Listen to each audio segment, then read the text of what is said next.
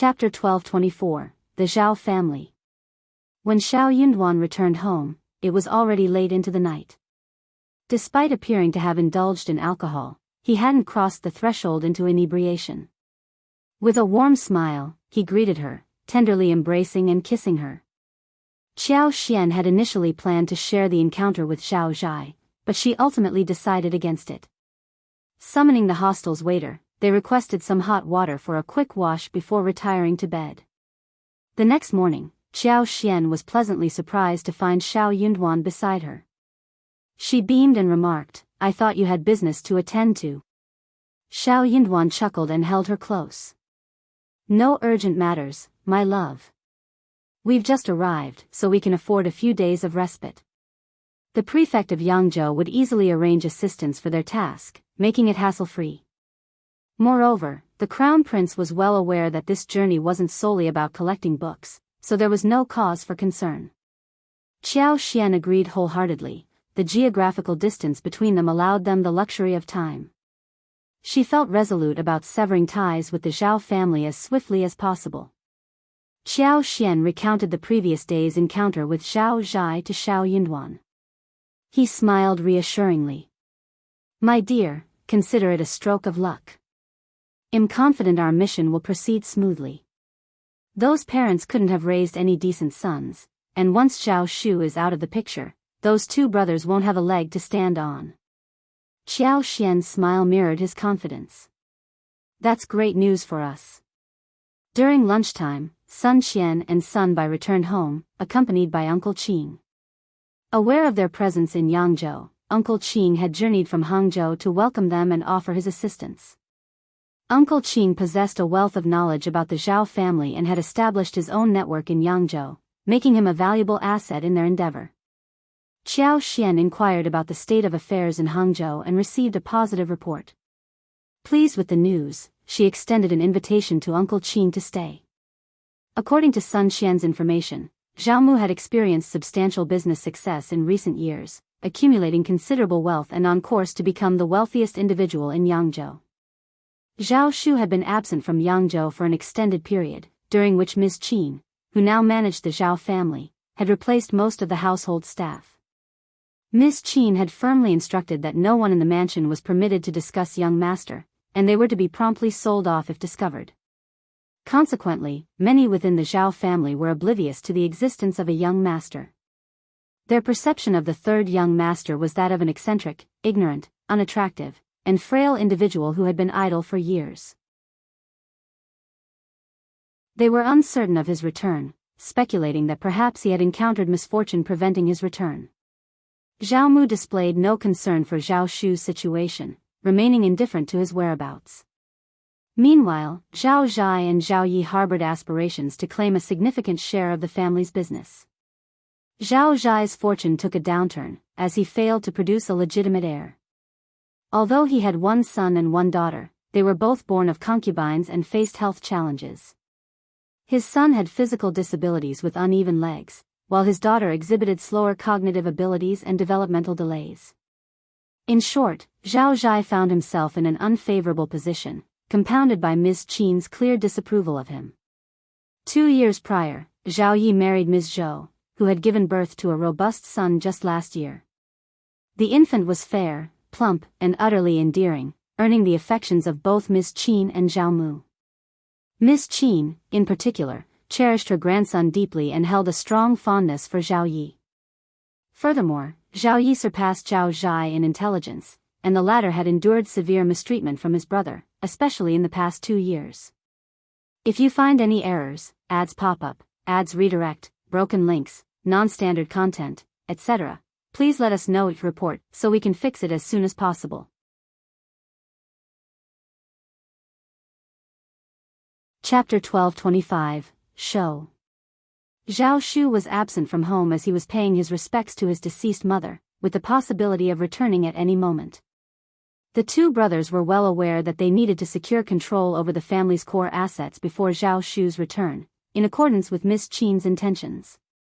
However, the competition for heirship was intense, as everyone harbored aspirations for the position. It appeared that Zhao Yi had the upper hand in this power struggle. In order to counter Zhao Shu, Ms.Qin was bound to support Zhao Yi, indicating her abandonment of Zhao Zhai's claim. It was hardly surprising that this situation had left Zhao Zhai brimming with anger and grievances. Upon hearing about these developments, Uncle Qin experienced a mix of delight and frustration. Yet, Zhao Zhai and his brother were at each other's throats, which, in a way, seemed justifiable. What vexed them was the absurdity of two concubine-born sons fighting over the Zhao family's assets while the rightful heir, their young master, was sidelined. Uncle Qin, however, felt fortunate for encountering Officer Xiao and Madame Xiao, who had inquired about the contract for the 100,000 mu mulberry fields.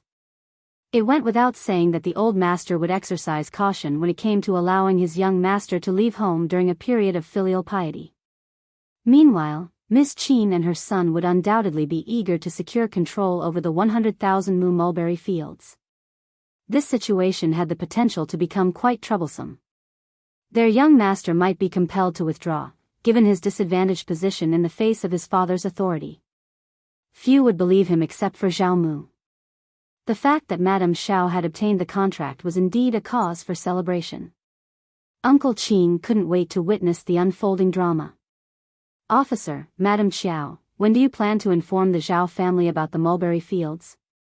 "Rest assured, Madame Xiao, I've already spoken with the managers responsible for the mulberry fields, and we will continue to carry out our duties diligently." Xiao Xian beamed at Xiao Yunduan. "Sweetheart, there's nothing to worry about. You can focus on your work, and I'll head to the mulberry field tomorrow, all right?" Her anticipation was reaching its peak. Xiao Yunduan grinned and agreed, "I'm afraid tomorrow might be a bit too soon. Perhaps the day after tomorrow would be better. You can have Sun Bai and Sun Qian accompany you, along with Uncle Qin, Li Qiu, and Li Xia. Sun Bai and Sun Qian, you and Uncle Qin can even hire a few more hands to join you." A man wealthy enough to acquire 100,000 mu of mulberry fields all at once was bound to put on quite a spectacle. She was determined not to be outdone. She aimed to make the Zhao family realize that crossing her would be a grave mistake. That, she believed, was the most effective way to deal with people of their ilk. Xiao Xian nodded appreciatively and quipped, "Sweetheart, you're so considerate. Should I also pick up some new outfits for Li Xia and Li Qiu, something extravagant, perhaps? Oh, and a set of eye-catching jewelry too." Xiao Yunduan couldn't help but chuckle, agreeing, "Absolutely." Sun Qian and Uncle Qin proved highly efficient. They recruited over 10 young individuals clad in matching bamboo green attire, exuding an imposing and fierce presence. Li Xia and Li Qiu procured 2 sets of exquisite silk dresses for Xiao Xian. One was a rose-red ensemble adorned with intricate butterfly motifs, while the other featured violet hues embellished with broken branches and chrysanthemums. Both sets of clothing were intricately embroidered with gold and silver threads, featuring skillfully placed pearls that glistened brilliantly in the sunlight. Paired with a pleated skirt made from silver silk and snow satin, valued at hundreds of taels of silver, the overall effect was exceptionally opulent. If you find any errors, ads pop up, ads redirect, broken links, non-standard content, etc., please let us know each report so we can fix it as soon as possible.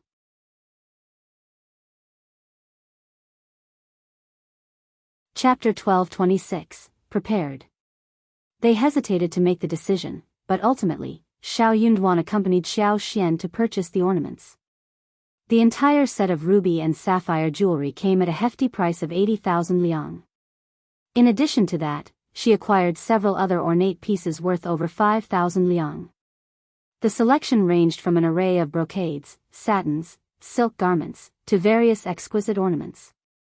Money seemed to have no limit when it came to satisfying one's desires. Even Xiao Xian, who had limited interest in such things, couldn't resist making some purchases. With everything in place, there was only one thing left to do. The next day, Li Xia and Li Qiu assisted Xiao Xian in getting ready. The transformation left them both stunned, as she radiated an aura of elegance and nobility. "Fifth Madam, you look absolutely stunning. Why the solemn expression? You're positively regal. Yeah, you look incredibly chic. That's the epitome of elegance." The absence of mirrors in the hotel limited Xiao Xian's view, allowing her only to catch glimpses of her makeup and upper body. The dimly lit mirror didn't do justice to her appearance. Nevertheless, Xiao Xian couldn't help but feel a bit uneasy, adorned in vibrant brocade and an abundance of pearls. She was truly a sight to behold. Li Xie chimed in, "Fifth Mrs. Zheng, you look splendid like this. We should dress you like this all the time." Xiao Xian almost stumbled, torn between laughter and tears. "Let's not overdo it, it's not very practical to dress like this." This attire was more suitable for formal occasions. All three maids shared a hearty laugh. With everything prepared, Uncle Qing and Sun Bai led her, accompanied by more than 10 servants. Xiao Yunduan, being a court official, couldn't openly participate in business matters today, so he wouldn't be joining them. He had initially planned to see her off, but a request from the prefectural office required his immediate presence. Before he departed, he offered Xiao Xian a word of caution, which added to her nervousness. However, upon observing the presence of Uncle Qing and Sun Bai, Xiao Xian felt assured of her safety. Four opulent carriages set out toward the expansive 100,000 mu mulberry field situated outside the city. This vast expanse of mulberry fields was no small domain. There were accompanying farms where both farmers and tenants resided, along with several overseers. Uncle Qing had arrived with his trusted team of managers, although this visit was primarily ceremonial. Xiao Xian and her entourage made their entrance into the farm with an air of pride, attracting the curiosity of onlookers. "What's happening here? Who are these people? It's rather unusual, isn't it? Could young master be back?" "That might be the case." Whispers filled the air as people conversed among themselves, with some bold individuals even following to witness the spectacle. A few individuals concealed their true intentions as they joined the procession. When Uncle Qing descended from the fourth carriage, gasps of recognition resounded through the crowd. "Uncle Qing! It's Uncle Qing! So, it's the return of the young master, then?" Indeed. Everyone was well aware of Uncle Qing's close association with Madame Zheng. Following Madame Zheng's passing, Uncle Qing and his wife remained devoted servants to the third young master. Years had passed since they last saw the third young master, and considering the deep friendship between Madame Zheng and the third young master, his arrival typically warranted joyful celebrations. However, this time, there were only exchanged glances laden with complexity, and nobody dared to display their happiness openly. If you find any errors, ads pop up, ads redirect, broken links, non-standard content, etc., please let us know it report so we can fix it as soon as possible.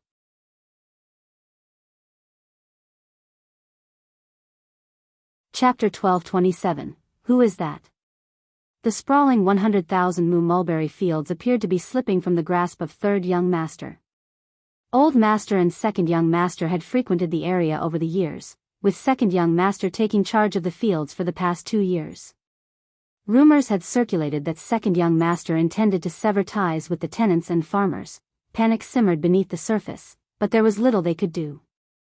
It was clear to all that second young master shared the same intentions as old master. Old master held a disdain for those who toiled for the Zheng family and desired to select their own workforce.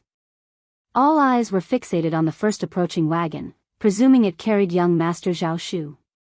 However, the wagon unveiled an unexpected sight. 2 exquisite maids emerged, followed by a handsomely dressed and charming young lady. And then, there was no one else. A collective shock rippled through the onlookers. Who could she be? I have no clue. Young master's wife? Impossible. I've never heard of him being married. Uncle Qing was so startled that he stumbled, shooting a stern look at the assembly before proclaiming, "Ladies and gentlemen, allow me to introduce Madame Zhao. Please refrain from idle chatter. Assemble your families, neighbors, and managers at the Abbey immediately. I have crucial news to share. This concerns everyone, so don't delay any further." The announcement sent a wave of excitement through the crowd, prompting conversations to erupt.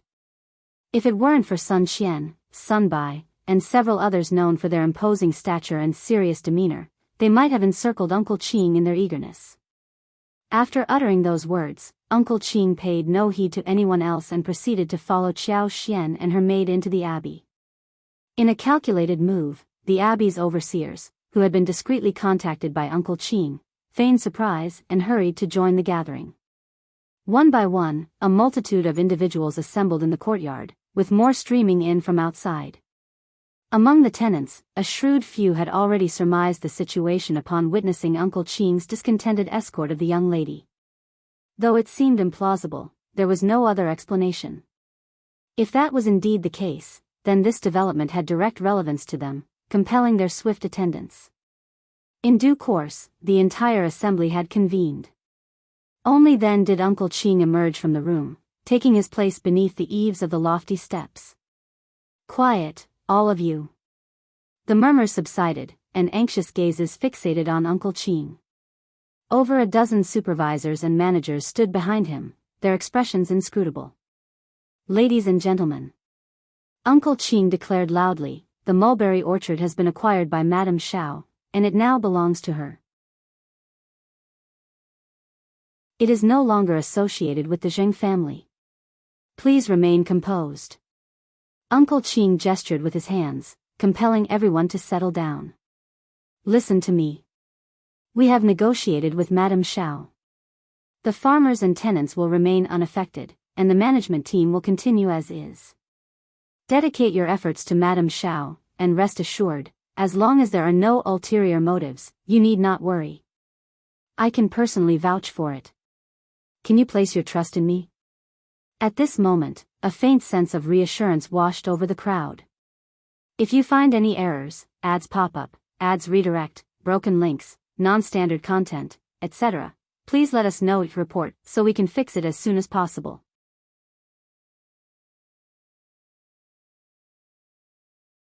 Chapter 1228, New Owner. We have faith in you, Uncle Qin. Your trust means the world to us. Yes, I share that belief. We're committed to putting in our best efforts. Please, I implore you not to cast me aside. Without this place, I'll have nowhere to go. I hope Madame Zhao possesses the same compassion as Madame Zheng, but will Uncle Qin still have control over the mulberry garden? Can his assurances be trusted? Agreed. Yes, I share those concerns. Their conversations continued, with growing unease among them. Placing their trust in a young madam they had never met before was a daunting prospect. Some discreetly slipped away from the gathering, quickly departing. Uncle Qin raised his voice after saying what he needed to. "Everyone, please be quiet. Madame Zhao has something important to convey, please be quiet." She was their new proprietor. Almost instantly, a hush fell over the entire courtyard. Xiao Xian emerged from the room with assistance from Li Xia and Li Qiu. Sun Xian and Sun Bai followed closely behind. The remaining 10 or so attendants stood in formation on both sides of the corridor. The managers respectfully bowed and withdrew, their nerves palpable as they turned their attention to Xiao Xian. Xiao Xian stood her ground and cast a glance at the assembled crowd. She declared, "Uncle Qin has already made it clear, from today onward, I am your new mistress. Just as he assured you, nothing will change in the mulberry garden, and operations will proceed as usual. Carry on with your work, and there will be no disruptions. To demonstrate my sincerity, I will maintain the name of Zheng's mulberry garden unchanged. The treatment for everyone will remain consistent. Furthermore, every year during Dragon Boat Festival, Mid-Autumn, and New Year, each of you will receive 2 sets of cotton cloth, 5 kilograms of premium flour, 20 eggs, and 1 liang of silver. Manager Zheng, Manager Lin, please record this. This will be our annual tradition moving forward. When you receive these items, you will need to sign with your fingerprint in the ledger well maintained for this purpose.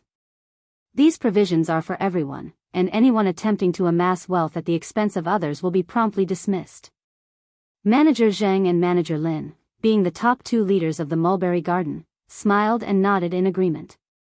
They had already conferred with Uncle Qin in secret, so their sentiments differed from the rest. However, they had not anticipated Madame Zhao's generous offer. But the impact was remarkably positive. The farmers and tenants, who had been harboring anxiety, erupted in joyful cheers as though they were celebrating a festival. Madame Zhao harbored no concerns. Madame Zhao, is this for real? Goodness gracious, we're not just farmers, we're shareholders too. Madame Zhao, we're shareholders too. And what about the children and elderly? Do they receive the same? Yes, can the children also benefit? Xiao Xian beamed. Please calm down, everyone is included. The elderly, children, and tenants, all will receive the same. Rest assured, this will commence this very year and continue annually. That's fantastic. Yes, that's absolutely wonderful. Madame Zhao is such a nice person. Everyone cheered. If you find any errors, ads pop up, ads redirect, broken links, non-standard content, etc., please let us know each report so we can fix it as soon as possible.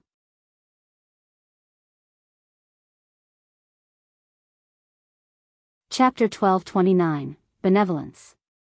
Xiao Xian smiled, her demeanor calm and composed, as she addressed the gathering. All right, that's all for now. Go back to your homes and attend to your duties. Just remember that, from this moment onward, I am your master. The mulberry garden is no longer associated with the Zheng family or the Zhao family. She continued, if there's anyone among you who wishes to remain loyal to the previous owner, you are free to leave. I won't stand in your way. The terms of your tenancy are clear. If the old owner wishes to reclaim you, they can do so at the original price. I won't create any obstacles. But if you choose to stay, you must acknowledge me as your master. If I discover any treachery or hidden agendas, I won't be lenient. Betraying one's master is an irreversible path, and I hope all of you will conduct yourselves accordingly. Now, you may depart. Her words left everyone in the audience taken aback.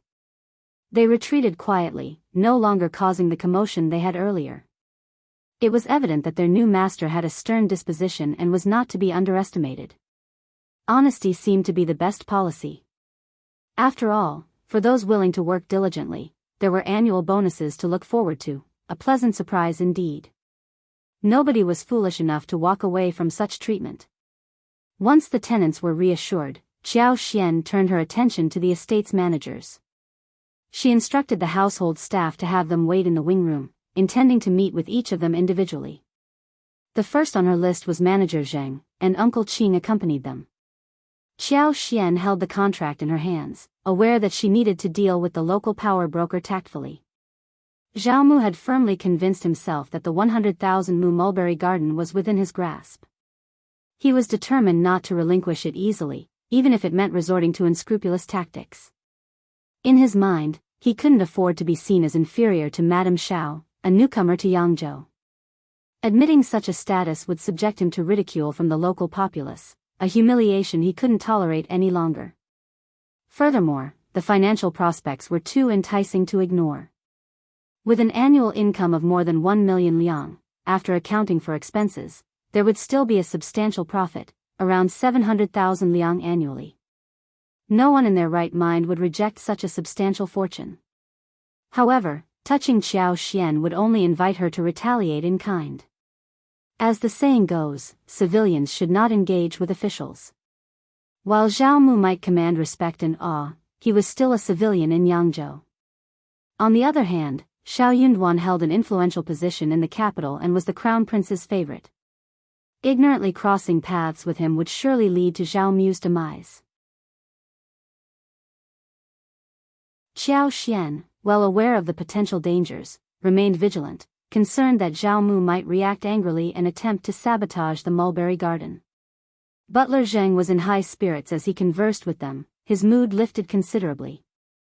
He was no longer as anxious as before, as he believed that kindness and the Zheng family's virtuous history would bring them blessings. Their ancestors seemed to be watching over young Master Yue Zheng, allowing him to turn adversity into prosperity.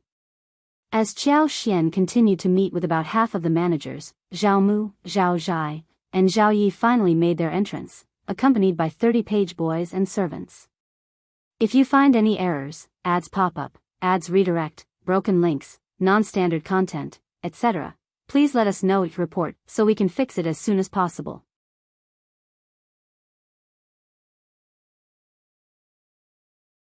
Chapter 1230, Driven Away. A group of individuals hurriedly entered the scene. They proceeded directly to the main room. Zhao Zhai fixed a stern gaze on Sun Qian and Sun Bai, who stood in the corridor, and exclaimed loudly, "Who are you? What brings you to our mulberry garden? Leave immediately."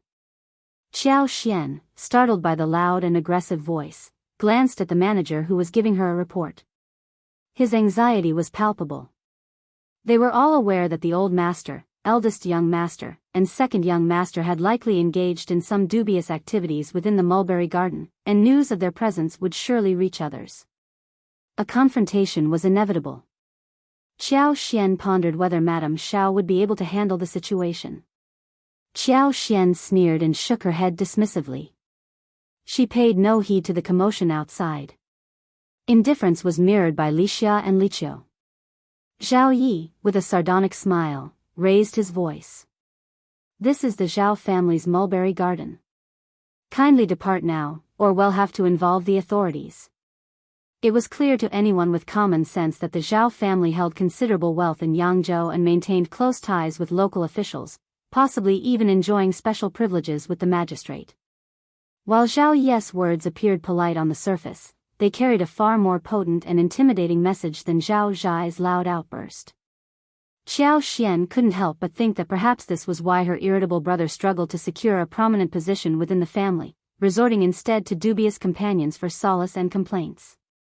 Xiao Xian delicately lifted the teacup and savored a sip of her tea, her smile betraying her keen interest in the unfolding events. "How dare you? It seems you prefer the hard way." Zhao Zhai's voice seethed with anger as he made a move to storm into the room with his entourage.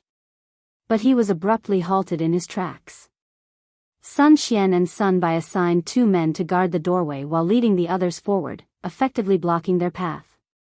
Sun Qian spoke assertively, "Who let this unruly guest in? Show yourself out."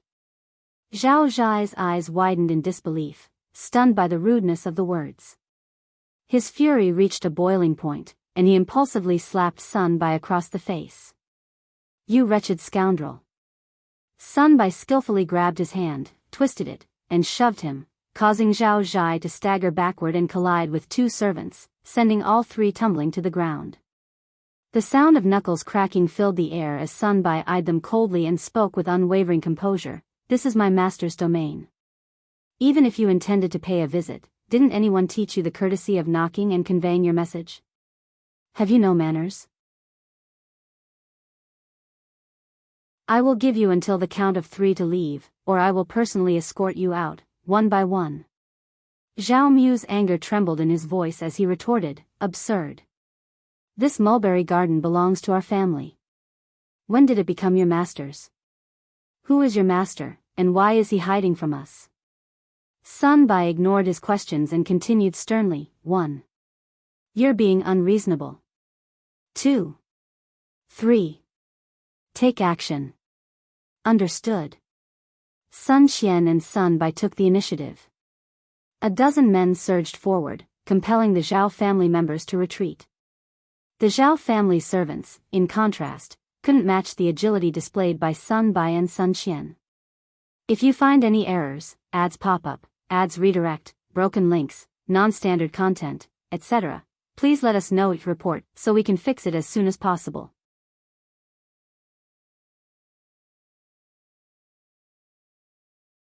Chapter 1231, Sold.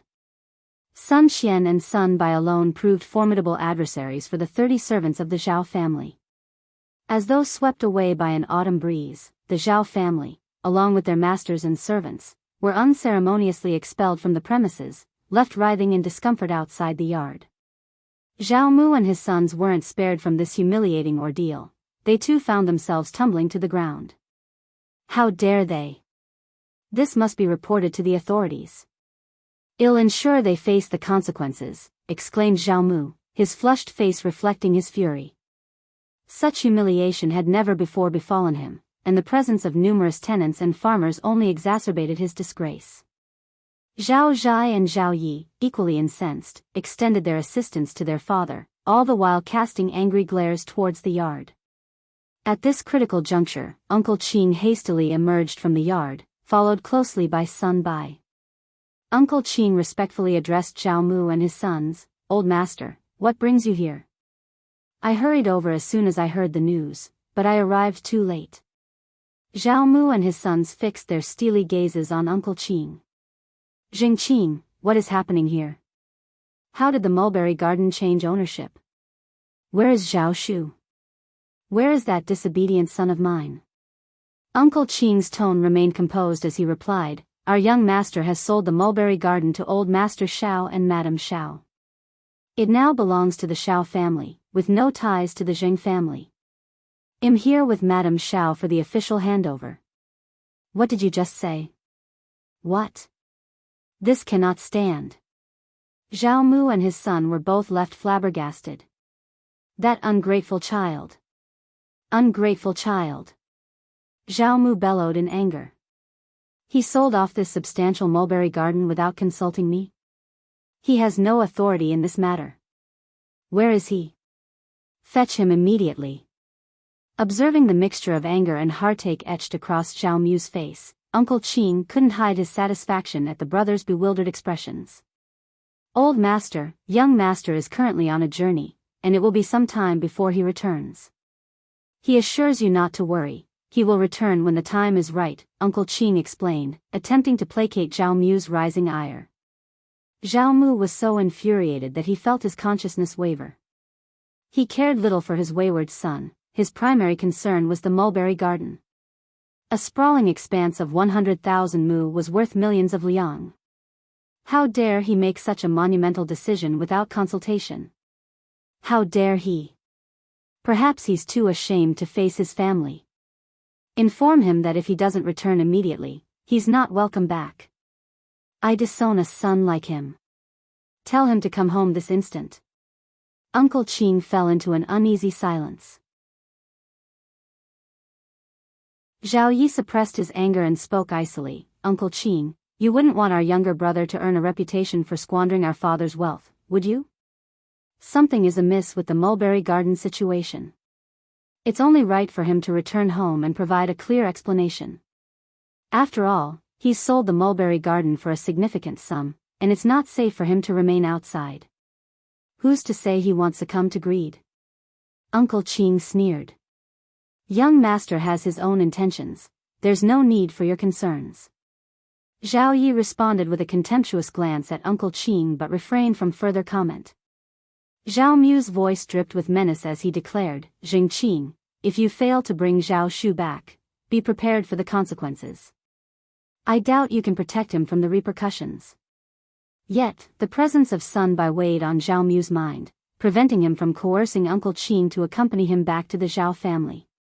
He knew that in a confrontation, he was the weaker party, which would only magnify his humiliation. If you find any errors, ads pop up, ads redirect, broken links, non-standard content, etc., please let us know each report so we can fix it as soon as possible.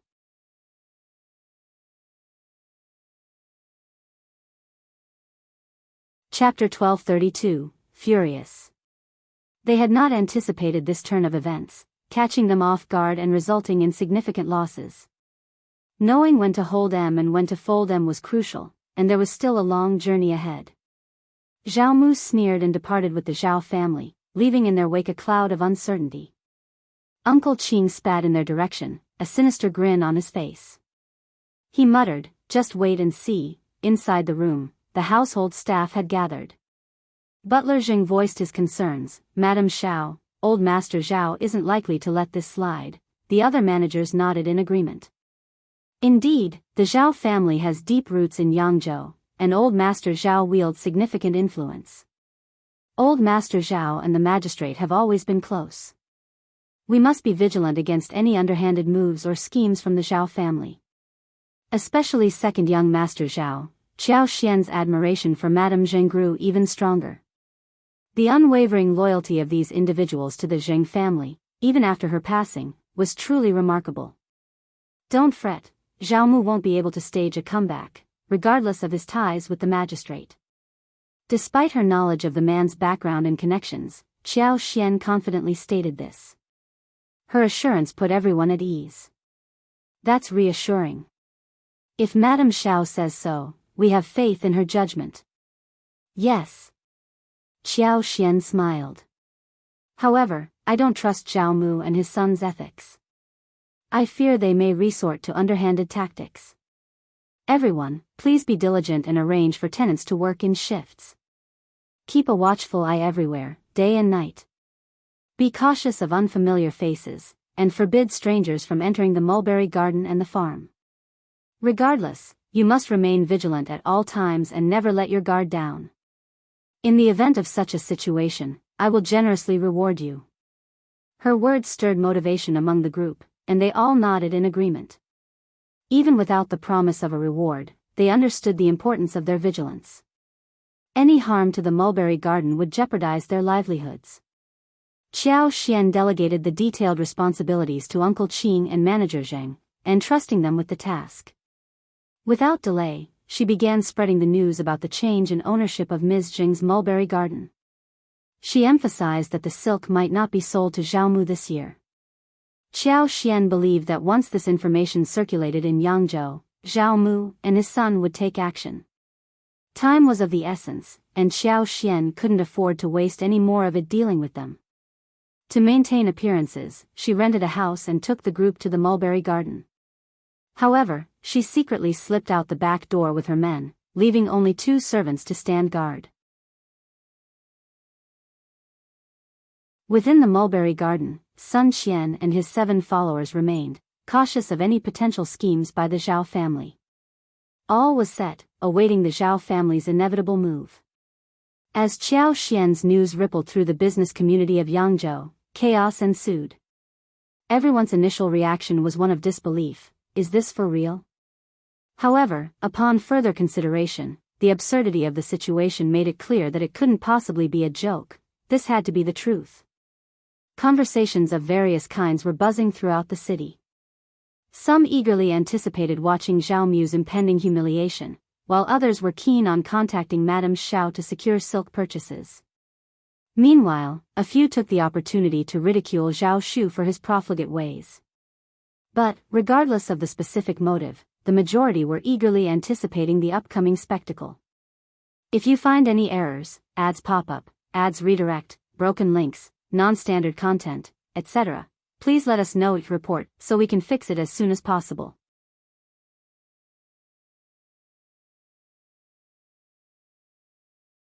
Chapter 1233, Pain. That event marked the pinnacle of the Yangzhou business world, possibly claiming the top spot in the annual rankings. A vast expanse of 100,000 mu of mulberry fields translated into a fortune worth millions of liang, a staggering display of generosity. Wealth beyond measure. The sheer opulence of it all. Zhao Mu seethed with anger, as did Zhao Zhai, Zhao Yi, and even Ms.Qin herself. Their fury stemmed from the fact that these extensive mulberry fields were the property of the Zhao family, and the idea of selling them to anyone else felt wholly unjust. It was an affront they could no longer endure. In this moment, Ms.Qin's thoughts finally turned to silk. Ever since Madame Zheng's marriage to Zhao Mu, not a single tael of silver had been spent on purchasing silk. But starting this year, the era of free silk was coming to an end. It would now be bought with hard-earned money, a colossal expense. What competitive edge did Zhao Mu possess, then? In a mere 2 years, his title as the wealthiest individual in Yangzhou seemed destined to slip away. Unthinkable. Upon hearing her youngest son's words, Ms.Qin's reaction was nothing short of a shriek, as if she had been cut to the core. Impossible. How could he dare? A sprawling 100,000 mu of mulberry gardens. Worth over 1 million liang. Ms.Qin could hardly catch her breath, so much wealth slipping away. Zhao Shu had no right, selling them all and absconding with the money. The mulberry gardens belonged to the Zhao family, not him. Why would he even think of selling them? You 2 brothers have nurtured them all these years while he did nothing. What did the old master say? We can't let this go easily. He has no authority over the mulberry gardens. Zhao Ye's voice carried a dark undertone as he muttered, Uncle Qin is here as well. He's got the contract, and Dad is powerless to intervene. We're just waiting for third brother to return home and hear his perspective on this. Ms.Qin inquired, Uncle Qin is here too? Why didn't you bring him back home? Your father is utterly bewildered. Zhao Yi hesitated, then faltered in his response. He felt a deep sense of shame, making it difficult to voice his reasons. It wasn't that he didn't want to retrieve Uncle Qin or confront him. He simply couldn't resort to force, and the situation had caught them off guard. Their lack of preparedness was deeply frustrating. Ms.Qin's countenance darkened, and she suddenly sneered, in my view, it might be better if that person never returns. His absence would make dealing with this matter much simpler. Zhao Yi was taken aback by this statement. A trace of ruthlessness flashed in Ms.Qin's eyes as she continued, I suspect we've all been deceived by Uncle Qin. What? Zhao Yi was utterly bewildered, struggling to comprehend his mother's thoughts. Ms.Qin exuded confidence as she sneered again. The 100,000 mu of mulberry fields are our rightful property. No matter how disobedient that person may be, he couldn't have sold the properties so abruptly. I believe Uncle Qin must have conspired with outsiders to steal the mulberry garden deed from Old Master Zhao and Madame Zhao. Otherwise, when Uncle Qin appeared, that person would have vanished. Uncle Qin has always been close to that person. He must have committed some grave misdeeds and returned here secretly, fearing retribution from that bastard. He likely handed over the contract to someone outside the family and profited handsomely. When he absconds with the money, where will we find him? Hell be Rui's favorite. Zhao Yi pondered this for a moment. What do we do then? Ms.Qin replied with determination, it's simple. We report this to the authorities, have Uncle Qin and the Zhao couple arrested, and interrogate them. Zhao Ye's eyes were sparkling. He could not help but feel happy. If you find any errors, ads pop up, ads redirect, broken links, non-standard content, etc., please let us know each report so we can fix it as soon as possible.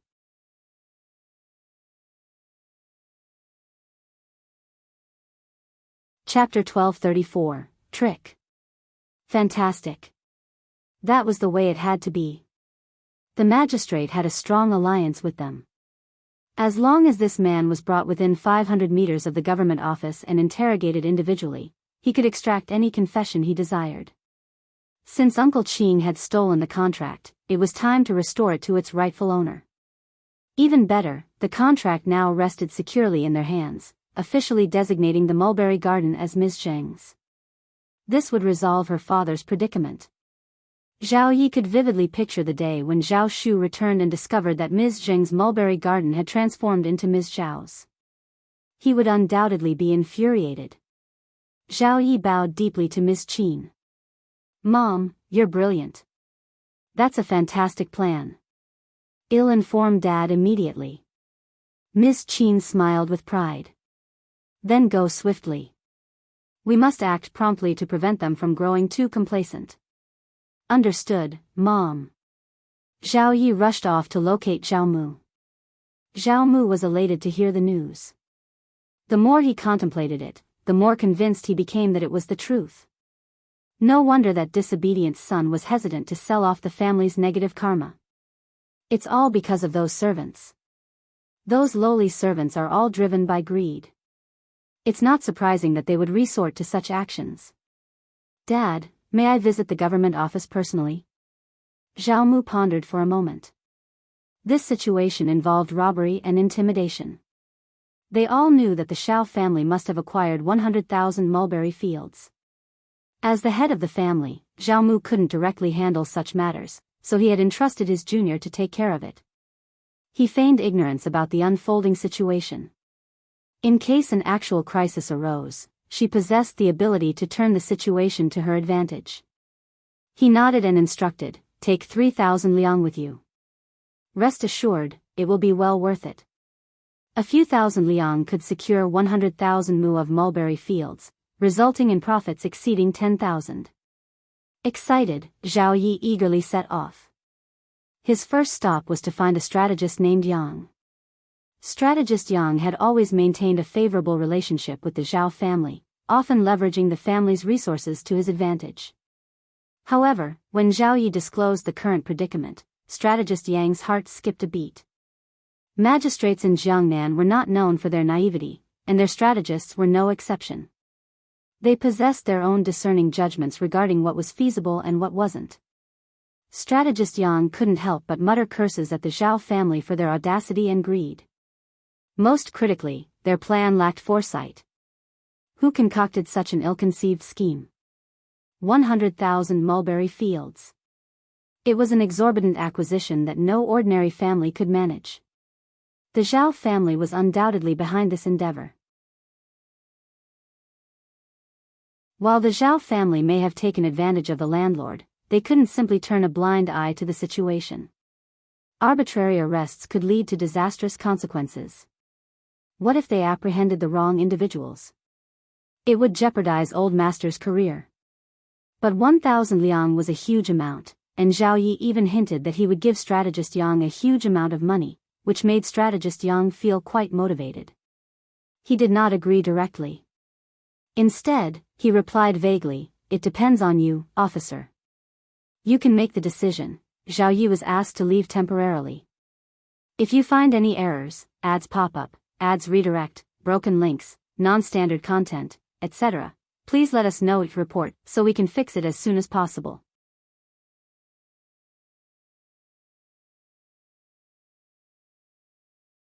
Chapter 1235, Stupid. Zhao Yi was gripped by anxiety, yet he grasped the gravity of the situation at hand. Patience was his only recourse. The weight of parting with 1,000 liang without any return gnawed at him incessantly. Strategist Yang returned to the official, who responded with a sly, enigmatic grin, leaving Yang feeling bewildered and strangely unsettled. The official calmly remarked, "If the Zhao family truly harbors suspicions, we can forward the document to the government office. They, in turn, can dispatch someone to retrieve Zheng from the mulberry garden, and I shall personally oversee this investigation." Strategist Yang faltered. Why did he have the nagging feeling that he was missing something in the official's words? "Officer, please pardon my ignorance, but this case," he simply couldn't fathom the intricacies of this situation. The officer had already gleaned from Xiao Yunduan that Madame Xiao was the purchaser. However, Officer Xiao had urged him to maintain secrecy, a directive he intended to honor. The officer took satisfaction in his strategist's inquiries. He retorted with a sneer, "The Zhao family's internal affairs are their own concern. The buyer holds a valid contract, and the mulberry fields are now rightfully theirs. Is that not logical? The Zhao family should confront young Master Zhao to ascertain the truth, yet they persist in accusing Zheng of theft. Is it not absurd? 100,000 mulberry fields, the monetary stakes are astronomical. The Zhao family is audacious to engage in such machinations." Strategist Yang's expression underwent a transformation. He had entertained such thoughts previously, but after hearing the officer's words, he found them increasingly dubious. It appeared that the officer's intent was to let them proceed unchecked, allowing them to pursue their hidden agenda. After some contemplation, strategist Yang surmised that Madame Xiao and her spouse possessed formidable connections. The officer, he concluded, must be aware of this but was unwilling to divulge the truth to him. As the strategist, he possessed a keen awareness of what he needed to know and what was better left undisclosed. He held no suspicions that the officer was concealing information from him.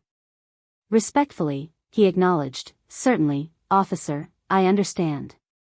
Strategist Yang promptly conveyed this to Zhao Yi. Without hesitation, Zhao Yi drafted the necessary document and entrusted it to strategist Yang for delivery to the officer, scheduling the retrieval of Zheng from the mulberry garden the following morning to avoid any potential flight. With a mischievous grin, strategist Yang artfully negotiated an additional 300 liang from Zhao Yi before acquiescing to the task. The Zhao family had no inkling of the caliber of opponents they were entangling with, nor did they comprehend the gravity of their forthcoming actions. Their opportunities for such profiteering would be exceedingly limited henceforth. Moreover, second young master Zhao's miserly demeanor was evident in the mere 1,000 liang he had offered, despite orchestrating a scheme that could yield millions in return. His stinginess justified the unscrupulous tactics employed in pursuit of maximum gains. Strategist Yang delivered the document to the officer, who received it with a smile and issued instructions for Zheng Qing's retrieval from the mulberry garden the next day. Zhao Yi remained keenly attentive to these developments, embracing the news as if he had stumbled upon a treasure trove. He boasted of his accomplishments to both Ms.Qin and Zhao Mu, emphasizing his remarkable prowess. Zhao Mu, in turn, felt a deep sense of pride and extolled Zhao Yi's abilities. If you find any errors, ads pop up, ads redirect, broken links, non-standard content, etc., please let us know each report so we can fix it as soon as possible.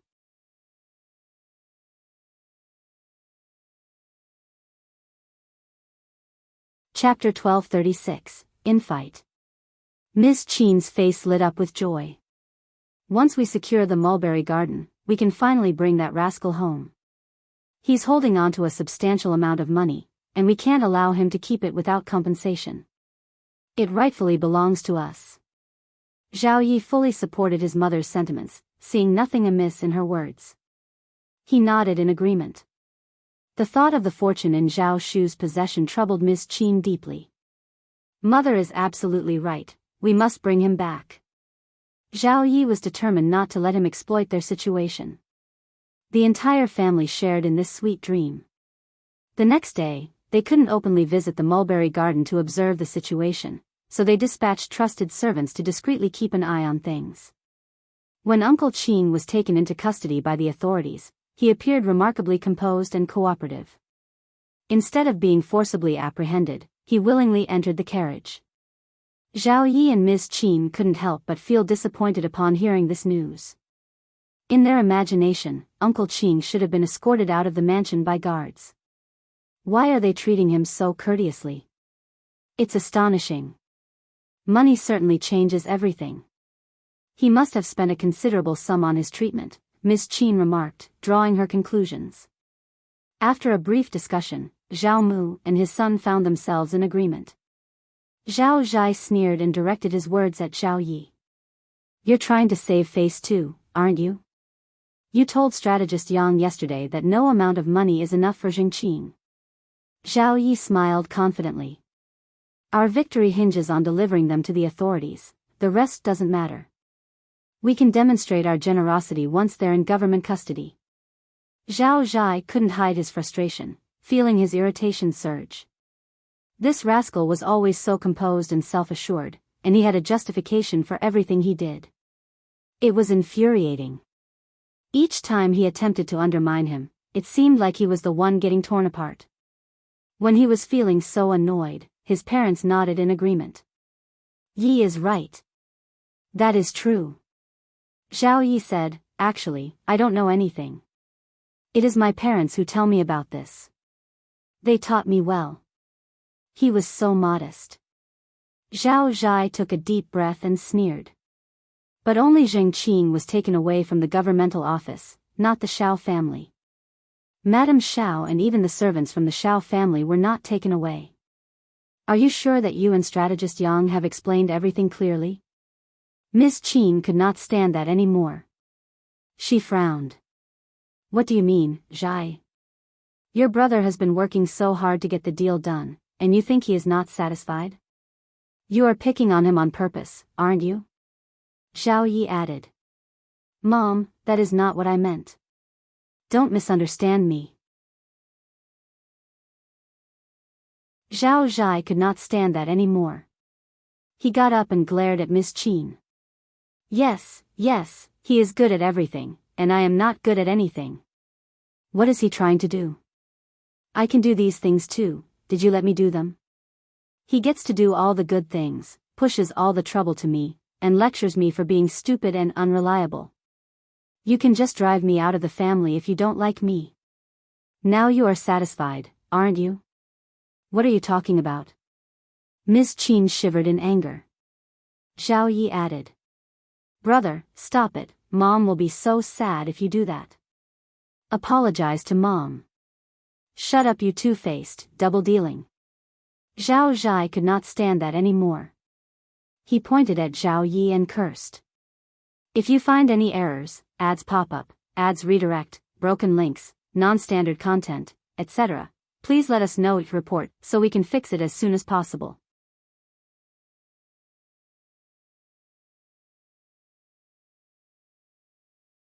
Chapter 1237, Learning. Zhao Yi looked so aggrieved. He wanted to say something but stopped.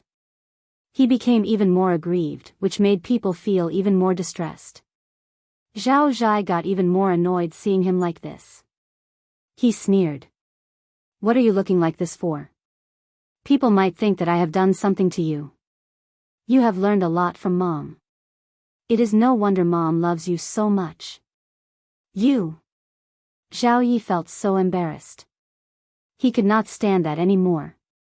Ms.Qin got stabbed and snapped. Just shut up. You are just talking nonsense.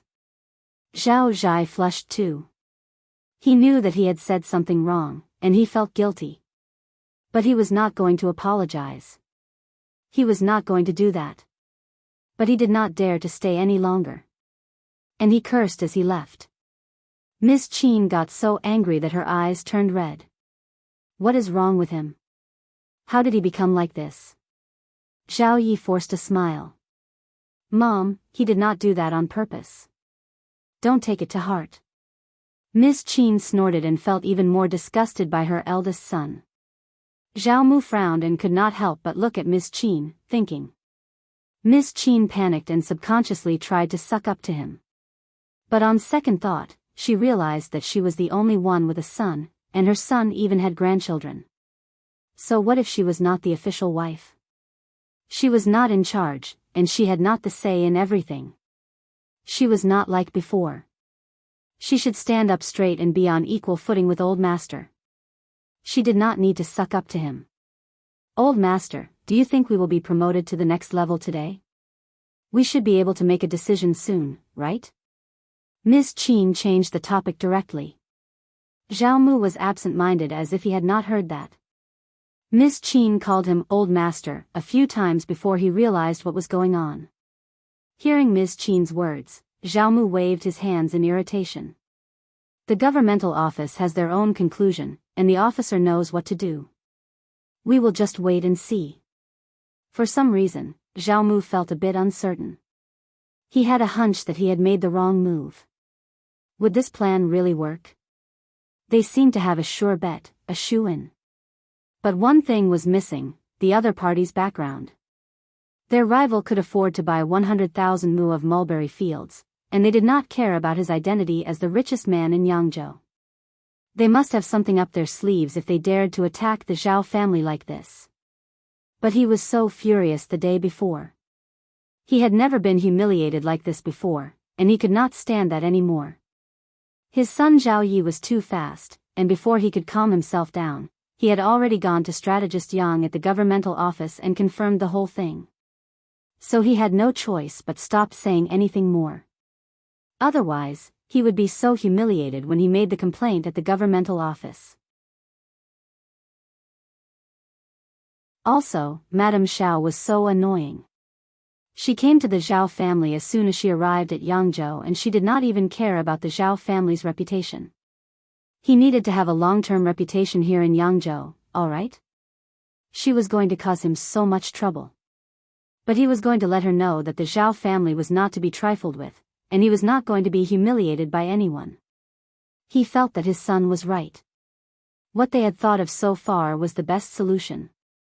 It was a warning, a first-step thing. If you find any errors, ads pop up, ads redirect, broken links, non-standard content, etc., please let us know it report so we can fix it as soon as possible.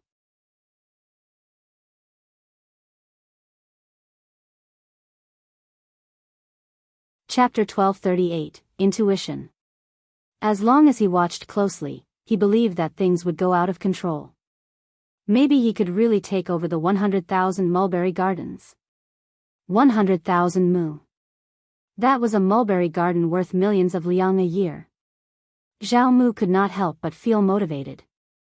Zhao Mu thought for a while and decided to take the initiative. They might as well take a risk on it.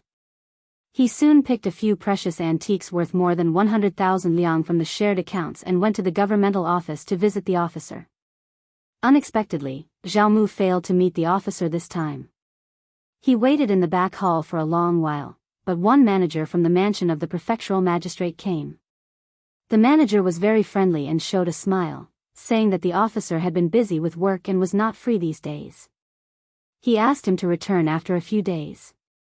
Zhao Mu had a very bad feeling in his heart, and he felt very uneasy. He was able to expand his business to this extent, because he was not an idiot. He must be a capable and smart person after all. A smart person's intuition was always very sharp. Like now. Zhao Mu smiled and said that officer's work was more important, and he would be here in a couple of days.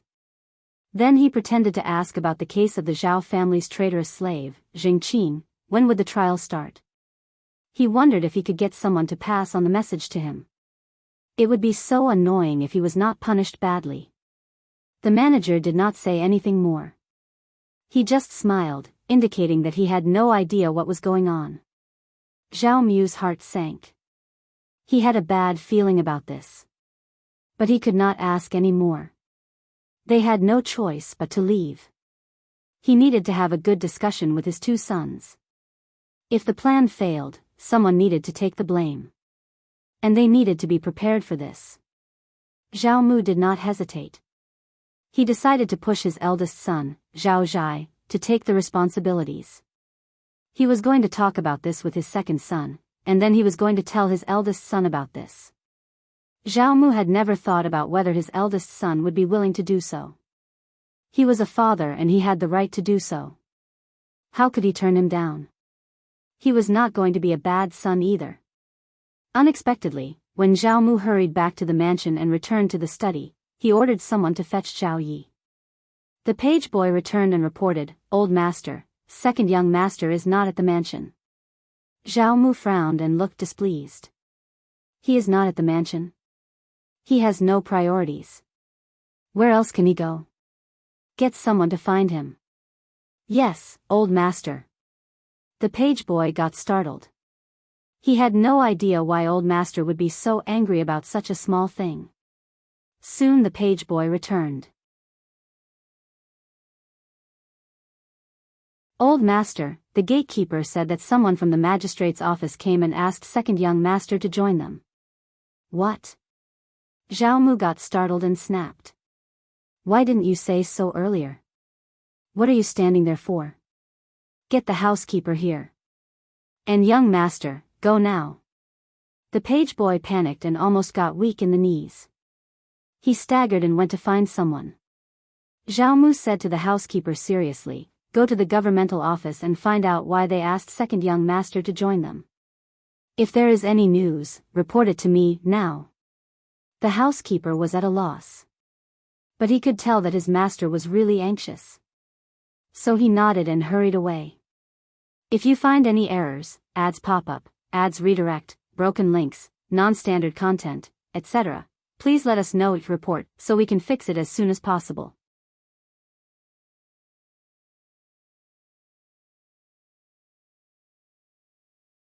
Chapter 1239, Trial. Zhao Mu had been waiting for Zhao Zhai to arrive home. He interrogated Zhao Zhai and found out that Zhao Zai had gone somewhere else. He had already sent some men to look for him, but they would not be able to find him anytime soon. Zhao Mu got furious. This unfilial son. He is getting more and more unruly. Hurry up and find him. Send more people to find him and bring him back. Zhao Mu, who had been feeling a bit guilty about pushing his elder son to take the blame, suddenly felt less guilty. He felt that it was totally reasonable. That son of his was not motivated at all. What had he done to the family? Apart from this, what else could he do? At the governmental office, not long after Uncle Qin was taken back, the officer put up the notice, ready to be promoted to the court for public interrogation. When the trial started at the governmental office, many people came to watch the show. In this case, the plaintiffs and the defendants had to be present. So they sent someone to deliver the paper to Zhao Yi at the Zhao mansion. Zhao Yi was very confident that his family would win the lawsuit, but he did not want to go to the governmental office to confront Uncle Qin personally. It was not a good place for innocent people to visit the governmental hall. Zhao Yi asked his manager to make a trip there. But the constable was very polite, and he was also very unyielding. He did not make an exception at all. They insisted that it was the officer's order. The officer asked second young master Zhao to go there, so should second young master Zhao leave on his own or be asked to leave by him instead? Zhao Yi was a little angry. He was cursing the constable inwardly, so stupid people. How dare he talk to him like this? He was going to find out who this constable was from strategist Yang. If he did not kneel down and kowtow, he would not be the beloved son of the richest man in Hangzhou. He was just a constable, and he had no idea what he was up to. But he was a public servant, and Zhao Yi had no choice but to cooperate. Otherwise, if he turned him down, he might be taken away by force. That would be so embarrassing. Zhao Yi came to the hall and glared at Uncle Qin, sneering proudly. Uncle Qin lowered his eyes, sneering as well. This young master simply had no idea that he was going to be in trouble. True, Ms.Qin was a low-class person, and the children she gave birth to and raised could not be that smart at all. They only knew how to play tricks. Soon it was time for the case trial. Zhao Yi did not want to kneel down, but the prefect had no intention of letting him do so. He did not dare to ask for anything in public, so he had to kneel down accordingly. He just consoled herself inwardly, officer was just putting on a show. He was just putting on a show so that he would not be blamed for being biased. Officer, you are so considerate, but gradually, Zhao Yi felt that something was wrong. When the officer interrogated Uncle Qin about how he stole the contract from his master, Uncle Qin denied everything. The commoners who were watching the show were all shocked. After all, not everyone was so well informed. They only learned about this now. Oh my God, 100,000 mulberry fields? Did I hear that right? Stealing the contract? How dare they do so? If you find any errors, ads pop up, ads redirect, broken links, non-standard content, etc., please let us know it report so we can fix it as soon as possible.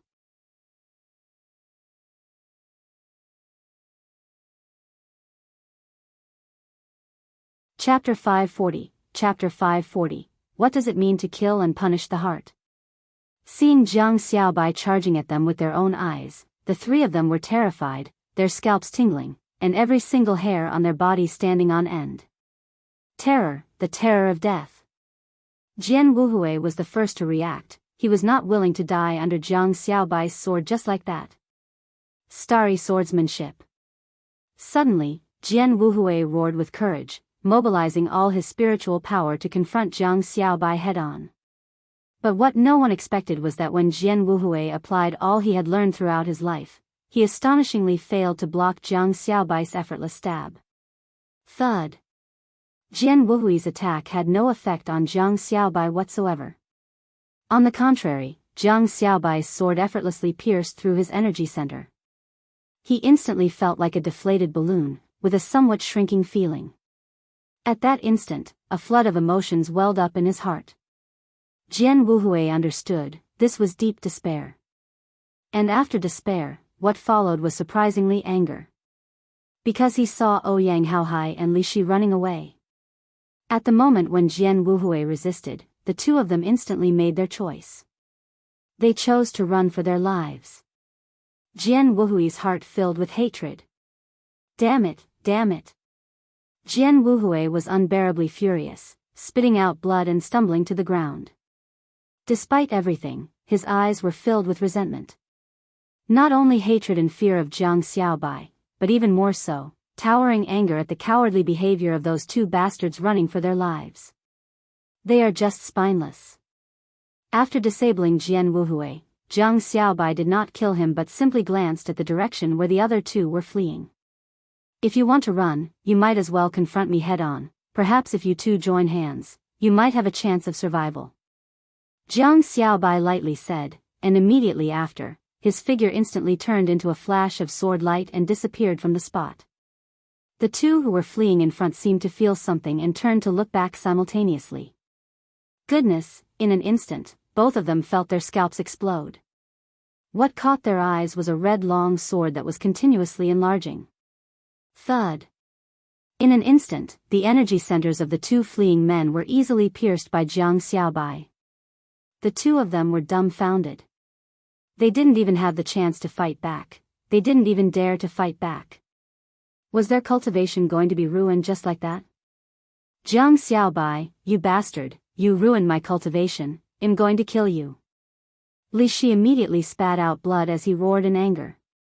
But facing this impotent fury, Zhang Xiaobai's face did not show any ripples, his eyes were deep and calm.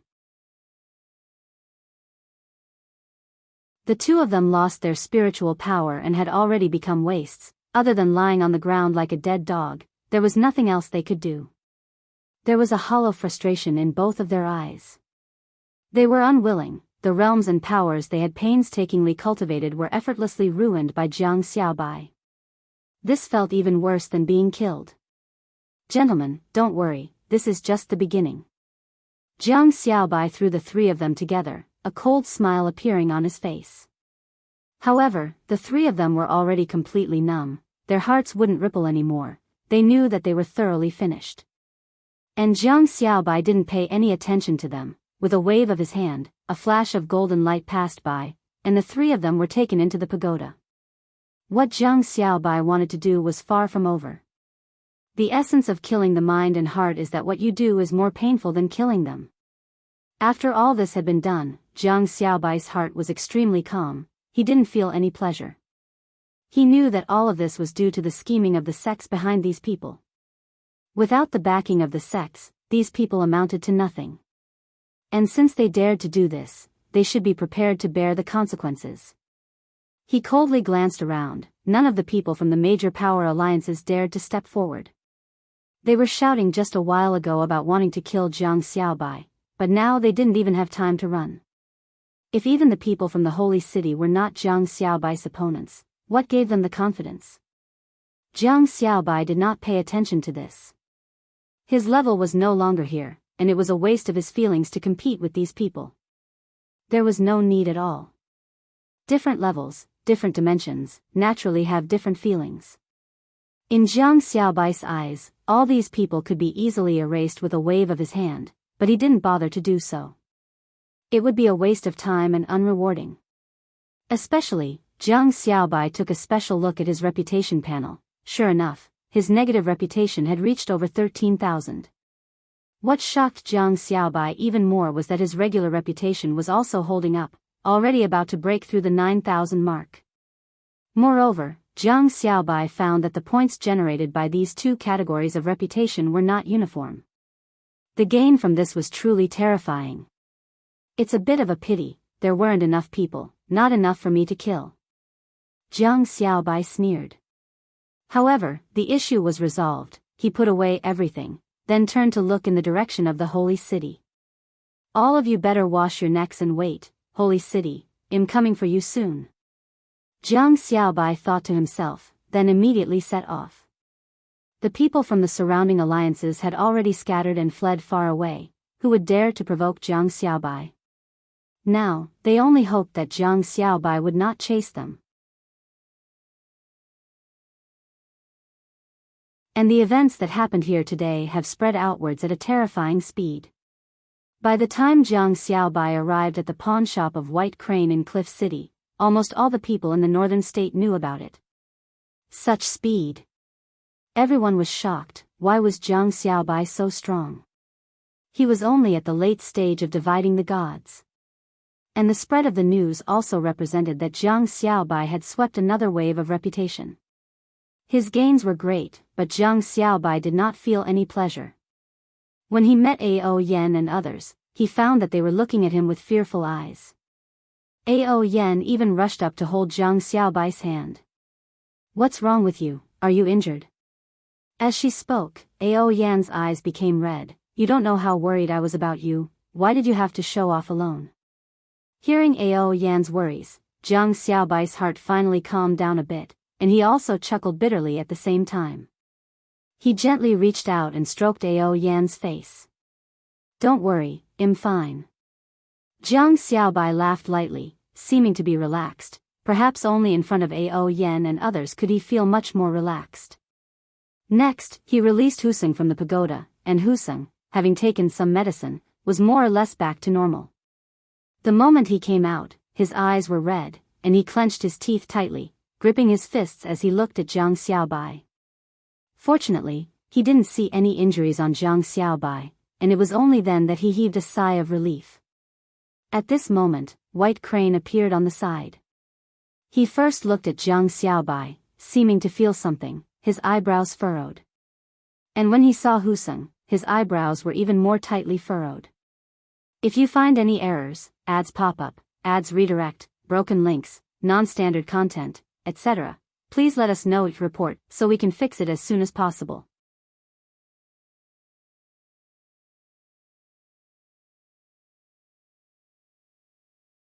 Chapter 1241, Zheng Family. Uncle Qin was well prepared. He was telling the truth. He accurately hit the core point of gossips, and everyone was listening with interest. They subconsciously believed at least 80% of what was said. Madame Zheng, the first wife of the family, passed away when she was very young, and the young master had to stay at home for 3 years to pay the respect. That sounded so reasonable and pitiful. And Ms.Qin, who only knew how to cry, made the man lose his mind and abandoned his wife and son. She was so low class. Zhao Yi had his back straight, showing that he was honest. He looked calm on the surface, but in fact, he was about to explode. He had no idea what the officer was waiting for at this moment. He had already hinted so clearly that the officer could get Zheng Qin to be taken away for torture and punishment. Why had he not done anything yet? And he was even praising himself inwardly for being smart. If this dragged on, they would not be able to get any result. Uncle Qin glanced at him. "Officer, I am still saying the same thing. Young master gave the contract to me and asked me to sell it. Young master said that if the mulberry garden is in his hands, he won't have any income of 1 liang, so he might as well sell it and see the money. He doesn't want to go back to Hangzhou, so he asked me to do it for him. Young master trusts me, so I did what he asked me to. Otherwise, would not have been able to get 100,000 mu of mulberry garden if it was not given to me by the young master. I am telling the truth. I swear that I will never lie to you in public." The officer frowned and snapped. "Ridiculous. You think I don't know the economy? 100,000 mu of mulberry field, pick mulberry to raise silkworms, and silkworms to spin cocoons and spit silk. Silk is not cheap. Even after all costs are excluded, 100,000 mulberry garden should have a profit of 700,000 or 800,000 liang, but you said you obtained none?" Uncle Qin sneered. "You are right, officer, but there is one reason." Zhao Yi suddenly shouted, "Officer, this servant is trying to say that he is up to no good. Please, don't listen to his nonsense." Uncle Qin sneered. "You don't dare to let me tell? Young Master Zhao, are you feeling guilty?" Zhao Yi gritted his teeth. "You are so cunning. You are just making up stories. Why should I listen to your nonsense?" Uncle Qin said, "Whether it is nonsense or not, I am going to speak out loud. If you are not feeling guilty, you don't have to interrupt me. Officer, please allow me to explain." "Officer." The officer glanced at Zhao Yi and said to Uncle Qin, "Please proceed." Zhao Yi opened his mouth and closed it unwillingly. He did not know if it was an illusion, but when the officer glanced at him just now, he felt a chill down his spine. "Thank you, officer." Uncle Qin said angrily, "The silk produced in 100,000 mu of mulberry fields is worth more than 1 million liang, but young master doesn't get a single liang every year, because all the silk has been taken away by the Zhao family for free." Everyone was in an uproar. Zhao Yi could not help but say, "Third brother is from the Zhao family, and you are part of the Zhao family's weaving workshop. What is wrong with your own silk supplying your own workshop? That is the Zheng family's mulberry garden. The Zhao family's properties belong to the Zhao family, but the Zheng family's mulberry garden is left to young master by our old master and Madame Zheng. Young master has a share in the Zhao family's properties, but the Zheng family's mulberry garden belongs to young master alone. Young master Zhao, you can't just have no idea about such a simple principle. If you find any errors, ads pop up, ads redirect, broken links, non-standard content, etc., please let us know each report so we can fix it as soon as possible.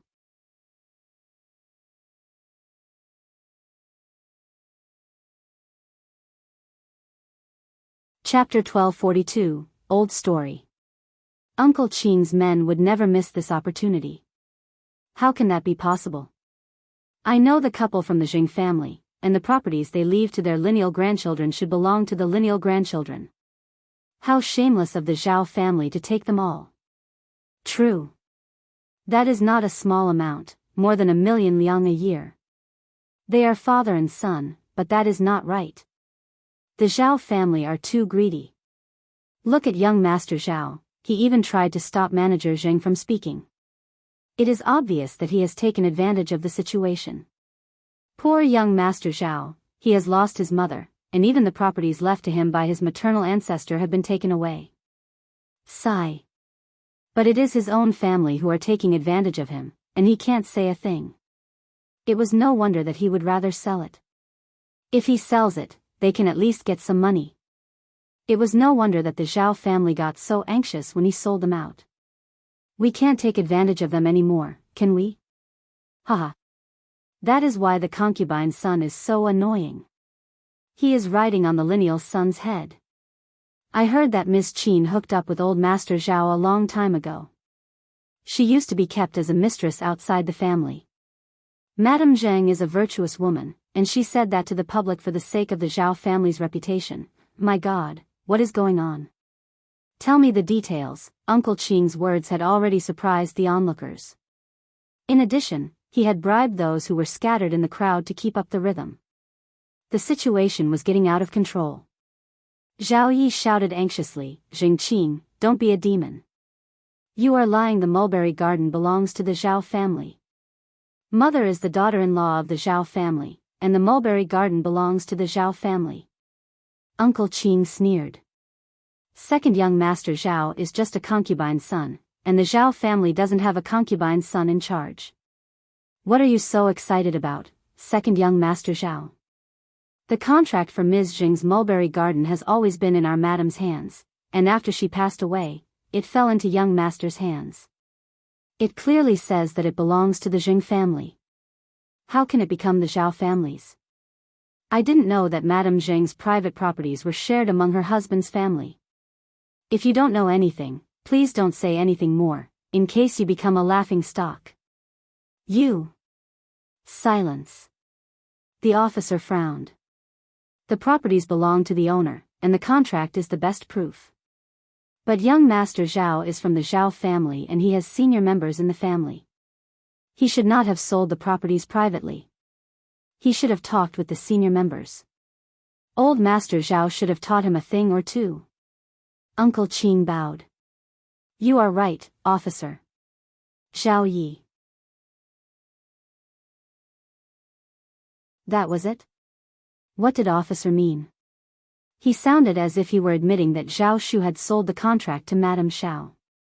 That was not going to work. Also, as a member of the Zhao family, he sold something so important to the Zhao family behind his father's back. His father should teach him a lesson and ask him to get the mulberry garden back, so he could teach him how to do that. That was too easy for him. Officer, my third brother would never have done something like this behind father's back. This evil servant must have stolen the land contract and colluded with outsiders to take it for himself. He is lying, please tell me the truth. Torture him. They were going to beat him on the board, clip his fingers and put on shackles. He was going to change the way he talked right now. There was no need to be polite when dealing with such a tricky slave.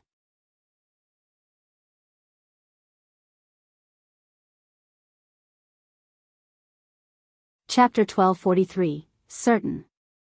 Zhao Yi harbored a secret wish, that he could command the guards to forcibly remove Uncle Qin from the scene. Uncle Qin responded with a disdainful sneer. Second young master Zhao, I solemnly swear that I never betrayed my master. It was our young master who issued those orders. What's your intention in falsely accusing me? Zhao Yi retorted, with third brother absent, you have the opportunity to defend yourself.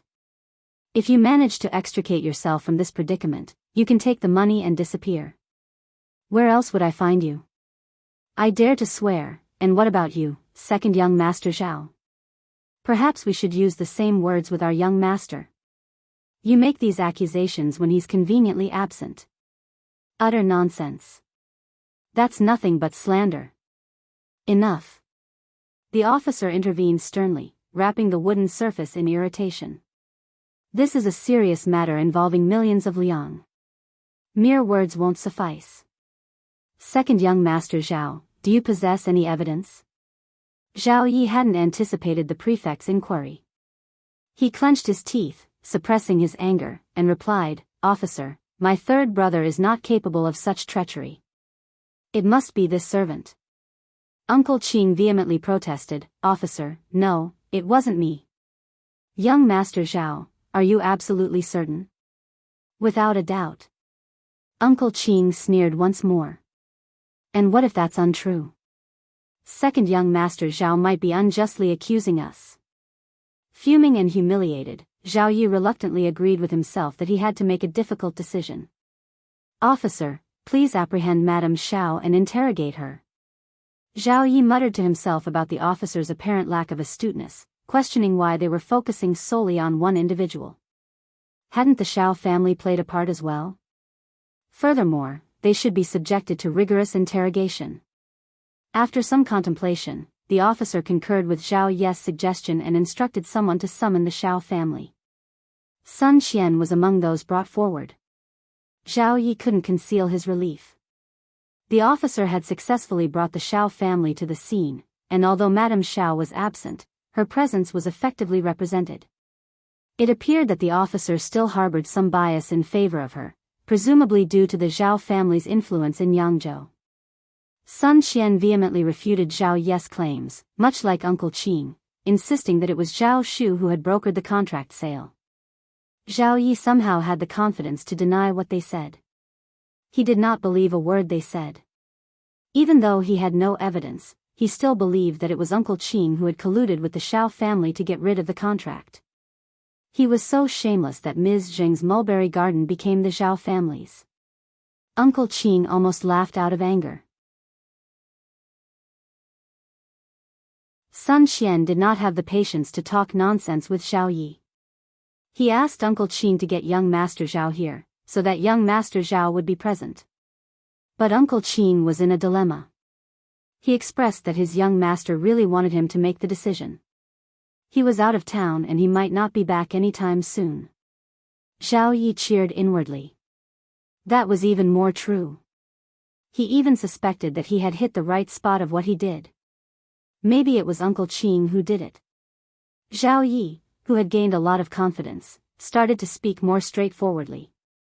He was driven away by Uncle Qin and Sun Qian, who said that if he made a mistake, he was willing to kowtow to them and apologize to them in public. Sun Qian said immediately, I want kowtow. If you are mistaken, give me 100,000 liang, do you dare? Under such a circumstance, Zhao Yi really wanted to say so. He agreed without hesitation. Then he cupped his hands and said, Please, officer. Use the punishment. Torture this old servant.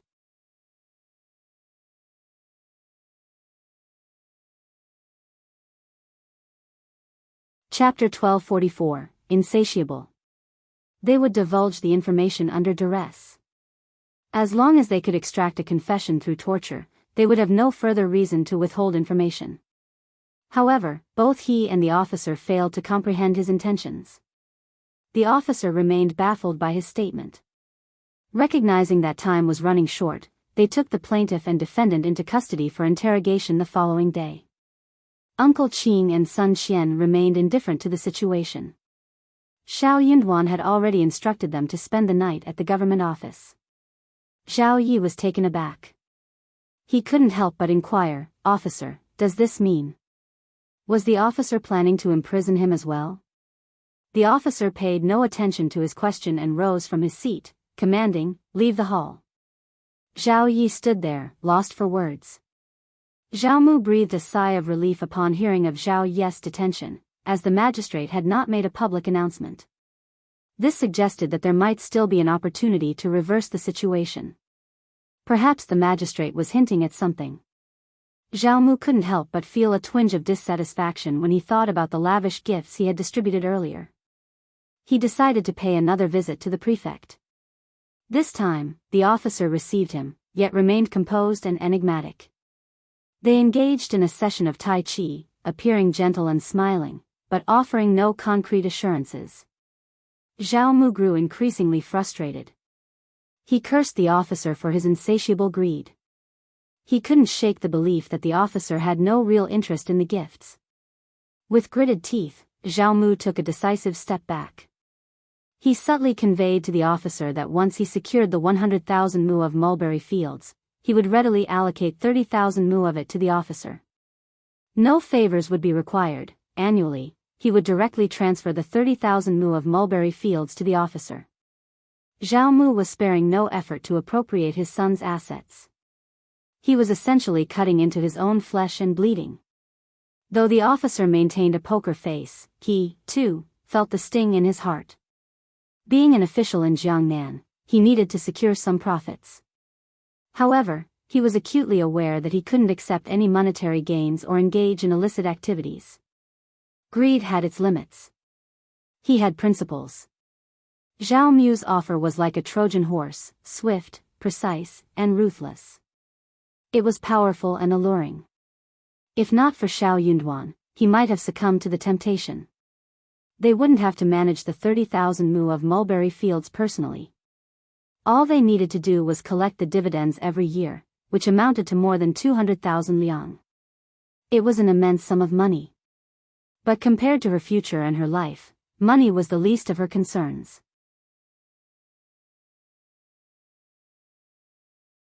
The officer feigned ignorance of Zhao Mu's proposal. Fearing he might yield to the temptation, he dismissed him with a few curt words.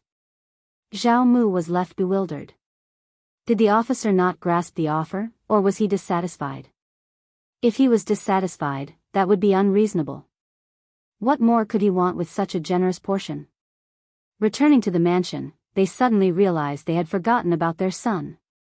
She had initially planned to remove her son from the mansion, but she refrained from mentioning it after the officer's taiji fist struck her. It didn't seem quite appropriate to pay them another visit, so Zhao Mu furrowed his brows and abandoned the idea. However, Ms.Qin's maternal concern for her son weighed heavily on her heart.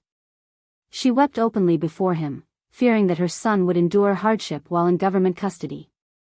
Her son had never faced adversity in his upbringing and was ill-equipped to handle it. This officer's behavior was quite disheartening. He regularly benefited from their family, yet he appeared remarkably callous now.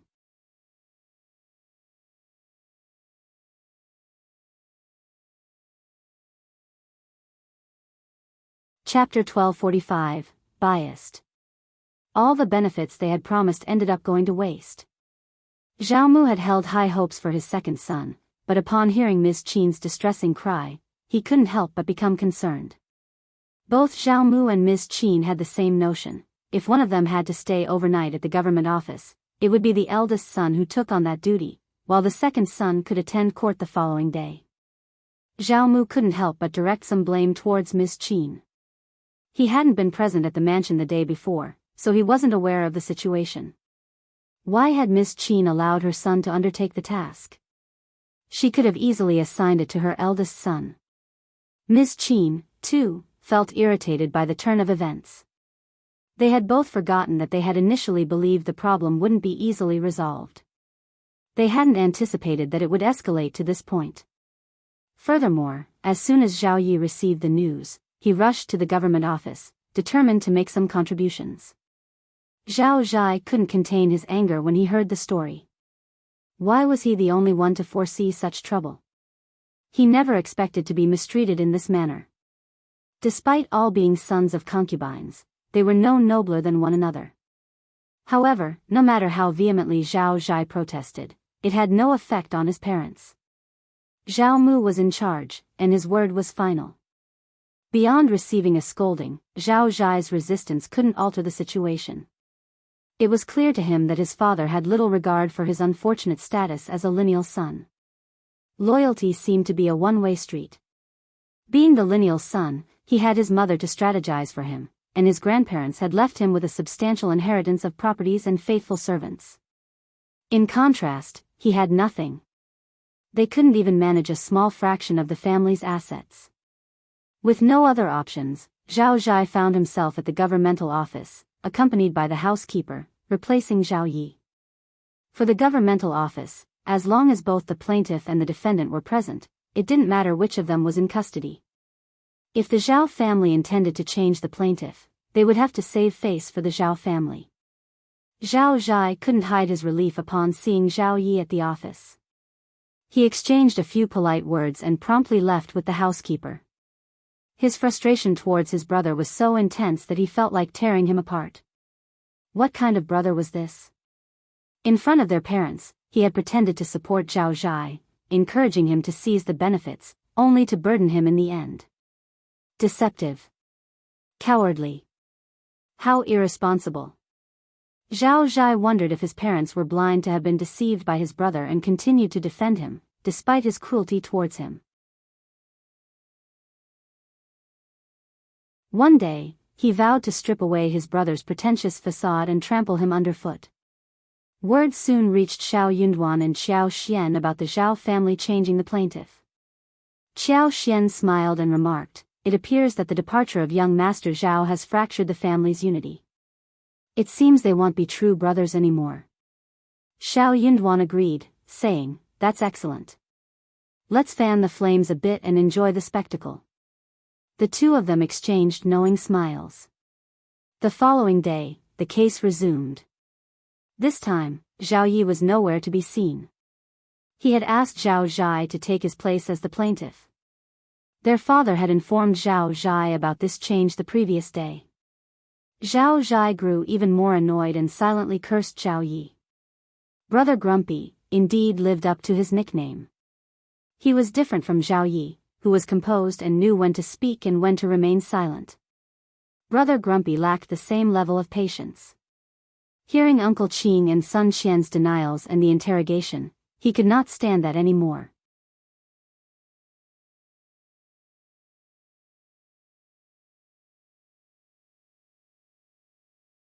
Chapter 1246, Insolent. Brother Grumpy glared at the couple with disdain. "Officer, you can deal with these unruly individuals, administer appropriate punishments, and interrogate them. There's no need for us to engage in conversation with them." Before he could finish his sentence, Uncle Qing's men erupted in protest. "What? Young Master Zhao suggesting confessions through torture? How dare the Zhao family make such an outrageous statement in public? No wonder young Master Zhao had to leave his home. Who would want to return to such a hostile environment? His life is in danger in that mansion." "I couldn't agree more." Zhao Zhai felt his anxiety rising and lashed out at the others. "Silence." The officer snapped back, "How dare you raise your voice in court? Zhao Zhai, your arrogance knows no bounds." The officer inwardly cursed his luck. This man was nowhere near as respectable as second young Master Zhao, and he constantly complained that his parents favored his sibling. Any family would favor a son like second young Master Zhao. If it weren't for the Zhao family's influence, the officer would have wasted no time in dragging Zhao Zhai down and disciplining him. Yet, Zhao Zhai found himself growing increasingly infuriated as he considered that Zhao Yi, not he, should have been the true culprit. Irritated brother had earned his nickname for a reason. Under Uncle Qing's intimidation and Zhao Zhai's ill-chosen words, they tarnished not only their own reputations but also that of Ms.Qin. Zhao Zhai wasn't foolish. He soon realized he had been manipulated by Uncle Qing and couldn't help but hurl insults at him, accusing him of being deceitful and underhanded. This outburst, filled with rage and obscenities, only worsened matters for him and the Zhao family. All eyes turned downward, their gaze fixed on him. Was this the demeanor of old Master Zhao's eldest son? Young Master Zhao seemed to be in a pitiable state. Just then, Zhao Shu made his entrance. Zhao Zhai was left dumbfounded and sharply asked, "What brings you here?" Despite the recent family dispute involving his parents and brother, when facing Zhao Shu, Zhao Zhai felt like the outsider. Initially, the entire family had assumed that Zhao Shu would not return home, so when they saw him, it was a genuine shock. In response to Zhao Shu's words, the onlookers' expressions underwent a noticeable change. "Do you welcome her return or not?" "Of course not. Young Master Zhao, you can't let them spread unfounded rumors upon your return." "Absolutely." Laughter erupted among those present. Zhao Zhai's expression darkened. He resented Zhao Shu for appearing unexpectedly and causing him to utter the wrong words. Internally, Zhao Shu couldn't help but sneer. He shot a glance at Zhao Zhai, then knelt down in front of the officer, explaining that he had rushed back because he was concerned about Uncle Qin. Upon hearing about the situation, he had promptly headed to the governmental office. With the culprit now present, the case was poised to be resolved much more easily. The officer quickly grasped the full picture of the situation. When it came to the impact of Zhao Shu's presence, Uncle Qin and the Zhao family couldn't hope to measure up.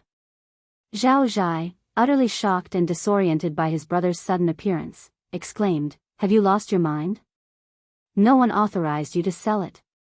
Amusement danced in Zhao Shu's eyes as he calmly replied, "The mulberry garden belongs to my grandparents, and they passed it on to my mother, who, in turn, handed it down to me. All the land contracts are in my possession, and I have every right to sell it whenever I wish. Is there a problem with that?"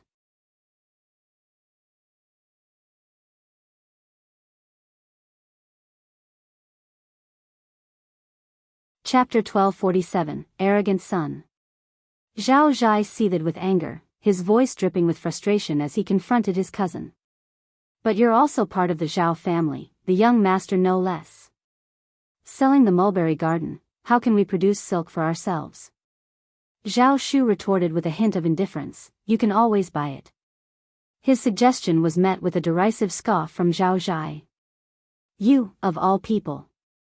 Zhao Zhai's annoyance remained unabated as he accused, "You did this deliberately." Zhao Shu calmly explained, "Those lands were passed down from our grandparents, and I have every right to manage them as I see fit.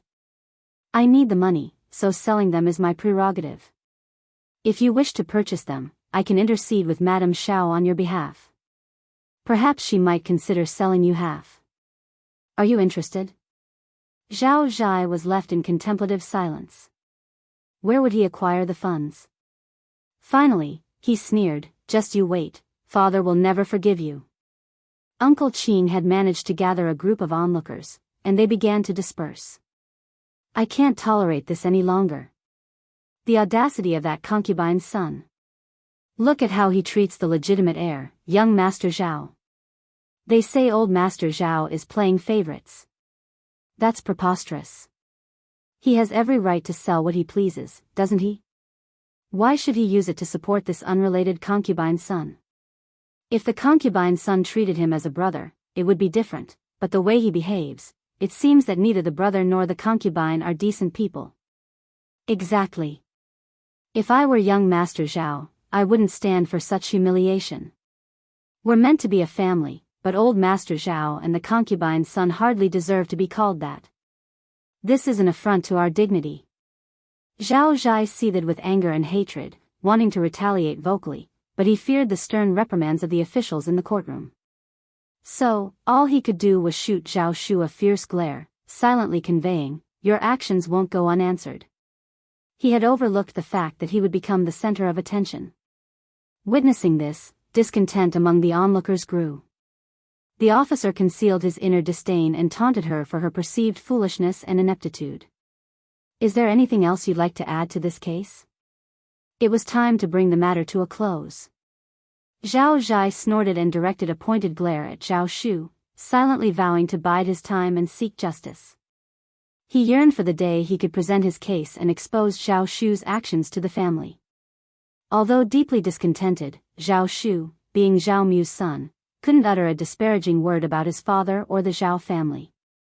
As a servant, Uncle Qin remained silent. Sun Qian raised her voice, addressing the officer. "Officer, my master has been unjustly accused. I implore you to uphold justice. Must the wealthy and powerful manipulate intermediates like pawns, framing innocent individuals without evidence? Is this what the governmental office stands for? Disregarding the laws of the Qin dynasty and making baseless accusations will erode morality over time, leading to a decay in society's values. Such actions fail to deter wrongdoers or educate the populace. Please, render a fair verdict, officer." Zhao Zhai's eyes widened, struggling to comprehend her eloquence. He longed to refute her but lacked the education to do so, sensing that her words were far from complimentary. After careful consideration, the officer turned to Zhao Zhai and declared, "Sun Qian is correct. Those who abuse their influence must face consequences. You shall pay Madame Xiao 10,000 liang as compensation and make a public apology in court. This case is now closed."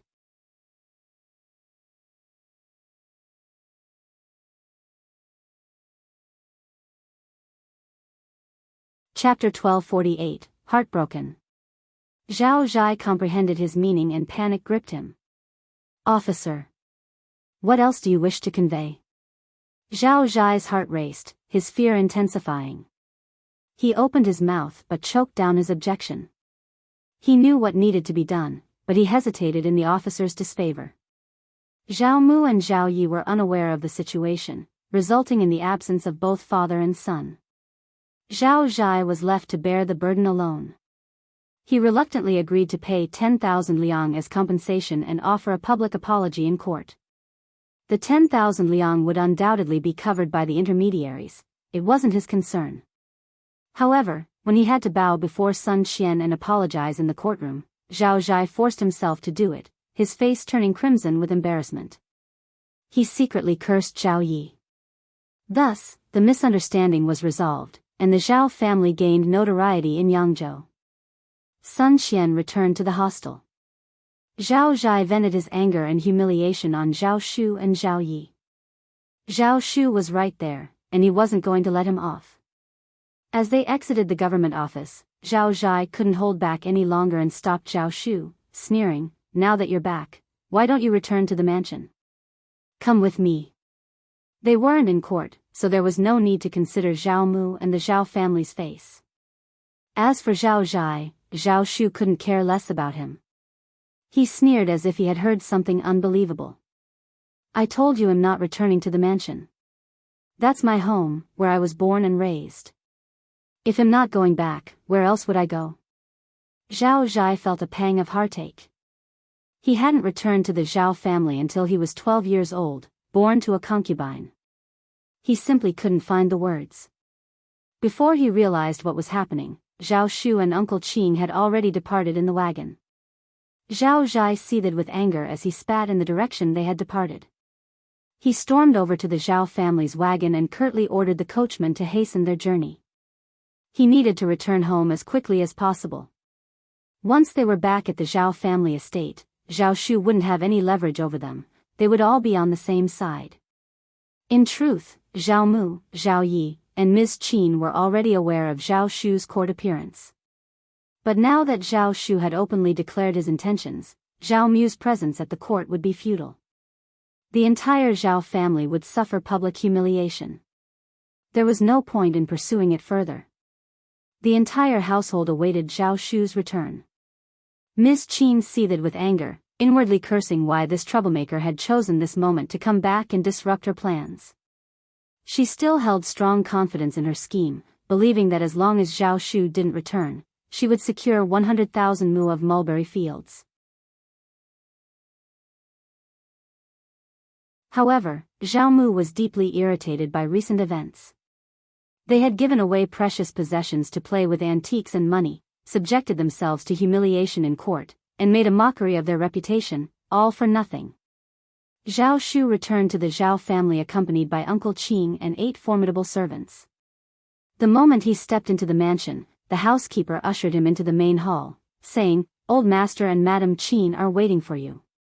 Zhao Shu shot the housekeeper a cold, disdainful look. "Madame Qin? Is my father married to a second wife?" The housekeeper stammered, "No, no, then where is this Madame Qin about?" Zhao Shu sneered and brushed past him. Inside the main hall, Zhao Mu and Ms.Qin occupied seats on the left and right flanks of the main chair, with Zhao Yi seated on the left side of the main chair.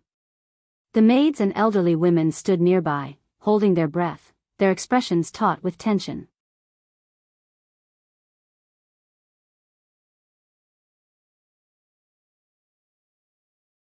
Chapter 1249, Not Your Seat. At a single glance, the servants' faces appeared entirely unfamiliar. "Ungrateful son, how dare you return?" The instant Zhao Mu laid eyes on Zhao Shu, his pent-up anger of days surged forth, causing him to slam the table and shout. Ms.Qin sighed deeply and spoke with emotion, "Third young master, apologize to the old master. How can you wound the old master's heart and undermine the Zhao family's foundation? He is your father. He couldn't care less about me. He wishes me dead. Old master, please refrain from saying such things. Young master is still in his youth and prone to mistakes. If you guide him properly, he can surely change. Perhaps the people around him have influenced him negatively, but it's not entirely young master's fault. He's beyond redemption. Utterly useless. Old master, please calm down. Don't let your anger jeopardize your health. Third young master, say something kind to placate the old master. Ungrateful son." Zhao Shu remained silent. Standing there, Zhao Shu watched the scene with an odd smile on his face. Strangely, he felt no anger, disappointment, or resentment. Instead, he found it all rather absurd. He chuckled. Ms.Qin stiffened, and Zhao Yi furrowed his brow as he quietly observed Zhao Shu. He said nothing, but Zhao Mu erupted. "Ungrateful son. How dare you laugh? Are you trying to infuriate me? You must be jesting. People don't just drop dead so easily. What did you say? Our household lacks rules and ethics. Outsiders would mock us, but you seem unfazed. You must be in good health, so there's no need to worry about losing your temper." Zhao Mu. Zhao Mu panted, his gaze fixed on Zhao Shu, utterly perplexed by what he was hearing. Ms.Qin shared his exasperation. Had all her efforts been in vain? "Third young master, stop this nonsense. Old master is discussing something important with you." Zhao Mu snapped back to reality, realizing he was nearly led astray by this troublemaker. "Ungrateful son, we can address this later." "Dad, why the rush? Let's adhere to our traditions." With a sneer, Zhao Shu pushed Ms.Qin aside. "That is not your seat." Caught off guard, Ms.Qin let out a cry and staggered backward. Were it not for the help of a maid, she might have stumbled. Furious, Zhao Yi hurried to Ms.Qin's side to lend his support, his gaze filled with anger as he glared at Zhao Shu. "What are you implying, third brother?" Zhao Shu sneered. "How can a concubine assume the position of the family's mistress? What is the meaning of this? Do we have no rules in this family?" Zhao Yi found himself at a loss for words. Ms.Qin stiffened as well, her face paling as she cast a pitiful look at Zhao Mu. Zhao Mu felt deeply embarrassed. Ever since Ms. Zheng's passing, he had observed that Ms.Qin's stewardship was efficient. He had been living a comfortable life, and Ms.Qin had been ingratiating herself with him. As a result, he had never considered taking a concubine. He had no clue when Ms.Qin had assumed the role of the family's mistress and taken on responsibilities only meant for her. To him, it had seemed like a minor detail, unworthy of concern.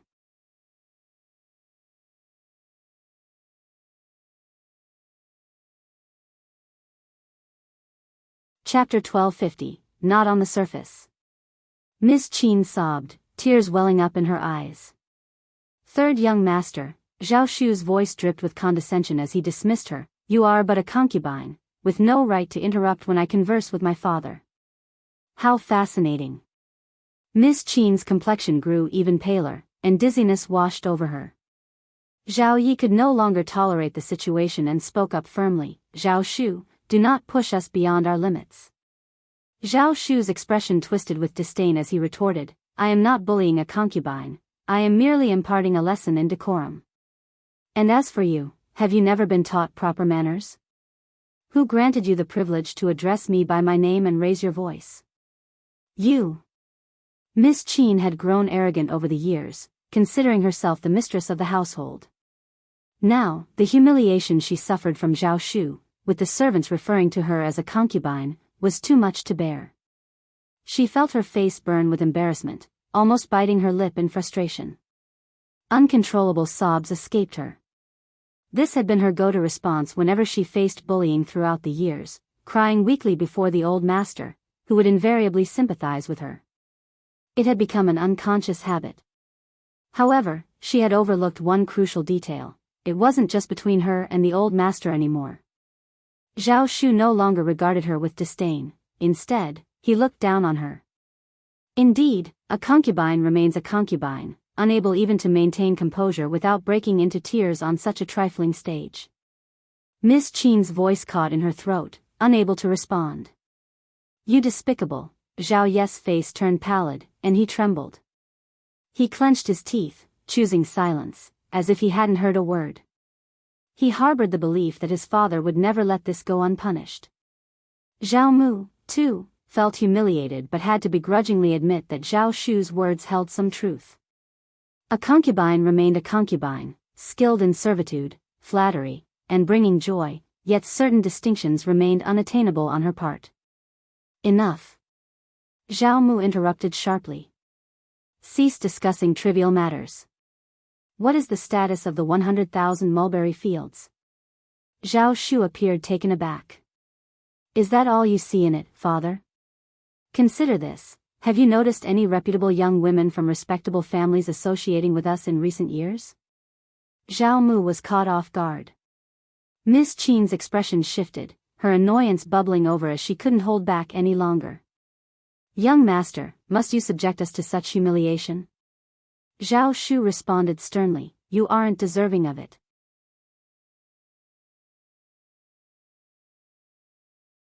Father, inquire around, and you'll find that, aside from those who ingratiate themselves with you, all of whom hail from inferior backgrounds, no proper young lady of a respectable family would entertain the notion of courting a concubine. Their audacity knows no bounds. Ms.Qin felt like her heart had been pierced, a searing wound of humiliation. Zhao Ye's hands trembled with anxiety. Zhao Mu furrowed his brow, comprehending the situation. He had been neglectful. He needed to consider taking a proper wife. Without a rightful matriarch, the family lacked propriety. A sense of embarrassment crept over him. He, the wealthiest man in Hangzhou, didn't even possess a legitimate wife. It was an absurdity. These thoughts led him to inwardly blame Ms.Qin. If it weren't for her small gains, he might have given this more thought. It was his oversight. Observing his expression, Ms.Qin's heart chilled with apprehension and anger. She knew full well that the old master wouldn't promote her to the position of legitimate wife. The Zhao family in Hangzhou held a distinguished reputation, and making a concubine the mistress was unthinkable.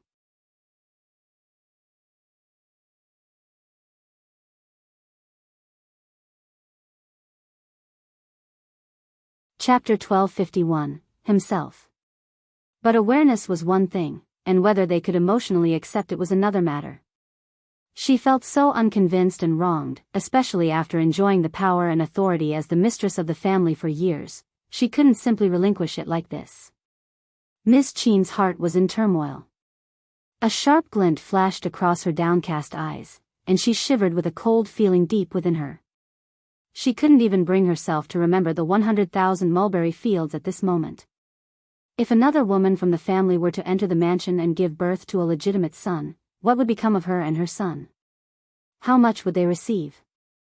Not even the 100,000 mulberry fields would remain in their possession. Having firmly made up his mind, Zhao Mu addressed Zhao Shu coldly, let's not digress.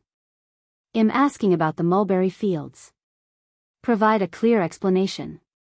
Ms.Qin and Zhao Yi exchanged a fearful glance, their hearts sinking further as they felt an increasing sense of threat.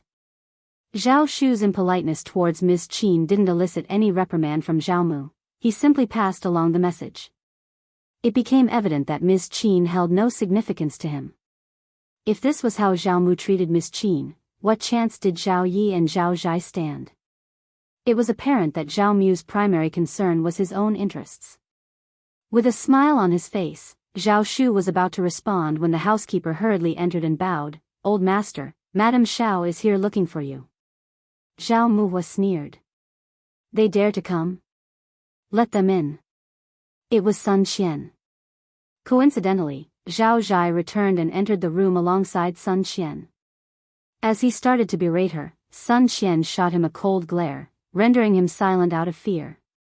When Zhao Zhai realized that Sun Qian was still maintaining his arrogance within his home, his annoyance grew even more pronounced, and he began to utter curses once again.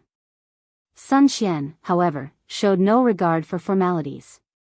With a nonchalant flick of his foot, a small stone struck Zhao Zhai's ankle.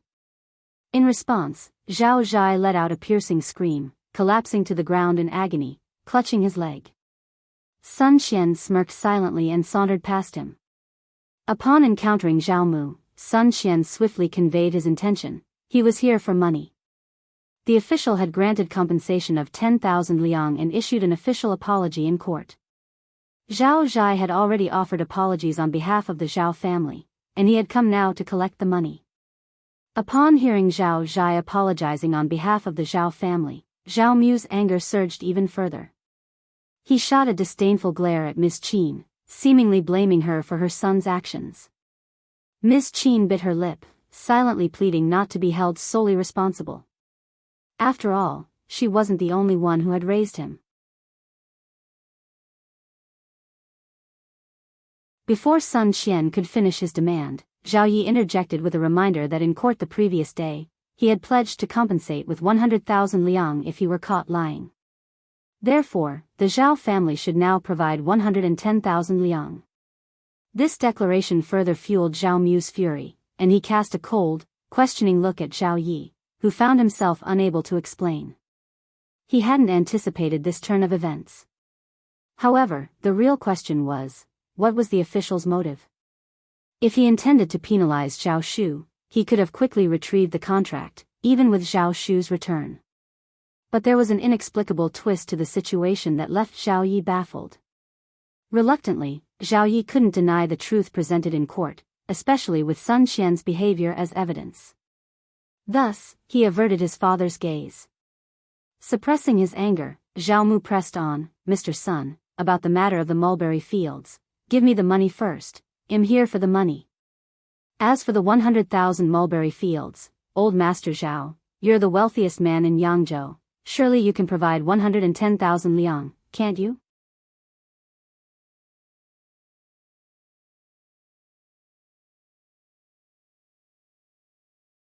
Chapter 1252, Unthinkable. Zhao Mu sneered, dismissing the sum of 110,000 liang as inconsequential. A mere 110,000 liang? The Zhao family possesses far more than that. Butler, withdraw 110,000 liang from the account. Yes, old master. Mr. Sun, what are Madame Zhao's intentions regarding the 100,000 mulberry fields? Zhao Shu inquired, feigning innocence. Since the mulberry garden belongs to old master and his wife, what are your thoughts on it, young Master Zhao? Zhao Shu nodded in agreement. Indeed, I've already sold off the mulberry garden. This revelation sparked another surge of anger within Zhao Mu. He couldn't help but seethe with frustration at his disobedient son. It was an immutable fact, one that gnawed at him relentlessly. Taking a deep breath, Zhao Mu continued, "Madame Zhao, are you planning to sell the silk, or?" His heart ached once more at the thought. The silk produced from the 100,000 mu mulberry field should have rightfully belonged to him, sparing him the need for any liang. Yet now, it had all slipped through his grasp. Unfilial son. Unfilial son. Sun Qian clarified, "We are indeed selling the silk. My madam has made it clear that only those who excel will have the privilege to purchase it. If you wish to acquire some, Old Master Zhao, you may discuss it directly with the manager. My madam isn't personally involved in these matters." The manager in question was not under Qiao Xian's authority but was instead managed by Zhao Shu and Uncle Qin. Sun Qian was merely a pawn, playing her role according to Zhao Shu's scheme. Upon hearing Sun Qian's words, the Zhao family's hearts skipped a beat. Madame Zhao was not personally overseeing such a substantial enterprise.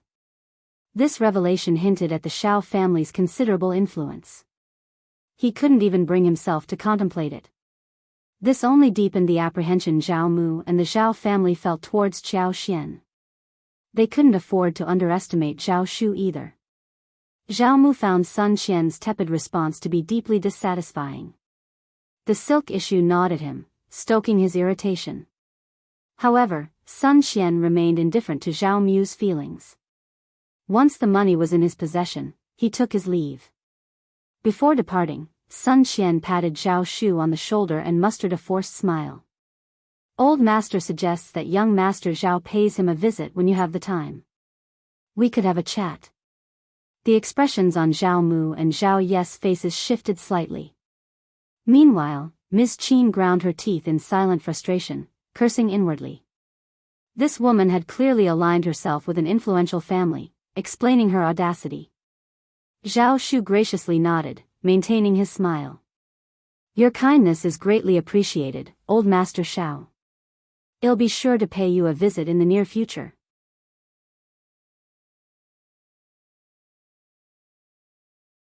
Sun Qian acknowledged the response with a nod before making his exit. With Sun Qian's departure, the pretentious atmosphere surrounding Zhao Mu dissipated. He turned to glare at Zhao Shu, still finding him irksome, though he couldn't vent his anger. Moreover, what would be the point of eliminating him? The 100,000 mu of mulberry fields would never be returned. Zhao Mu had initially harbored thoughts of wresting back control of the mulberry fields from Madame Zhao before Sun Qian's arrival. However, following the encounter, he dared not even entertain such notions. He couldn't afford to provoke the homeowner, given the formidable obstinacy of their servant. Zhao Mu understood all too well that he could ill afford to offend Madame Zhao and her husband. The knowledge that he was Yangzhou's wealthiest individual and the loss of respect from the local authorities was evidence enough of this shift. In the end, the Zhao family found themselves at a loss regarding the mulberry fields, a laughingstock without any recourse.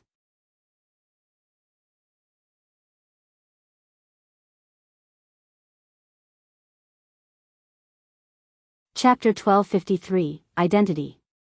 What he needed to contemplate was the significance of silk. The absence of the silk mill would unquestionably leave them in distress, but they couldn't proceed without it.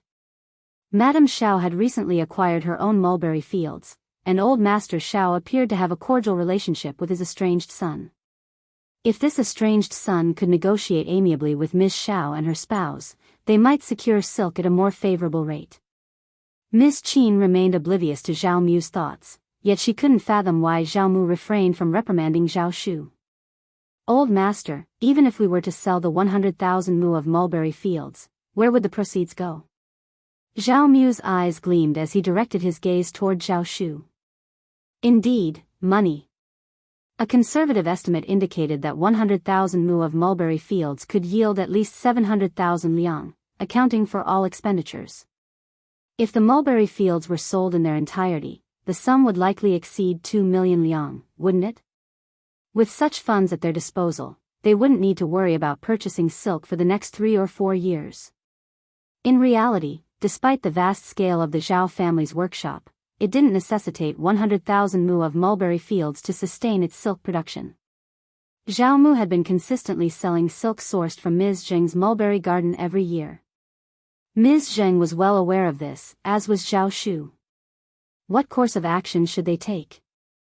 Ms. Zheng was the spouse, and her son was still in his formative years. Her parents were no longer alive. Historically, her parents had no male heirs, and the Zheng family had made repeated attempts to adopt them.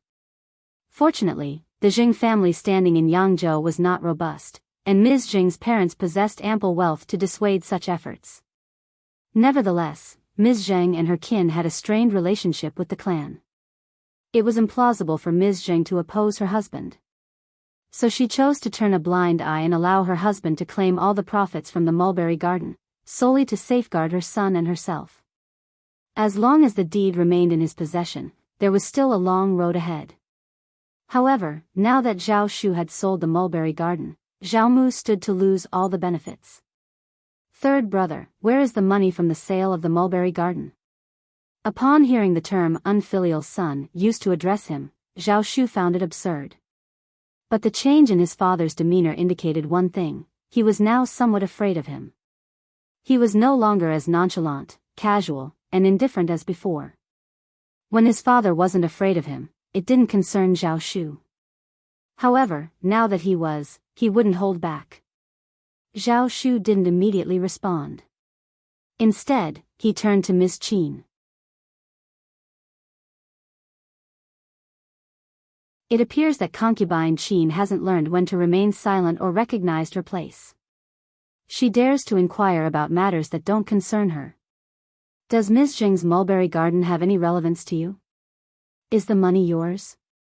You are not entitled to the proceeds from Ms. Zheng's mulberry garden. How audacious! Zhao Yi became visibly agitated, his face turning red. Don't go too far. It has consistently been concubine Qin and you who have gone too far. Zhao Shu retorted coldly. Are you attempting to threaten or caution me? You lack the qualifications to do so. It appears both of you have forgotten your true positions. How about we share this tale with others so they can pass judgment? Ms.Qin and Zhao Yi were infuriated. Zhao Shu experienced a mix of satisfaction and bitterness. The bitter part was that Ms.Qin and her son had inflicted immense pain on his mother. His mother was deeply hurt. Faced with a woman like Ms.Qin, who frequently feigned weakness and tears, his mother couldn't take action against her for his sake, allowing her to do as she pleased. She must have been seething with anger, grief, and restraint deep within her heart.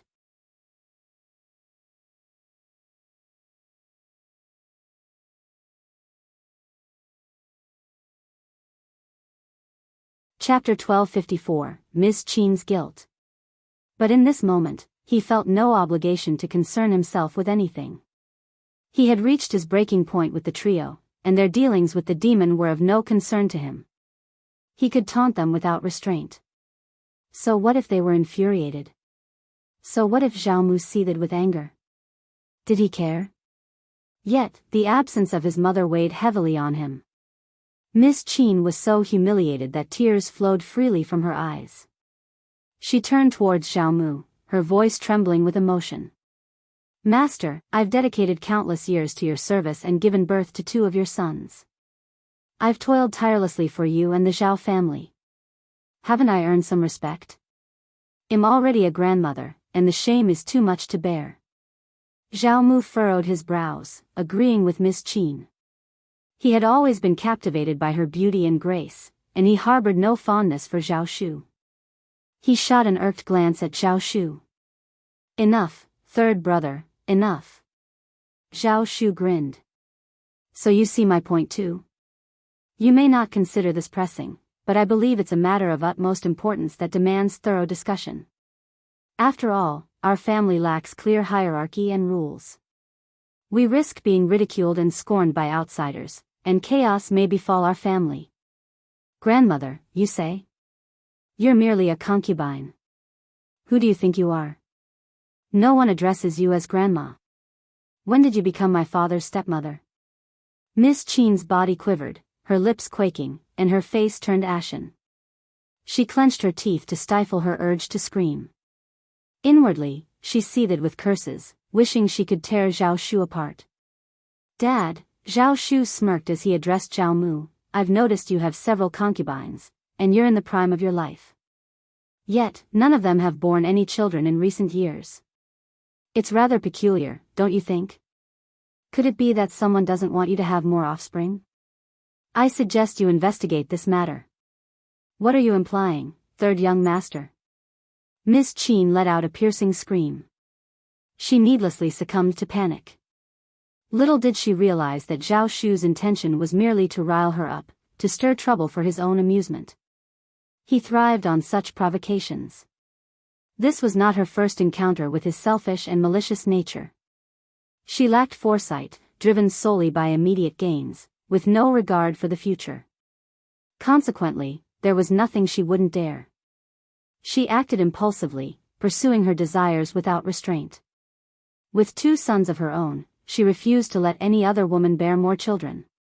As for the consequences of her actions, and what would happen if she were ever discovered, she had never contemplated these long-term implications. But when Zhao Shu suddenly broached the topic, an unsettling feeling gripped her.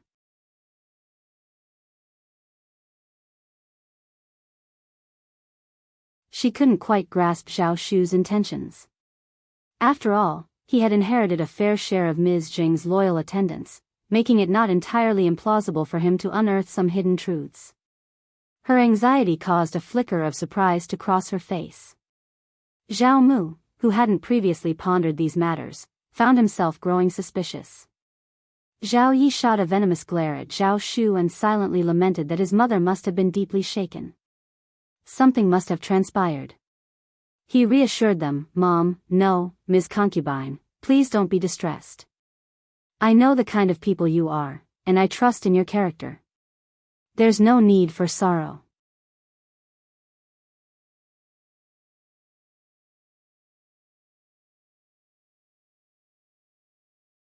Chapter 1255, Get Out. Ms.Qin's reaction was swift. She instinctively shielded her face and began sobbing, her emotions appearing more like anger and sorrow than panic. Zhao Shu, on the other hand, responded with a contemptuous sneer, oozing sarcasm. He had no intention of engaging in an argument with them. If his father became suspicious, mere excuses wouldn't suffice to divert his attention.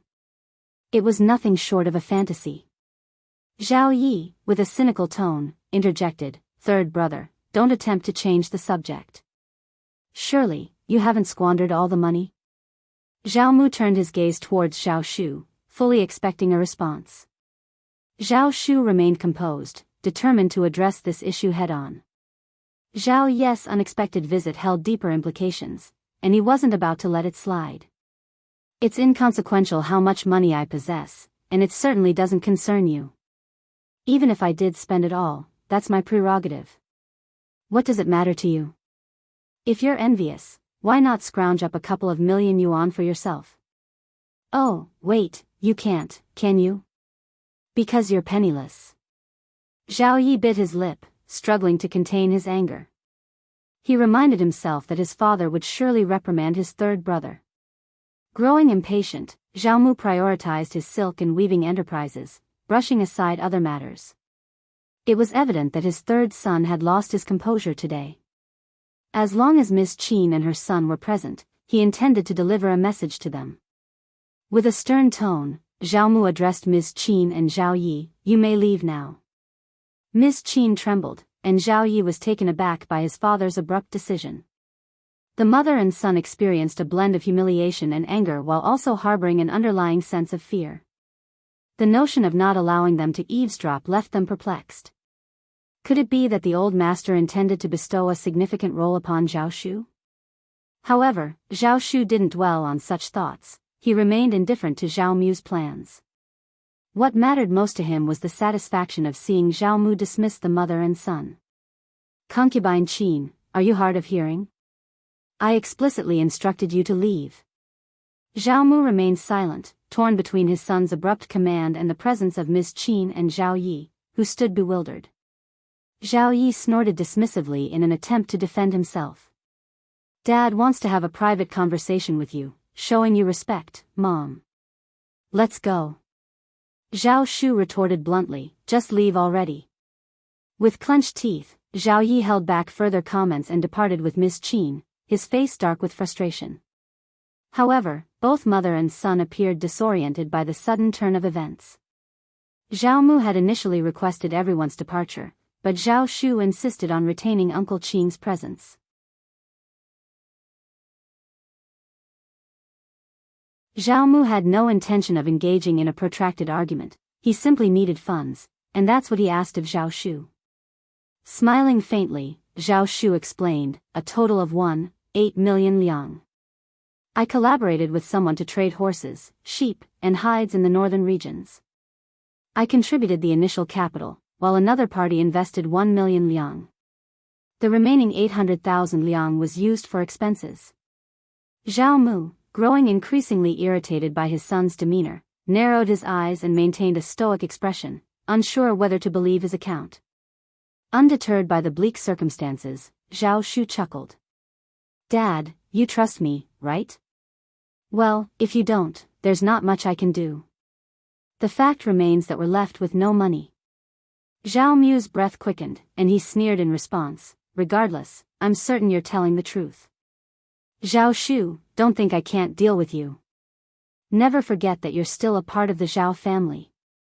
If you continue to act so selfishly and callously, I won't spare a single penny of our assets for you.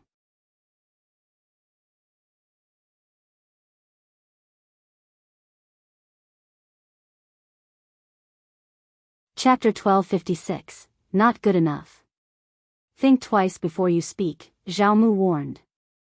Zhao Mu harbored a few tricks up his sleeve, and he wasted no time getting to the point.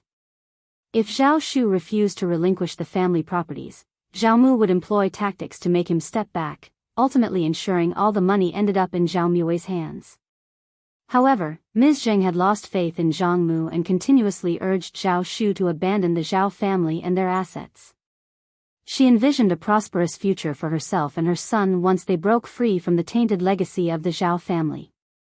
Zhao Shu heeded his mother's advice and distanced himself from Zhao Mu and the Zhao family.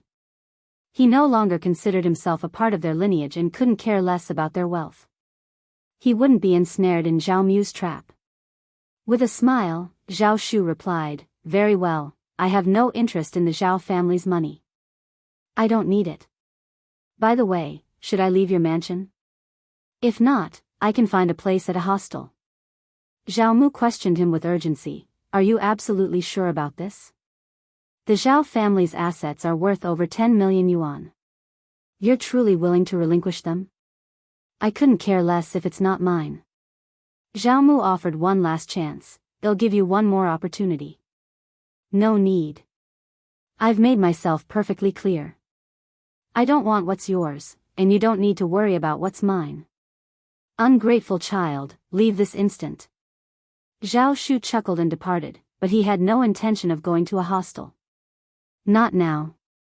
Instead, he returned to his own residence, accompanied by Uncle Qing and several servants. Returning to the ancestral home to fulfill his filial duties towards his mother, Zhao Shu found his yard locked and neglected for years.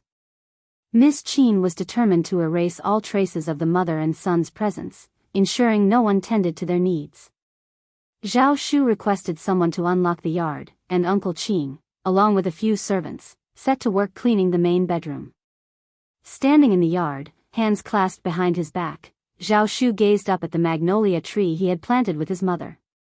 When it was first planted, the seedling had been no larger than a copper coin, fragile and slender. After several years of absence, it had thrived. Lush leaves adorned its branches, and delicate buds densely clung to them, promising imminent blossoms. In just a few days, it would be a breathtaking sight, blanketed in snowy white flowers and wispy clouds. Regrettably, his mother would never witness it again. Each time the recent tragic incident crossed his mind, it abruptly halted his thoughts. His mother's life had ended so suddenly, how could he not feel resentment? Zhao Mu seethed with anger, his chest tightening. He continued to berate his disobedient son, but it brought him no solace. Beyond his irritation at Zhao Shu's defiance, a subtle unease and melancholy gnawed at him. It seemed he was on the verge of losing his son. However, his mood shifted as he learned that Zhao Shu was residing in his former yard. Confidence returned to him, and he sneered. He believed he would emerge victorious. After all, the Zhao family's wealth was vast, and even Zhao Shu couldn't afford to part with it. Zhao Mu saw Zhao Shu's actions as mere provocations. If his son genuinely didn't care, why linger here? There was no need to rush, they could afford to wait and observe. Zhao Mu consoled himself, convinced he was still too young and inexperienced to contend with him. The money would ultimately come to him. It was no small sum, and he was determined to secure it. Zhao Yi saw Ms.Qin back to the yard and asked all the servants to leave.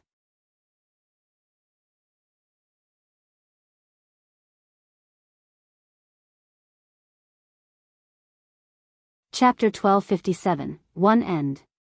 Ms.Qin clutched her chest, her tears flowing freely. Yi, that wretched man is pure evil. What is he doing here? Why hasn't he met his end outside? We must devise a plan to rid ourselves of him. Zhao Yi seethed with irritation, humiliation, and rage. When he had first entered the mansion, he was but a mere child, fully aware of his status as a lowly concubine's offspring, miles apart from the rightful heir of the Zhao family. The moment he set foot inside the Zhao mansion, it left him awestruck. He had never beheld such opulence, such an exquisite abode, or tasted such sumptuous fare. From that day forward, avarice began to creep into his heart. Ms. Zheng had shown mercy, refraining from tormenting the trio, which only stoked his arrogance. As he grew older, his ambition and greed swelled beneath the surface. He concealed his true nature, yet in reality, he had long ceased to care about Ms. Zheng and Zhao Shu. In his eyes, mother and son were merely insignificant entities. He believed that eventually, the entire family would fall into his hands. Then, tragedy struck when Ms. Zheng met her untimely demise in an accident. Zhao Shu spent an additional 3 years at their ancestral home, cementing the trio's dominion over the mansion. No one dared to challenge him. He reveled in his untroubled existence and, in the process, forgot his humble origins as the son of a concubine. However, the arrival of the legitimate heir shattered his illusions. He couldn't bear the thought of humiliation before Ms.Qin. Yet he concealed his turmoil, for he knew that, apart from being a laughingstock, he had little else to offer. Mother, fret not. Even if the mulberry garden is lost, father will surely recover the money owed to him. The legitimate heir can't outmatch father, can he? If father requests the funds, he'll have no choice but to yield. I truly hope he doesn't. If he doesn't, father will never forgive him, and he'll be forced to leave the mansion. A sinister gleam crossed Zhao Yi's countenance. That would be ideal. If the legitimate heir departed the Zhao family and Hangzhou altogether, he would stop at nothing to ensure their separation, reuniting him with his mother. Ms.Qin clenched her teeth. He's not a fool. He wouldn't genuinely incur your father's wrath. The Zhao family is far too prominent, and he knows how to avoid crossing your father. Mom, there's a long road ahead.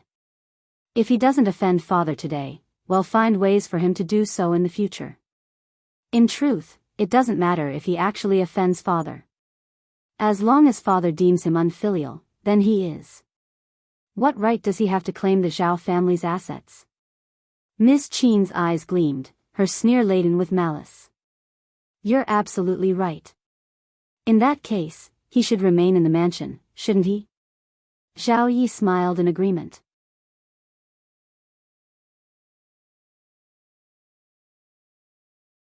Whether he stayed or left, his fate was sealed, with no alternative outcome in sight. While I'm at it, I'm concerned that your father may take a second wife. Yi, help me find a way to prevent him from doing so. Zhao Yi found himself at a loss for words. He didn't desire a legitimate mother in the household either.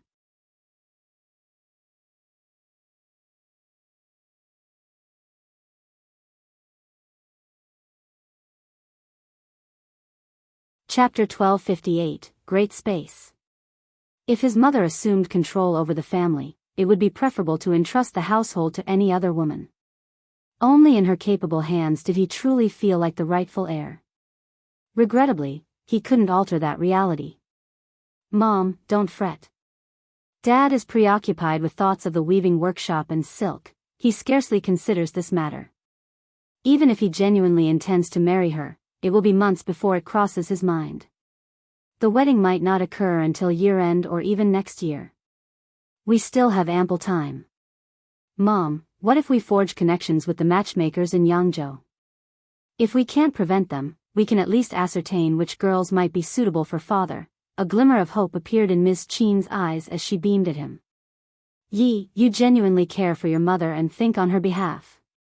She might even persuade Zhao Mu to wed the girl she favored as his second wife, without Zhao Mu's awareness. What he needed was a capable household manager, and the intervention of a skilled matchmaker. There was considerable room for maneuvering. They simply needed to expend a bit more money. She was no longer the penniless woman of the past, she possessed substantial wealth, and matchmakers would undoubtedly be drawn to her. You are my son, and it's my son's duty to look out for his mother, Zhao Yi replied with a smile, casually adding, speaking of which, shouldn't elder brother have returned from the governmental office by now? Why hasn't he joined us yet? Only then did Ms.Qin remember her eldest son. Annoyance washed over her. I wouldn't have overlooked this if you hadn't reminded me. But where is he? Going for a stroll while there's a family matter to attend to? How can he be so carefree? Ms.Qin was distinctly displeased. With Zhao Zhai's presence, the three of them would carry more authority than just the two of them. Moreover, Zhao Zhai was a forthright man who wouldn't tolerate any nonsense from Zhao Shu. He might even resort to physical violence. Zhao Shu undoubtedly warranted such treatment. Zhao Yi was consumed by jealousy. Witnessing his mother chastise his elder brother, he found himself defending him and trying to dissuade his mother. As for Zhao Zhai, he had not gone out for a leisurely walk. As Ms.Qin had anticipated, he couldn't wait to return to Zhao Shu's residence and confront him. However, an unfortunate accident had occurred. Ms.Qin had taken a nasty fall, leaving her ankle swollen like a steamed bun. She had to be carried back to the yard, where she lay in bed, groaning and urgently calling for a doctor. Upon hearing the news, Ms.Qin went to visit Zhao Zhai, her heart aching for him as she saw his distress. Ms.Qin found some solace in hearing Zhao Zhai berate Zhao Shu. Later in the afternoon, Zhao Yi paid a visit to Zhao Zhai.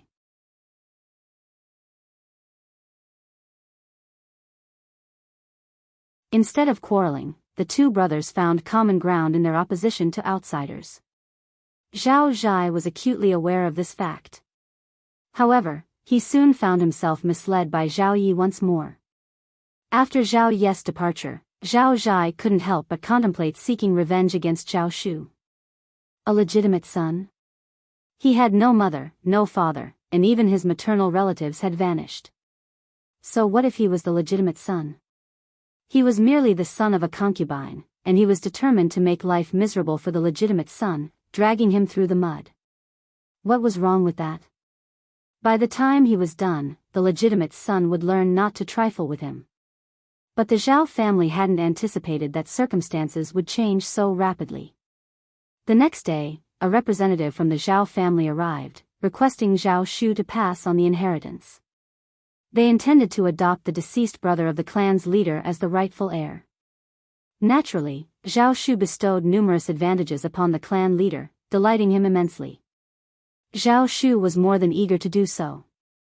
This strategy ensured that he wouldn't be under the direct authority of the senior members and, moreover, allowed him to distance himself entirely from Zhao Mu. Stunned and incensed, Zhao Mu refused to let this scenario unfold. Despite his personal animosity towards Zhao Shu, he couldn't overlook the fact that Zhao Shu was his sole legitimate son.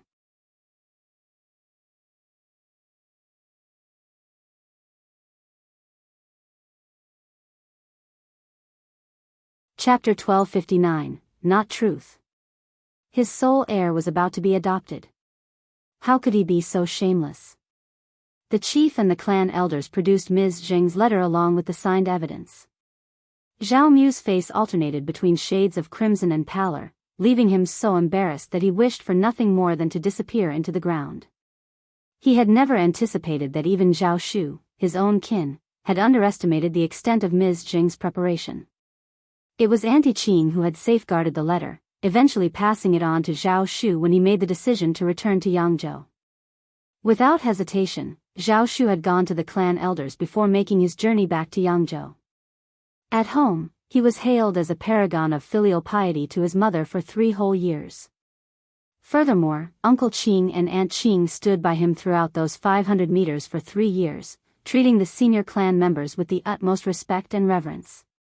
Their actions garnered praise from the entire family. Zhao Shu had hinted at offering substantial incentives, so why had the chief and group within the clan not come to his aid? The chief was acutely aware that if he did not assist Zhao Shu, he would expose the contents of the letter to the public, leading to Ms. Zhao's humiliation and potentially tarnishing Zhao Mu's reputation as well. The letter clearly revealed the relationship between Zhao Mu and Ms.Qin. Zhao Mu had harbored affection for Ms.Qin, and she had, at one point, broken off her engagement with her former fiancé, who had tragically passed away within 2 years.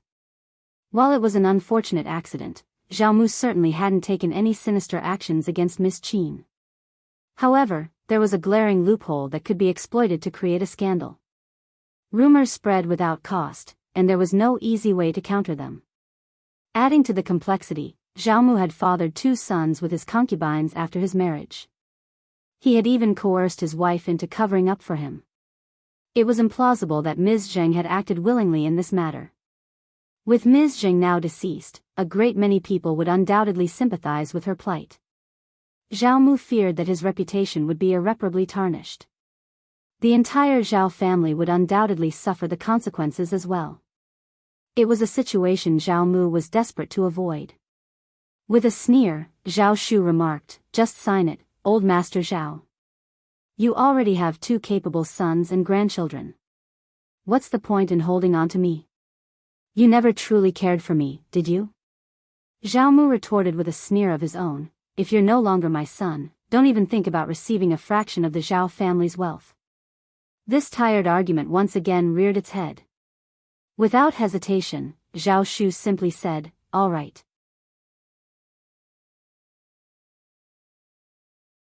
At this juncture, no amount of anger could change anything for Zhao Mu. In the presence of the chief and the elders, Zhao Shu's name was formally stricken from the Zhao lineage, replaced with the designation of brother of the chief. Remarkably, Zhao Shu made no claims on the Zhao family's assets. He made it clear that he would be leaving today.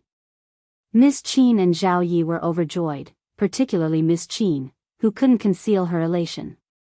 She was poised to take charge of her own family's destiny, a prospect that brought her immense happiness. Zhao Shu did express his intent to claim his mother's dowry, which was explicitly mentioned in her letter as bequeathed to her lineal son.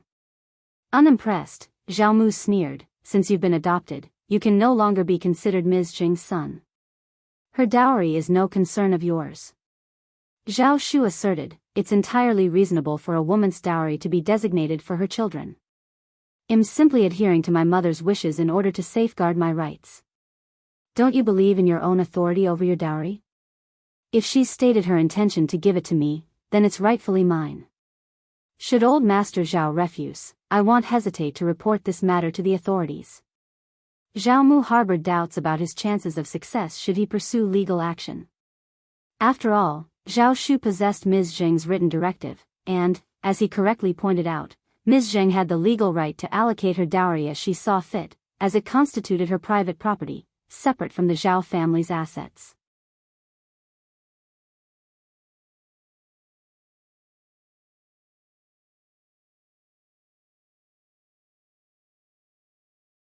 Chapter 1260, Half. Even though Zhao Shu was not legally recognized as her son, she still had the authority to bestow her dowries upon him if she wished. Ultimately, after some negotiation, Zhao Shu reluctantly consented to claim only half of his mother's dowry. However, he intended to do so today, with the chief as a witness, to prevent any potential denial or interference from old Master Zhao.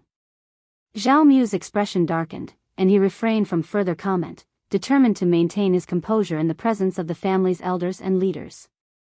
Ms. Zheng's dowry was exceptionally generous, and even if this ungrateful son took only half of it, she would still be left with a substantial sum. Ms.Qin's heart ached. She sided with old Master's perspective. Zhao Shu was an adopted member of the family, and the dowry rightfully belonged to the Zhao family as a whole. She wanted to voice her opinion, but Zhao Shu's derogatory term, concubine, silenced her, reminding her of her subordinate position. To speak up would only invite further humiliation from Zhao Shu. Unexpectedly, when they began to inventory Ms. Zheng's dowry in her chambers and storage area, they discovered it had vanished. It wasn't a complete disappearance. According to the dowry ledger, all the valuable items had vanished. What remained were less valuable items such as silk and satin, vases, and large pieces of furniture. The precious items, including gold, silver, jewelry, exquisite jade artifacts, a valuable fur coat, yellow rosewood furniture, 16 or 12 double-sided embroidered screens, and renowned calligraphy and paintings from a bygone dynasty, had all mysteriously disappeared. There was scarcely anything left. What's happening here? How did this happen? Zhao Shu's expression shifted from shock to anger. Zhao Mu was equally bewildered, his face contorted in disbelief. The chief and the others present shared the same astonishment. Old Master Zhao, can you provide an explanation for this?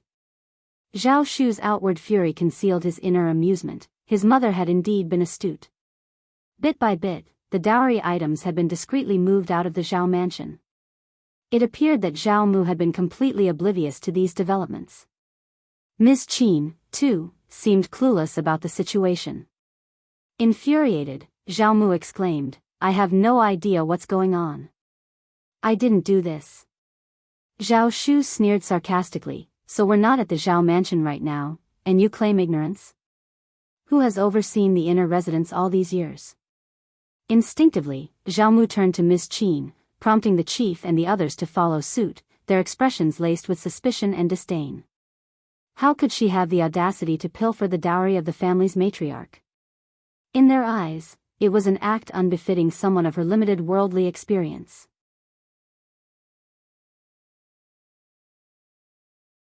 Ms.Qin never anticipated being accused of such a crime and was visibly taken aback. "I don't know. I didn't do it. I didn't take anything." With a mocking tone, Zhao Shu retorted, "Is that so? Did my mother's dowry simply vanish into thin air? How could I possibly know?" Ms.Qin's anger flared as she replied, "The door has always been locked, and no one has ever opened it. How could I have any knowledge of what transpired?" Zhao Shu smirked, provoking her further, "Interesting. So because the door was always locked, no one could have entered, is that your claim?" Frustration surged within Ms.Qin as she exclaimed, "I don't know, but I swear I had nothing to do with it." Panic gripped her as she struggled to make her innocence clear, despite being completely baffled by the unfolding situation.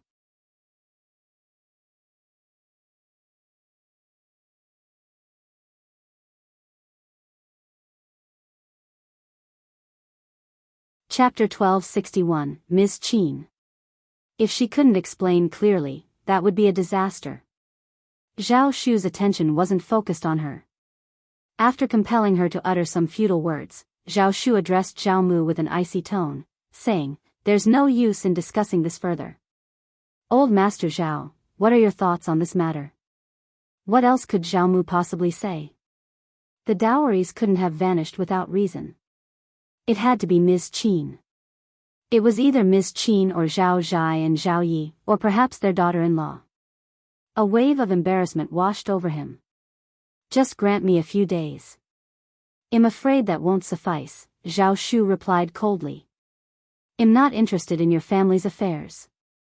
I only want my share. I have no desire to linger here any longer. Hand over my share, and I'll have no further involvement. Otherwise, they'll be compelled to report this to the authorities and let them decide." Ms.Qin anxiously interjected, "Please don't accuse us. No one has entered this courtyard before, and none of us took anything. Maybe Madame Qin moved them herself?" "Ms.Qin." Zhao Shu erupted in anger. "My mother is gone, and you're attempting to blame her? You're taking advantage of her inability to defend herself? She moved them herself? She couldn't possibly have foreseen her gruesome demise and decided to deal with her dowries beforehand.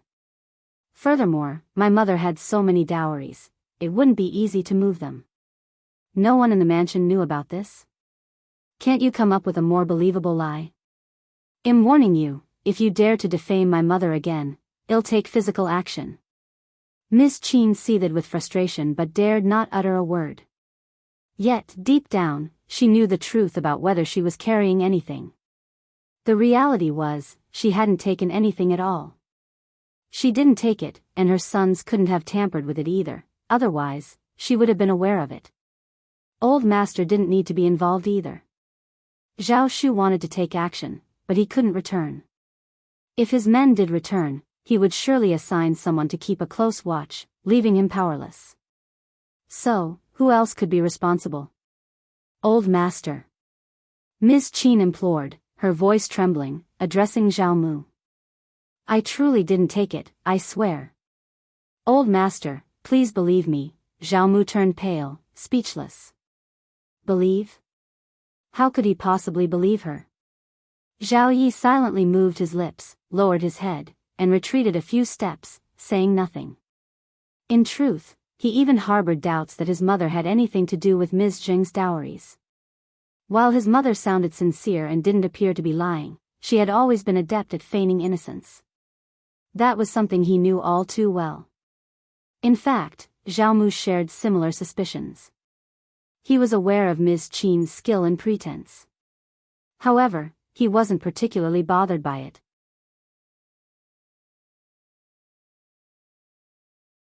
Sometimes, when he observed her conduct in his presence, he found it rather amusing. But interrogating her in front of so many witnesses wasn't an option. It would only lead to humiliation if she couldn't endure it any longer. Zhao Shu wasn't ready to give up. His frustration grew to the point where he reluctantly agreed to wait until the next day. The chief and the others let out collective sighs. They were now compelled to remain at the Zhao mansion and await the resolution. They had committed to making a decision at Zhao Shu's insistence, and they had to unravel this mystery. Furthermore, human nature's innate curiosity kept everyone engaged in the unfolding drama. No one was eager to leave until the conclusion was reached.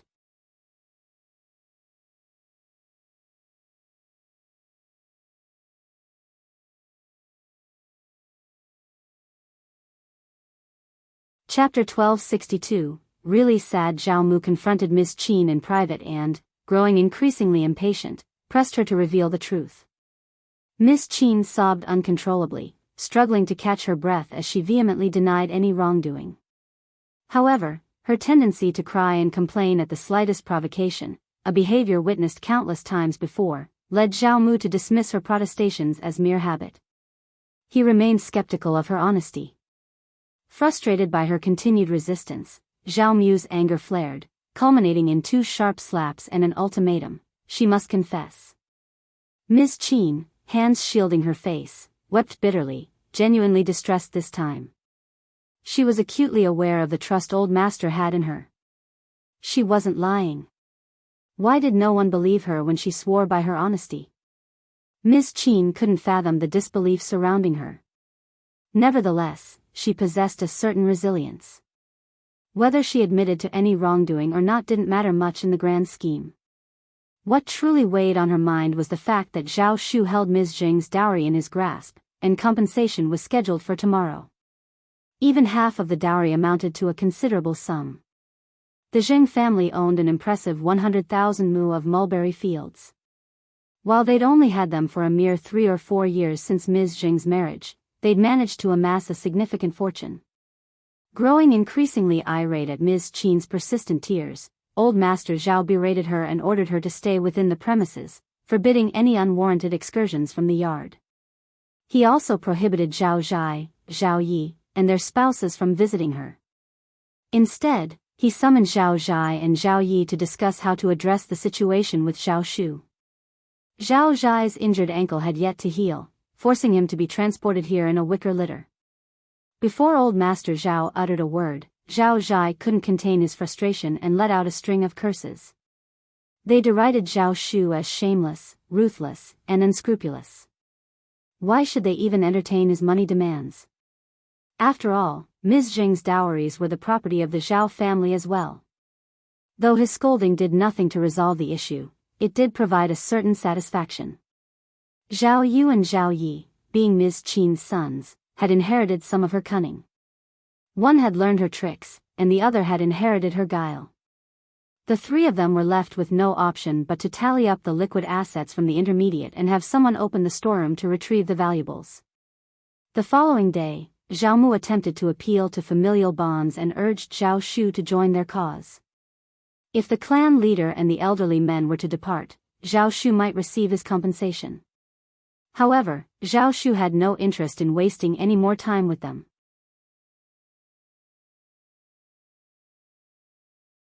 They had to compensate him, otherwise, he would report the matter to the governmental office, prompting a thorough investigation.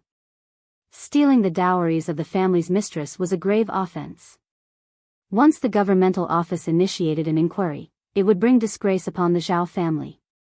Annoyed and exasperated, Zhao Mu had no choice but to comply. In the end, they compensated Zhao Shu with 80,000 liang in currency, along with an assortment of antiques, jade, jewelry, and 3 sizable chests, with a total estimated value of roughly 130,000 to 140,000 liang. This underscored the immense worth of Ms. Zheng's dowries. The clan leader and the clan elders were nearly incredulous. Without hesitation, Zhao Shu accepted the money and promptly left the Zhao family. He was straightforward, offering the clan leader and the others 10,000 liang and permitting them to select 2 items from the 3 large chests. The clan leader and the elders were overjoyed, treating Zhao Shu as one of their own. They warmly consoled and thanked him. If you find any errors, ads pop up, ads redirect, broken links, non-standard content, etc., please let us know. Report so we can fix it as soon as possible.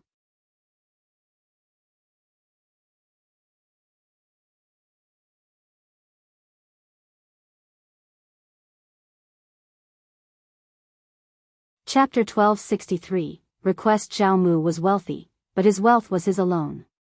He possessed a selfish disposition, offering little benefit to the clan. In contrast, Zhao Shu was far less generous than Zhao Shu. Their haul exceeded 10,000 liang, with each of them potentially receiving 1,000 to 2,000 liang, alongside 2 valuable antiques for emergencies. With prudent management, this windfall could secure the family's well-being for decades. Returning home, Zhao Shu wore a contented smile. That evening, they selected 1/3 of the treasures and brought 30,000 liang to visit Xiao Yunduan and Xiao Xian at the hostel. Please accept these humble offerings, Officer Xiao and Madam Xiao. Zhao Shu said, eager yet worried about their response. Officer Xiao, Madam Xiao, I insist, consider these gifts a token of our gratitude. Xiao Xian couldn't help but chuckle. Young Master Zhao, since you acquired these freely, we won't stand in your way. Madam Xiao, please, do not feel obligated, insisted Zhao Shu, known for his kind-heartedness, refusing to take back the gifts.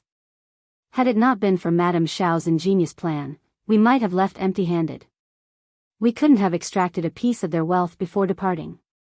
Furthermore, there is another matter I would appreciate your assistance with. Xiao Xian gracefully accepted Zhao Shu's offer, exchanging glances with Xiao Yunduan, who nodded approvingly while accepting the money. Young Master Zhao, we are partners in business, so there's no need to mention it. Zhao Shu sighed deeply. I want my mother to divorce Zhao Mu, but I fear he won't agree easily. Still, I wish to attempt it.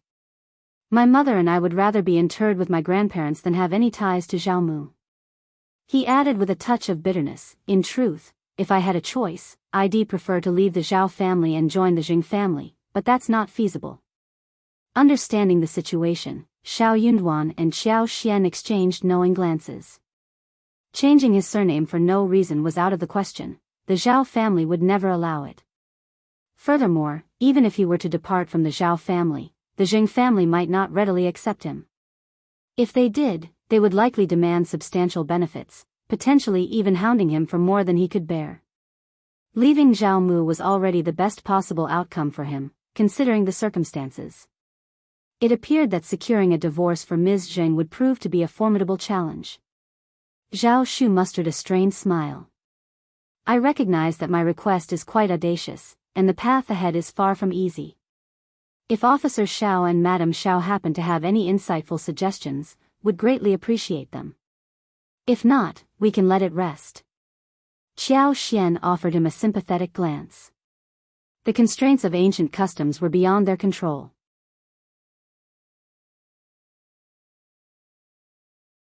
After some contemplation, Zhao Yunduan chuckled.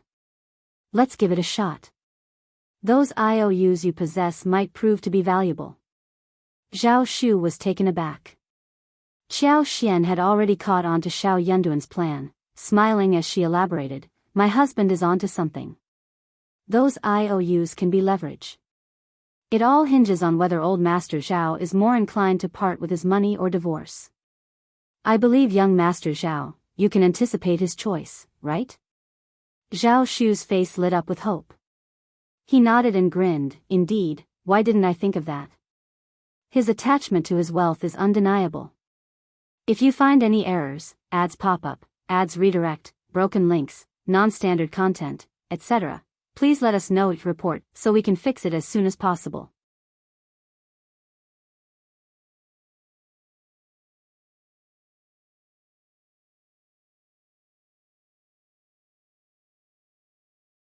Chapter 1264, Visit. He prioritized his wealth, often neglecting other aspects of his life.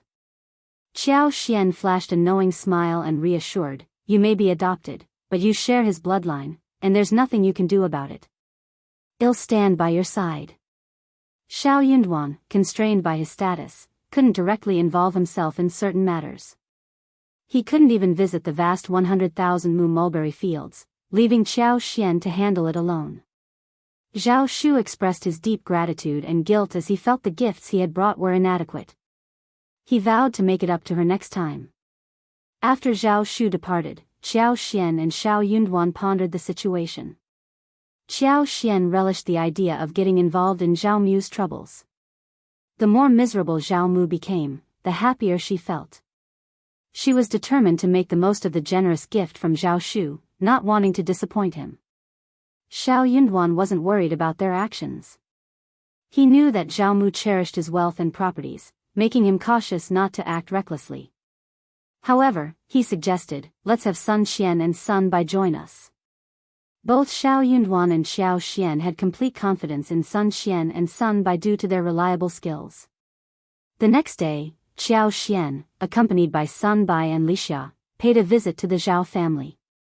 Upon hearing that Madame Zhao, the owner of the 100,000 mulberry fields, had come, Zhao Mu was pleasantly surprised. He assumed Qiao Xian was interested in the silk production from the mulberry fields and went out to personally welcome her. Qiao Xian, considering that Madame Zhao might feel uncomfortable being alone, paused and requested someone to fetch Ms.Qin to keep her company. But when he remembered that Ms.Qin was just a concubine, Zhao Mu hesitated. Madame Zhao might be infuriated if a mere concubine served her. He couldn't help but berate himself for forgetting such a crucial detail. In the grand hall, Zhao Mu treated Qiao Xian with utmost politeness. Zhao Mu couldn't conceal his surprise at how young Qiao Xian appeared. He covertly observed her and noted her exceptional demeanor. She spoke with confidence and showed no signs of fear, compelling him to treat her with due respect. Please do not take offense, old Master Zhao, Qiao Xian responded. I am truly honored, Madame Zhao. It is a privilege for the Zhao family to host you. You are most welcome, Madame Zhao, Zhao Mu replied, exchanging pleasantries. Qiao Xian's courteous manner further convinced Zhao Mu that she had come for the silk. The silk produced from 100,000 mu of mulberry fields was substantial, and he was the primary customer, making it a logical assumption. With her presence, Zhao Mu believed he held the upper hand in the situation, allowing him to remain patient and discern her intentions.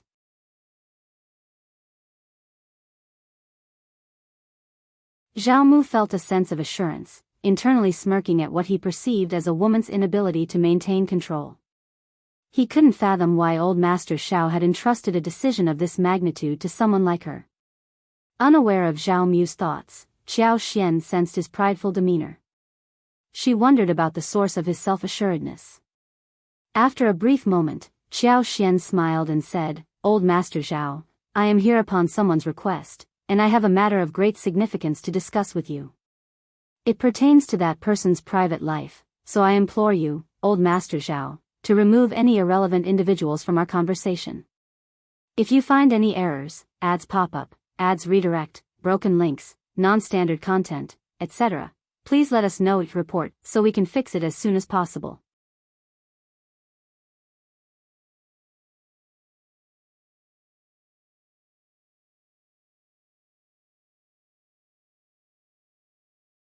Chapter 1265. Angry Zhao Mu's eyes widened in surprise, caught off guard by Qiao Xian's unexpected revelation.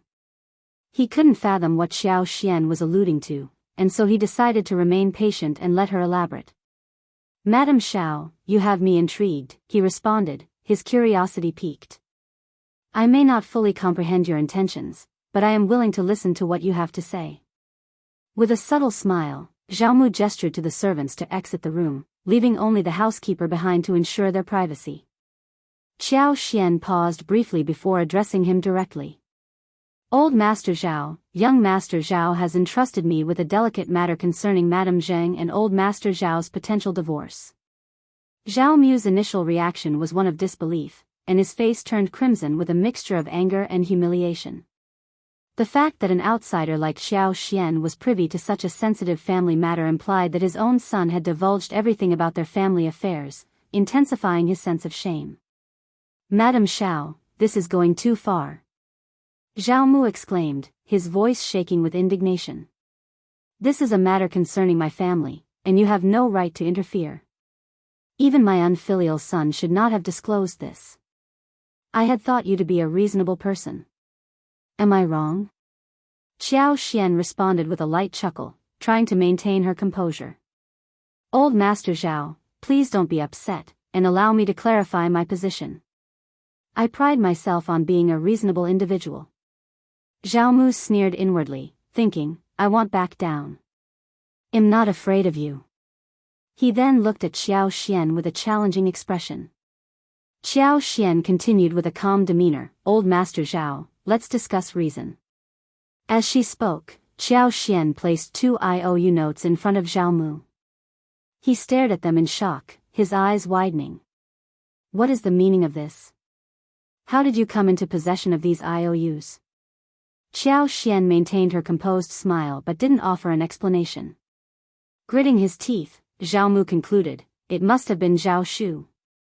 That ungrateful son must have given them to you."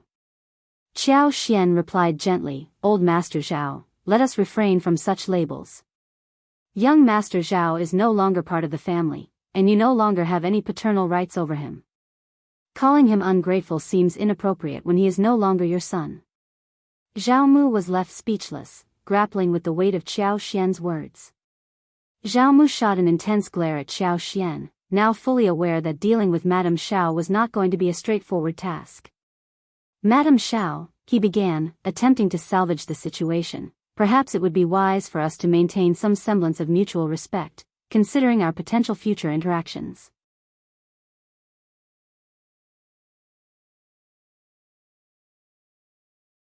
"Your silk business aligns with our workshop's interests, as we are the largest in Hangzhou. Cooperation could be mutually beneficial. What are your thoughts on this, Madame Zhao?" Qiao Xian responded with a serene smile. "Indeed, I have no immediate concerns about selling silk. Hangzhou can serve as a hub for distribution to other regions. If I don't sell all my goods this year, there's no harm in carrying them over to the next. My financial gains remain secure. Isn't that right, Old Master Zhao?" However, Zhao Mu couldn't ignore the stark reality that shutting down their workshop for an entire year was simply unfeasible. Doing so would jeopardize the Zhao family's standing as the wealthiest entity in Hangzhou.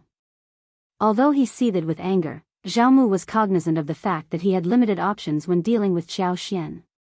She was, frustratingly, making a valid point. "What is your proposition?" he finally inquired, his voice strained. "I've been approached by young Master Zhao to facilitate a divorce on behalf of his mother. If Old Master Zhao were to provide me with the necessary divorce documents, wouldn't everyone stand to benefit?" Qiao Xian suggested. Zhao Mu considered her proposal carefully before responding, his patience wearing thin. "Silk, is that your only condition? I assure you we can meet your silk supply needs and offer them at market prices."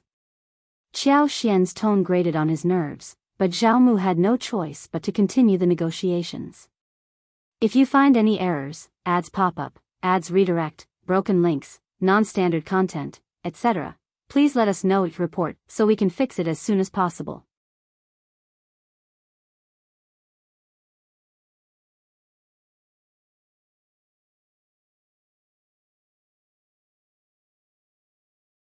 Chapter 1266, IOUs, yeah, Qiao Xian responded, seemingly unaware of any issues with her statement. She maintained a pleasant smile as she continued, your workshop is exceptionally spacious, and a minor price adjustment could potentially result in significant losses for you, correct? Are you dissatisfied with the prevailing market rates? Naturally, you can explore other suppliers, but finding an alternative source for such quantities might prove challenging.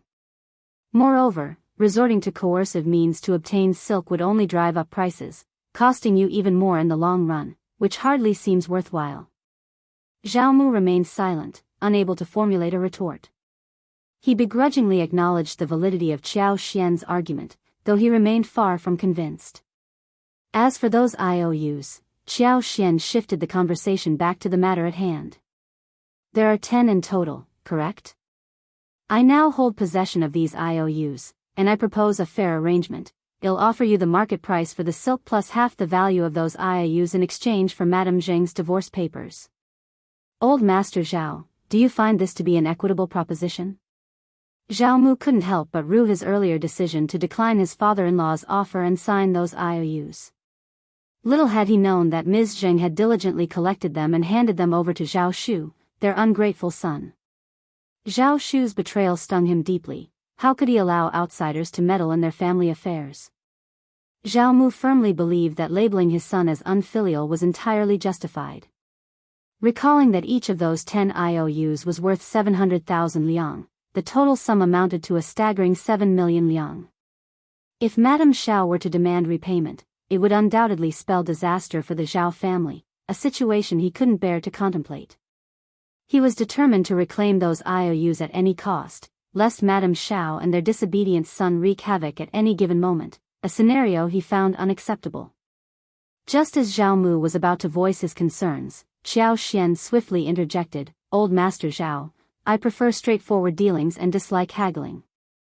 I've made what I consider to be a very sincere offer. If it doesn't meet your expectations, I won't press the matter further. Reluctantly, Zhao Mu held back the words he had been poised to speak. Although they had only just met, Zhao Mu could already discern the young madame's resolute temperament. If she made such a statement, she seemed entirely capable of following through with her intentions. What worried him most was that he couldn't afford to take such a gamble. With 7 million liang in IOUs and the prospect of obtaining a divorce paper in exchange for half that amount, 3,500,000 liang, it was undoubtedly an attractive deal. Madame Zhao had displayed a remarkable level of sincerity.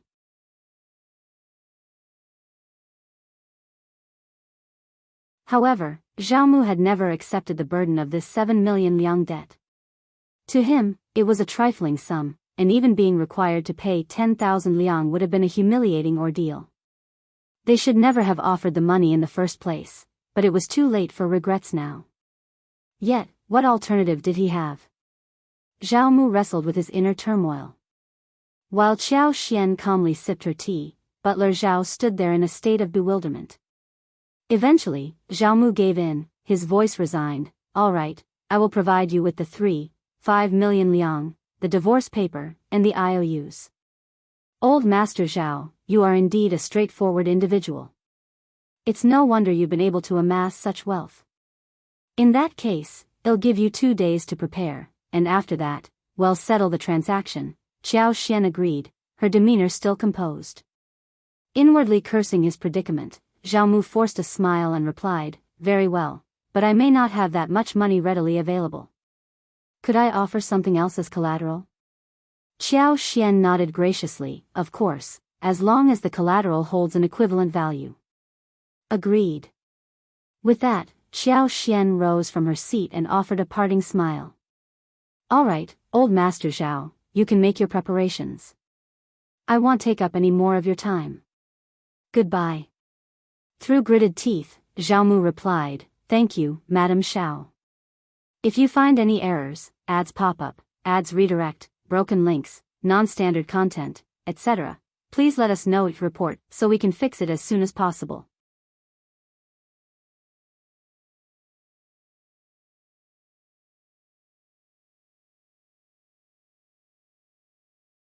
Chapter 1267, Money, Please, Master Zhao, Qiao Xian said. With a nod and a gentle smile, Qiao Xian departed with her entourage. In a fit of rage, Zhao Mu snatched the teacup beside him and hurled it to the ground. "How dare you! How dare you! How dare you!" Butler Zhao hung his head, wishing he could vanish into thin air. Old Master had incurred a substantial loss this time, and his fury was unsurprising. Yet, deep down, he knew that had he not disappointed Madam, matters might not have taken such a turn. It was a matter of cause and effect.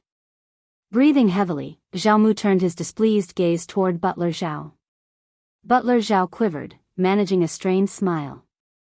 "Master, examine the accounts and determine how much can be salvaged. Inspect the estate and assess the stockpile for valuable items." Butler Zhao's heart ached for Old Master. "Certainly, Master." They were about to distribute a considerable amount. Terrified of becoming the target of Old Master's ire, Butler Zhao hurriedly made his exit. Zhao Mu vented his frustration for a moment before letting out a sigh of relief. He then slowly retraced his steps to the study. He needed to contemplate his future course of action. He firmly believed that without the Zheng family, he wouldn't have risen to prominence. The Zhao family's success had been solely due to his capabilities, nothing else. As for Zhao Shu and Madame Xiao, they would soon face his wrath. No one could subject Zhao Mu to such suffering. The Zhao family could afford 3.5 million liang. The Zhao family was undeniably prosperous. In a mere half-day, Butler Zhao delivered the news that their account held a substantial 800,000 liang. Additionally, they possessed 2 well-endowed fields in the southern part of the city, spanning 20,000 mu and 6,000 mu respectively. In Hangzhou, prime fields commanded a rate of 13 taels of silver per mu. When combined with the abbeys and laborers, the 26,000 mu holdings amounted to a staggering 400,000 liang. Though the Zhao family owned a few more fields, they were undoubtedly being retained. The storage room harbored an abundance of valuable assets. Given that they had already invested 400,000 liang in acquiring an exquisite jade cabbage, they could potentially procure an additional 500,000 liang. Not to mention a towering pair of red coral pieces valued at approximately 400,000 liang. Furthermore, there was a complete set of Yuezheng tea sets, a pair of suet white jade bottles, a crystal screen, a box of southern pearls each the size of a longan, and much more. In addition to this, Old Master Zhao had 100,000 liang worth of gold tucked away in the cellar. Collectively, these resources made it far from challenging for the Zhao family to amass the required 3.5 million.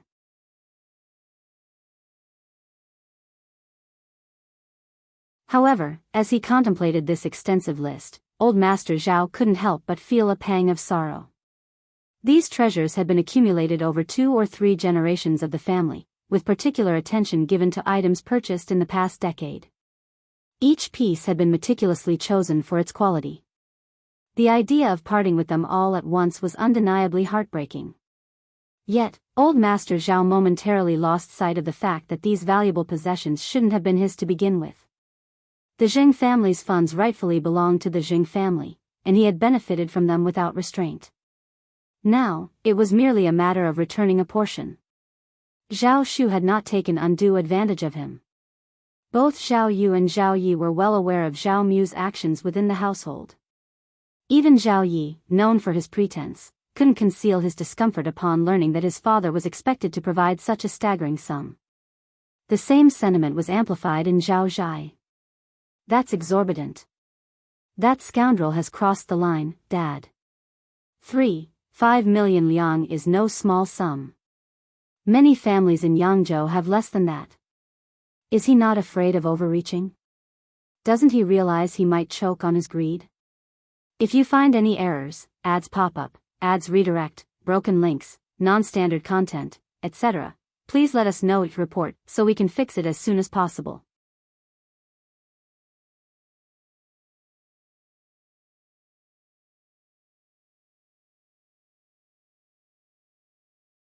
Chapter 1268. Forget it, we can't let him off so easily. Zhao Yi exclaimed. Dad, that's too much. 3,500,000 liang is not a small amount, and we need time to deal with it, right? How can we ask for so much all at once? Zhao Mu's heart skipped a beat. His second son was right. This way, they could carefully strategize and delay as much as possible.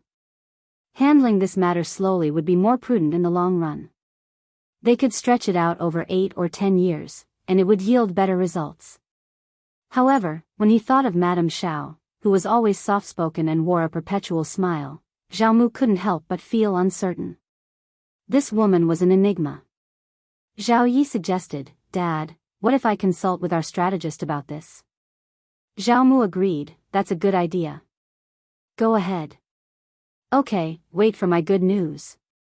Zhao Zhai, who was seeking help from others, sneered, we've suffered a significant loss in this lawsuit, and the official can't afford to offend them. Let's not waste our efforts. He resented Zhao Shu for prioritizing his own family, but seeing how determined Zhao Yi was made him sneer. However, his constant opposition to his father, Zhao Mu, always infuriated him. It was no different this time. Zhao Mu was already quite frustrated. His second son was actively contributing to the family's cause, while their eldest son not only remained unhelpful but also made sarcastic remarks. Zhao Mu shot him an angry glare and snapped, just be quiet. Your brother is working for the family's benefit, and what about you?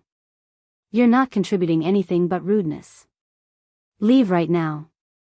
Frustrated and furious, Zhao Zhai was expelled from his father's study. He lingered outside the closed door for a while before departing in anger. Why hadn't he been able to offer any assistance?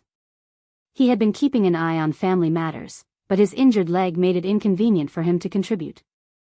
Zhao Yi returned shortly after, wearing a dejected expression. It was evident that their initial efforts had not gone well. The strategist didn't provide a direct answer but rather remarked, there are established rules for everything. We can simply adhere to these rules and spare ourselves unnecessary trouble, don't you think? What he didn't disclose to his father was that he had paid the strategist 100 liang just to extract these words. The strategist's intentions seemed increasingly dubious. Zhao Mu remained silent for an extended period. The following day, Qiao Xian was given properties valued at 3.5 million yuan, along with divorce papers for Ms. Zheng. Qiao Xian had someone assess the value and handed over 10 IOU notes.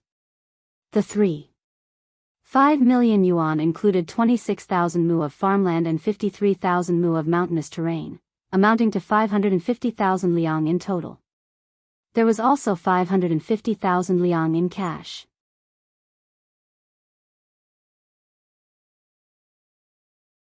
The two mansions were situated in prime areas of Hangzhou, one spanning 12 mu and the other 16 mu, with a combined value of 400,000 liang. The remaining balance was compensated with various valuable antiques. In any case, the settlement was even. Seeing such a substantial sum being taken away, Zhao Mu felt a profound sense of loss, as though a part of his heart had been hollowed out. His expression darkened. Qiao Xian smiled and remarked, Old Master Zhao, you should be content. The original sum was supposed to be 7 million liang, but it has been halved. You haven't suffered any loss at all. If you find any errors, ads pop up, ads redirect, broken links, non-standard content, etc., please let us know your report so we can fix it as soon as possible.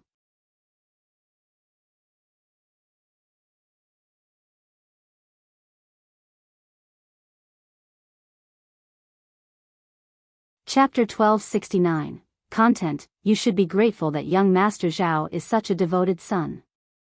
He willingly exchanged 3.5 million liang for his mother's freedom, showing his dedication to the Zhao family. Zhao Mu's expression darkened even further. His son's actions had betrayed him terribly. How could this be considered an act of filial piety? Holding the divorce paper, Zhao Shu's eyes welled up with tears, and even Uncle Qin let out a sigh. That's wonderful. Zhao Shu carefully put away the divorce paper, forcing a smile. We are no longer connected to Zhao Mu. Madam Xiao, thank you immensely for your help. With a bow, Zhao Shu expressed his gratitude. Qiao Xian, aware of his discomfort, smiled warmly. Young Master Zhao, there's no need for such formality. We are business partners, and it's only right to support each other. Madam Xiao, you're truly forthright. Zhao Shu smiled as he presented her with gifts. Please don't mention it, Madam Xiao. I'm not taking your assistance lightly. Without Officer Xiao's guidance and Madam Xiao's support, I wouldn't have achieved anything. The gifts were substantial, and after discussing it with Xiao Yunduan, Qiao Xian decided not to return them. Although they were generous, they were not too burdensome for Zhao Shu. 300,000 liang, 26,000 mu in 2 days, and 12 mu of land. Qiao Xian planned to head south every year when Zhao Shu began developing the floral fields in Hangzhou. Qiao Xian handed 300,000 liang to Xiao Yunduan along with 1,000 taels, advising him to use it wisely. In return, Xiao Yunduan gave Sun Qian and Sun by a letter to be delivered secretly to the Crown Prince. As trusted confidants of the Crown Prince with their own discreet channels, Xiao Yunduan had no worries about their ability to deliver the message. With a smile, Xiao Yunduan and Qiao Xian shared a sigh. It was no wonder that the southern business families enjoyed such luxurious lives. They were incredibly wealthy. Look at Zhao Mu, he managed to amass a few million in a single night. Qiao Xian made some calculations and realized she had nearly 500,000 liang but not many properties. She appeared to be quite wealthy herself. Satisfied with her situation, Qiao Xian had been in Yangzhou for a few days and was planning to visit Zhao Shu's floral field in Hangzhou before returning to her home in Yuzhang Heshan County. Upon hearing Xiao Yunduan's words, they both prepared to leave. Their reunion, even after a brief separation, was a joyous one, and their bond was as strong as ever. They had cherished their time together immensely. Qiao Xian couldn't stop gushing about the beauty of the southern flowers and willows. Xiao Yunduan, with a smile, nodded and held her close, reassuring her with affection. He had no intention of making his wife sad and was committed to maintaining his honor.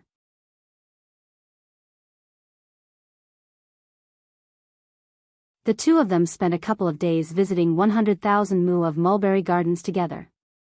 Qiao Xian used her extraordinary abilities to ensure the mulberry leaves in the fields grew better that year, enabling the silkworms to thrive and produce more silk. The silk's quality was expected to be exceptional. In this way, she felt less guilty about receiving 40% of the profits. However, she knew that next year, her share would be reduced to 30%. This 30% would amount to approximately 300,000 liang, which she believed would suffice for any emergencies the Crown Prince might face. If you find any errors, ads pop up, ads redirect, broken links, non-standard content, etc., please let us know each report so we can fix it as soon as possible.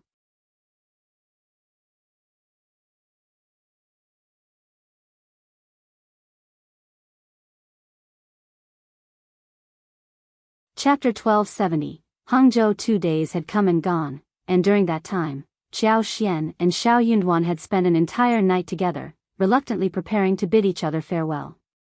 Qiao Xian cherished the unique dynamic between herself and Xiao Yunduan. Despite their physical separation and individual pursuits, they found solace in supporting one another whenever they could. This approach, they believed, was the key to sustaining their relationship and allowing it to thrive in the long run. All she desired was to find comfort in herself, a solace that would enable her to lead a fulfilling life after their impending separation. In Yangzhou, there were numerous tasks that required her attention, including the relocation of Ms. Zheng's grave, tending to the vast 100,000 mu of mulberry gardens, and establishing a tea plantation across 50,000 mu of land. Qiao Xian had requested Zhao Shu not to accompany her to Hangzhou but to remain in Yangzhou with Uncle Qin, assisting in managing these two estates. She pondered the fact that Aunt Qin was in Hangzhou and considered traveling there with her. Zhao Shu contemplated this for a moment and, after careful consideration, decided against joining them. He understood the importance of avoiding any hint of impropriety. Officer Zhao was still stationed in Hangzhou, and it wouldn't be appropriate for him to keep Madame Zhao company. Despite the strong bond between Madame Zhao and Officer Zhao, the threat of baseless rumors loomed large. People tended to believe that where there was smoke, there was fire, and these rumors could be harmful without any basis in reality. It was an unexplainable situation, and Zhao Shu was relieved that he chose not to accompany them. Meanwhile, Zhao Yunduan was not just idly staying in Yangzhou. He had a demanding itinerary that required him to visit numerous cities in the south. So, once Qiao Xian departed and their personal affairs were settled, he was ready to fully immerse himself in his work. Zhao Shu had been grappling with whether or not to report the management of the two estates and the mulberry garden to Officer Zhao. However, it became clear that Officer Zhao had little interest in these matters. They planned to share this information with Madame Zhao upon their reunion. With that, Zhao Shu went about attending to his own responsibilities. Meanwhile, there was entertainment to be had at the Zhao family's residence. The loss of such a significant sum of money had left Zhao Mu deeply unsettled. Both Zhao Zhai and Zhao Yi kept their distance, fearful of provoking his anger. Zhao Mu couldn't help but contemplate meeting Qiao Xian and finalizing the contract. He believed that some level of amicable rapport should exist between him and Madame Zhao, given the substantial wealth he was parting with.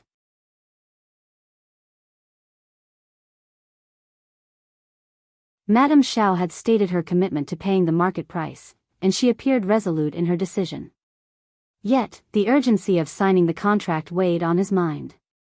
Once the workshop commenced operations, there would be no turning back. The ramifications of any delays were too significant to contemplate. This year, he might not succeed, but he planned to purchase fields for mulberry tree cultivation. In the following years, he would acquire silk, ensuring he was not as vulnerable as he currently felt. Zhao Mu set out to locate Madame Zhao, only to discover that she had departed Yangzhou. He wondered if and when she would return, though doubts lingered.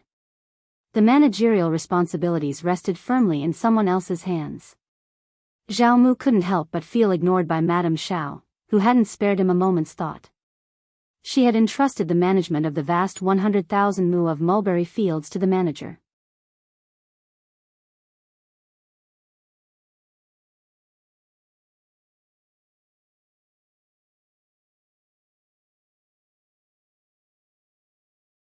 Chapter 1271. Manager Zhao Mu found himself heading towards the manager's office, not expecting what awaited him there. To his astonishment, the manager turned out to be none other than Uncle Qin. Shocked, Zhao Mu suddenly pieced together the puzzle and his emotions swirled into a turbulent mix of shock and anger. Qin, tell me the truth, was this Zhao Shu's scheme from the very beginning? Madame Zhao purchased mulberry fields, didn't she? He used her to deceive me, didn't he? It was inconceivable that someone could acquire such vast mulberry fields with a mere 2 million liang. It was a clever ruse, flipping the left hand with the right. I can't believe it. That scoundrel. How dare he play such a trick on me? He even had the audacity to pass the contract to someone else to trap me. As Zhao Mu seethed with anger, a wicked satisfaction washed over Uncle Qin. Zhao Mu, the wealthiest man in Yangzhou, and his young master had no allies, being both father and son. They stood no chance against Zhao Mu. Unexpectedly, together with Madame Zhao, they had managed to outmaneuver Zhao Mu and take a substantial bite out of his fortune. Master Zhao, you've got it all wrong. Madame Zhao did indeed purchase a portion of the mulberry garden. She hired me to handle the transaction.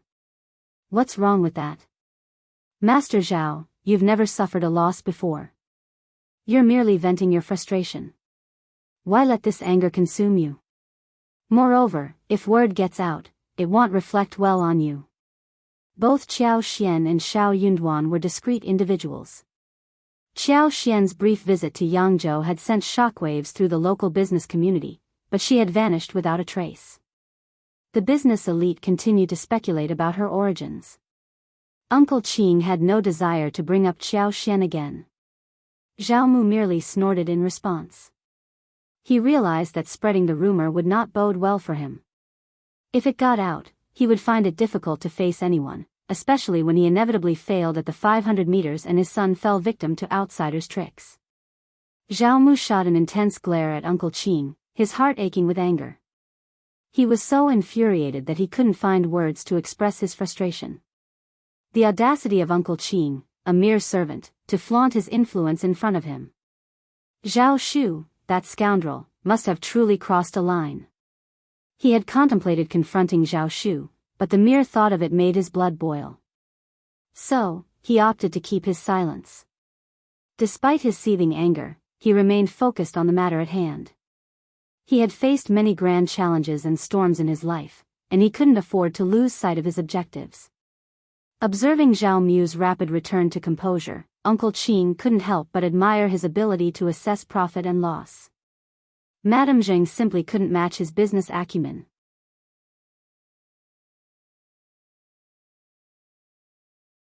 Uncle Qin made it clear that he wouldn't sign any contracts, reassuring Zhao Mu with a smile that Madame Xiao would undoubtedly uphold her promise. All he needed to do was be patient. When the silk hit the market, they would pay him the market price, without offering any discounts. Zhao Mu muttered under his breath, even Uncle Qin dared to challenge him. If it had been Madame Xiao, Zhao Mu might have been more diplomatic, but when dealing with Uncle Qin, niceties were out of the question. Zhao Mu sneered, "Very well, remember your words today." With that, he departed. The mulberry garden still rested in Zhao Shu's possession, and he needed to amass sufficient funds to purchase the silk. His ungrateful son would make no exceptions for him, that much was certain.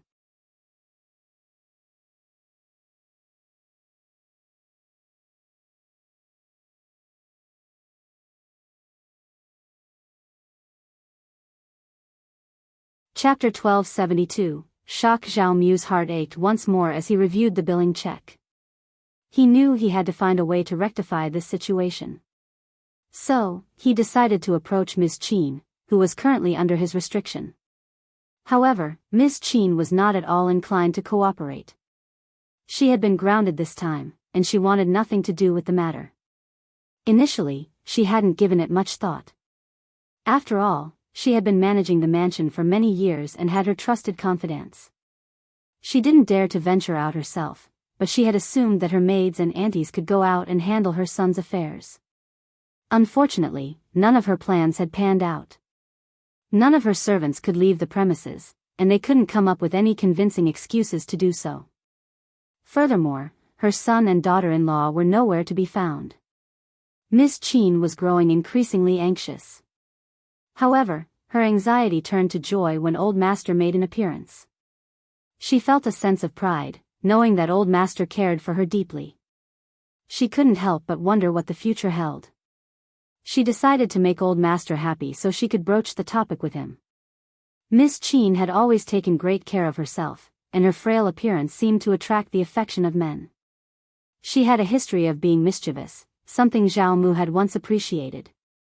But today, he was not in the mood for it. He gently pushed away Ms.Qin, who was trying to entice him with her charms. Instead, he pressed her about Ms. Zheng's dowry.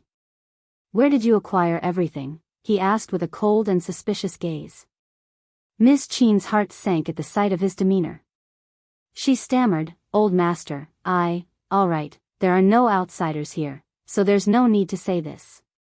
Whatever transpired in the past, Old Master, I hold no grudges against you. It's all history now, just tell the truth." Ms.Qin felt a bitter resentment building within her. The truth? She had already spoken the truth at least 8 or 10 times, but no one had believed her. Unable to hold back her emotions, Ms.Qin burst into tears, covering her face as her sobs racked her body. However, Zhao Mu found no amusement in her tears. Instead, he grew increasingly irritated. "Ms.Qin, what's this pretense for? If you want speak the truth, don't force me to take action." Ms.Qin's crying only intensified. Old Master had always treated her well, so why did he suddenly doubt her this time? Desperation overcame Ms.Qin, and she knelt before Zhao Mu, performing kowtows while swearing that she was not involved in any wrongdoing. How could she admit to taking something she had never touched? Zhao Mu initially suspected she was putting on an act, but something didn't quite add up. When Ms.Qin made the promise, she seemed sincere and honest. She had no reason to conceal the truth at that moment.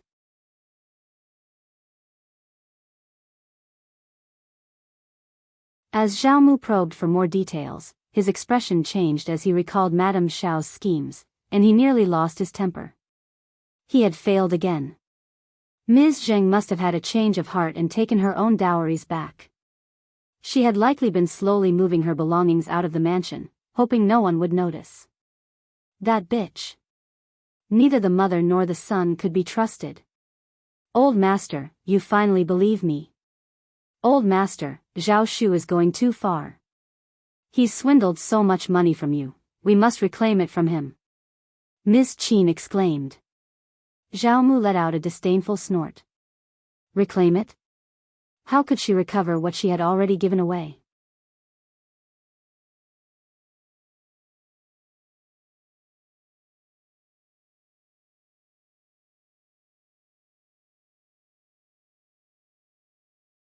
Chapter 1273, Petty Revenge compared to the sum of 3.5 million liang, a few 100,000 seemed inconsequential. It was beyond infuriating. Zhao Mu seethed with anger, almost unable to contain himself. He was a seasoned veteran in the business world with decades of experience, confident in his ability to navigate any situation and outwit any adversary. Yet, against all odds, he had fallen into the clutches of this mother-son duo. Fuming, Zhao Mu stormed out with an icy demeanor, his frustration simmering within him, nowhere to be released. Ms.Qin had lost her composure too. Once she gained her freedom, she stumbled upon the staggering compensation of 3,500,000 liang. Clutching her chest, she let out a heart-rending scream, the pain piercing her very soul. That money belonged to the Zhao family, to her son, and to herself. How could Zhao Shu arbitrarily appropriate such a significant sum? That wretched scoundrel has gone too far. He's absolutely insufferable. We can't let him off the hook so easily. Ms.Qin gritted her teeth and summoned her two sons for a conference. I've heard he's still in Hangzhou. No matter what it takes, we must teach him a lesson and force him to return every last cent. Ms.Qin's rage intensified, particularly upon discovering that Uncle Qin was overseeing the vast mulberry fields. It only fueled her fury further, as she suspected Zhao Shu's involvement. Their losses had been monumental. Zhao Zhai shared in the anger. He sneered, who does that brat think he is? He won't need any tricks after I'm through with him. In fact, I'll give him a few extra lessons so he understands that not just anyone can trample over us. Zhao Zhai harbored no qualms about a confrontation in Yangzhou. Zhao Yi, on the other hand, remained silent, his thoughts laced with inner curses directed at Zhao Zhai for his impulsive nature. What would be the purpose of physically assaulting Zhao Shu? Could it guarantee the return of the money? However, it couldn't be denied that Zhao Shu deserved some sort of retribution. If elder brother intended to confront him physically, there would be no objections. Ms.Qin had always excelled at subtle manipulation, and she found a sense of satisfaction in these sentiments. Indeed, he needs a stern lesson. Seek out individuals who can keep their mouths shut. Don't worry about the expense, give them a thrashing and leave them incapacitated. But ensure they don't lose their lives. Humph, in Yangzhou, nobody will care about his well-being. Encouraged by his mother's support, Zhao Zhai wore a satisfied expression and nodded in agreement. Initially, Zhao Zhai had intended to carry out this plan with his trusted servants, but he bumped into his close friend, Brother Lin, who inquired about his intentions.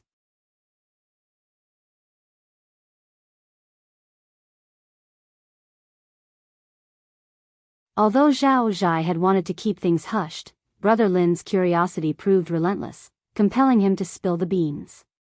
He made it clear that the matter should remain confidential. Young Master Lin pondered for a moment, then grinned. Brother Zhao, merely beating him up is child's play, too simple. Didn't you mention that his loyal servants control the 100,000 mulberry fields? What if we were to set fire to them, he. Zhao Zhai's eyes gleamed with intrigue, and he responded with a smile. You're absolutely right. Why didn't I think of that, Brother Lin? You're a genius. Young Master Lin joined in the laughter. Plan it meticulously and watch them suffer. Absolutely. Zhao Zhai treated young Master Lin to a drink and set his plan in motion the following day. Since they no longer possessed the mulberry garden, if they couldn't have it, they were determined to ensure no one else could either. It seemed like a perfectly reasonable course of action.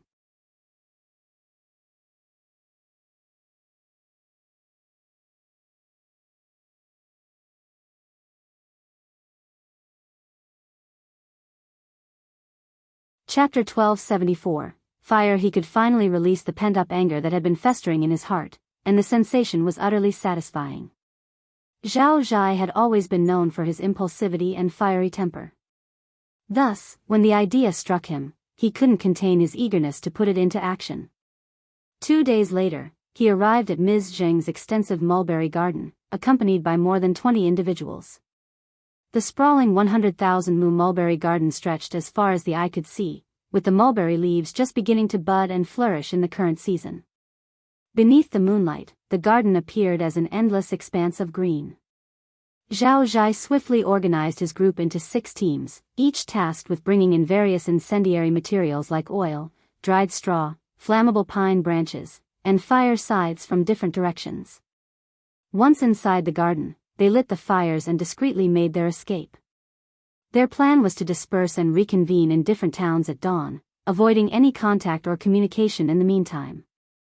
In his quest to vent his anger, Zhao Zhai generously paid each participant 50 liang and added an extra 10 for the leader, totaling a substantial sum. This would be enough for these individuals to survive for at least half a month.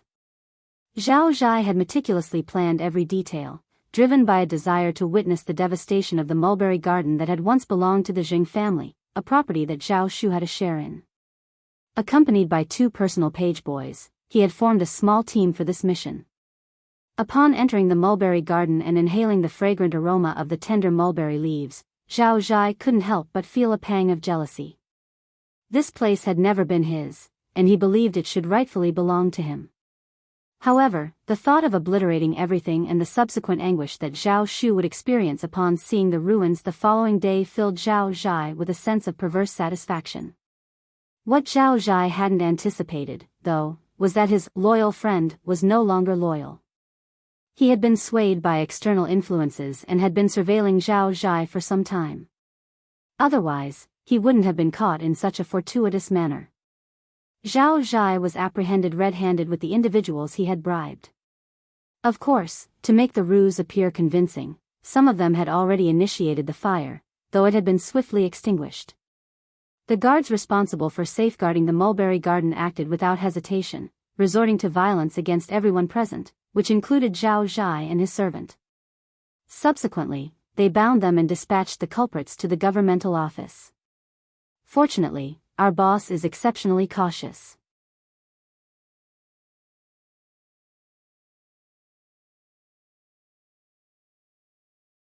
She acquired the entire 100,000 mu of mulberry garden in a single purchase, and being an outsider, she anticipated potential jealousy from others. She worried that someone might engage in underhanded activities behind her back, so she issued orders for daily patrols, especially during the night. She has a preference for exploiting the cover of darkness and the late hours, one of the guards explained. For a while, nothing unusual occurred, and we started to think that perhaps our owner's caution was excessive. We even considered recommending to the manager that the night patrols should be discontinued if no incidents arose within a few days. After all, this level of vigilance can't be sustained indefinitely. However, it all changed last night. The housekeepers and servants present clenched their jaws and glared at the miserable bandits before them. Unbelievably malicious. Fortunately, they remained diligent in their patrols and refrained from any complacency. This vigilance paid off when they observed these individuals sneaking into the mulberry garden the previous night, prompting them to discreetly tail the intruders. Initially, they believed the intruders were merely harvesting leaves and mulberry trees. Little did they know that the intruders were about to set the trees ablaze. If the fire had taken hold, the entire mulberry garden would have been reduced to ashes, and the consequences would have been.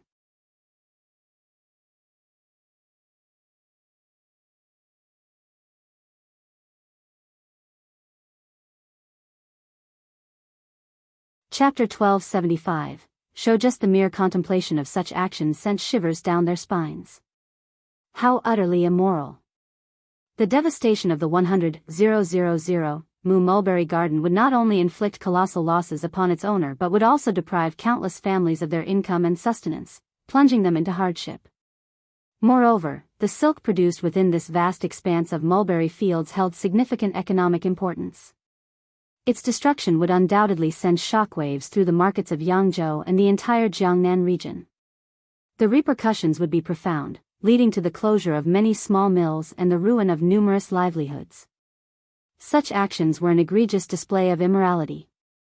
The official resolved to punish the culprits severely, making an example of them to deter any potential wrongdoers. The official himself was infuriated by these events. He also recognized that the destruction of the 100,000 Mu mulberry fields would inevitably disrupt the silk market, causing prices to soar. In such a scenario, as the magistrate, he would bear the blame, potentially damaging his political career.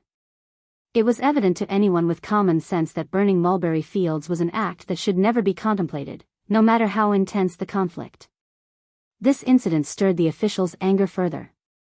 Even if the mulberry garden manager chose not to file a complaint, he intended to take stern action against the perpetrators. These 20 or 30 wrongdoers would each receive 30 lashes and serve a 6-month imprisonment, while the leaders would be incarcerated for 3 years. The official was determined to uncover the mastermind behind this malicious act and ensure they faced severe consequences.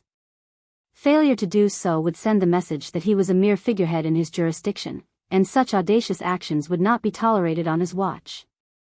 He remained indifferent to the rivalries and personal disputes that often plagued the business world.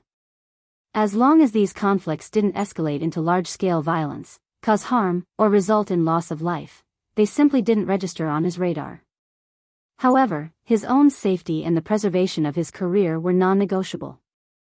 The prospect of being the subject of mockery among his peers in the governmental office if he failed to identify the wrongdoer weighed heavily on his mind. Surprisingly, the investigation proved straightforward, thanks to the fact that the culprit was conspicuously associated with a group of troublemakers.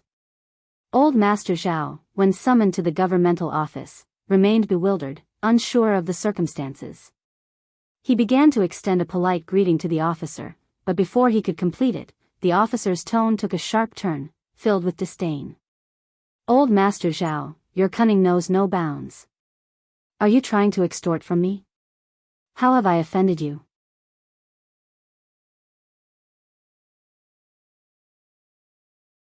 "Old Master Zhao, let's have some transparency here. No more underhanded tactics, all right?" Startled, Zhao Mu knelt down, a mixture of shock and confusion on his face. "Officer, what on earth are you talking about? I'm utterly perplexed. Is there some grave misunderstanding? Could someone be scheming against me, framing me in your eyes?" The thought of Zhao Shu crossed his mind. He couldn't imagine anyone else orchestrating such a setup against him. The officer scoffed and instructed his aide to narrate the situation to Old Master Zhao. As the details unfolded, Zhao Mu's heart sank, and a chilling realization dawned upon him. He attempted to defend himself, vehemently claiming his innocence, but the officer remained skeptical.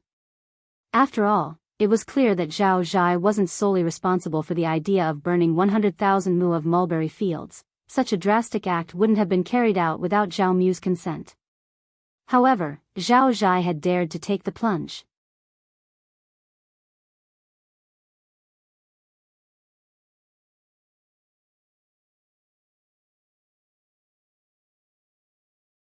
Chapter 1276. Money. Those unaware remained undaunted. Prior to the incident, Zhao Zhai was brimming with motivation, determined to make a significant contribution. He firmly believed that his efforts could elevate the Zhao family's standing, potentially earning his father's newfound respect. From this moment onward, he anticipated his father's heightened regard for him.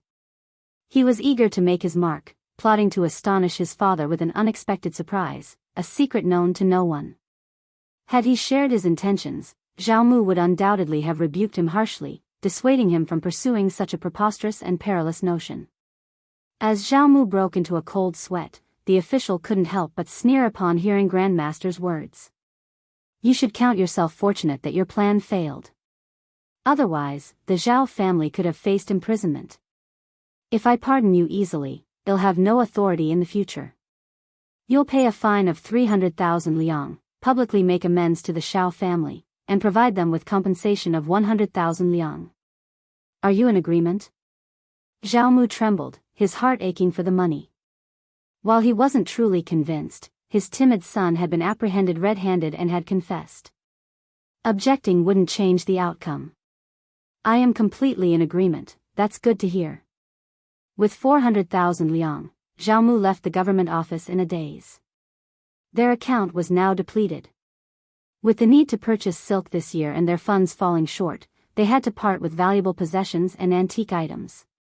He had initially planned to set aside 100,000 liang in savings, intending to settle their accounts after selling the silk.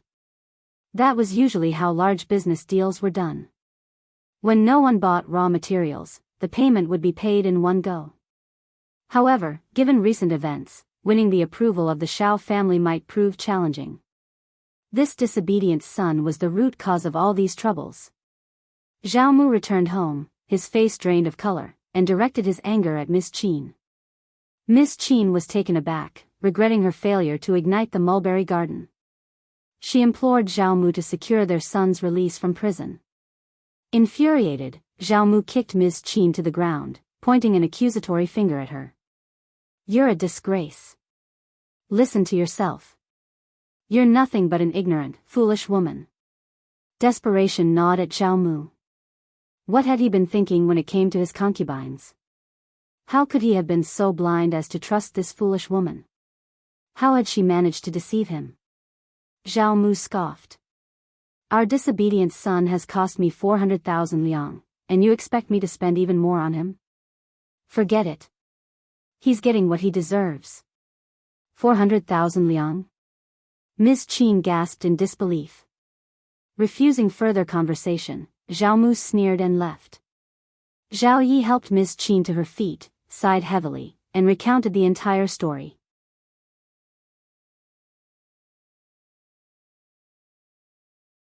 Ms.Qin clutched her chest in despair. 400,000 liang. It was an exorbitant sum, and now it was gone, her son's hard-earned money. She felt utterly heartbroken. This is absolutely outrageous. Ms.Qin fumed. The old master is so greedy and biased. The mulberry garden is unharmed, so why must we compensate them such a colossal sum?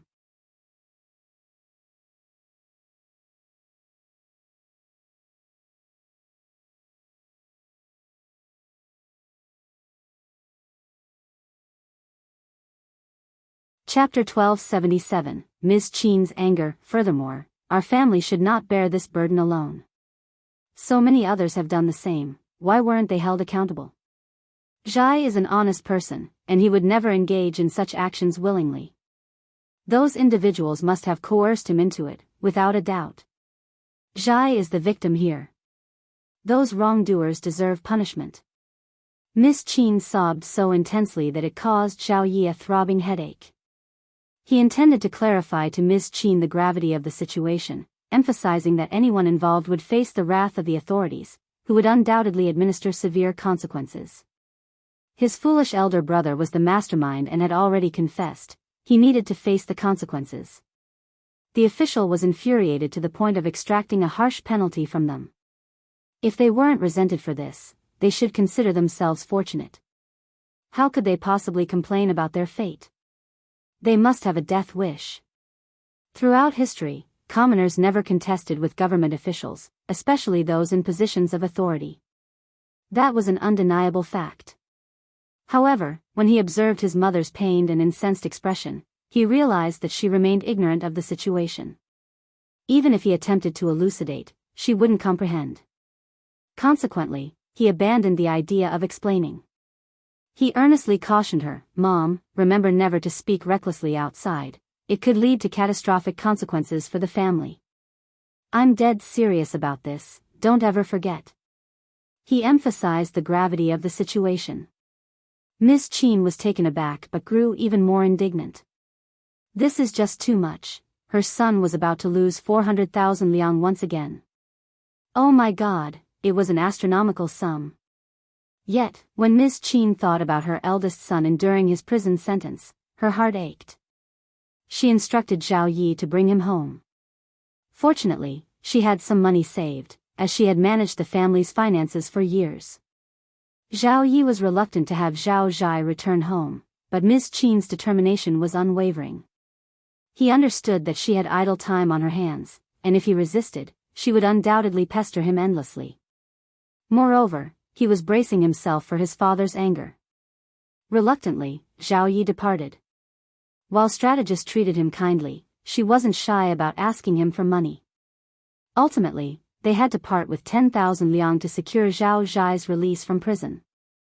The moment Zhao Zhai returned, he faced a barrage of scolding from Zhao Mu. He felt overwhelmed and disheartened. Initially, he hadn't comprehended the gravity of the situation, believing that he had been unlucky to get caught in the act. However, as he listened to Zhao Yi's explanation, he turned pale and began to sweat profusely. Zhao Mu was exasperated.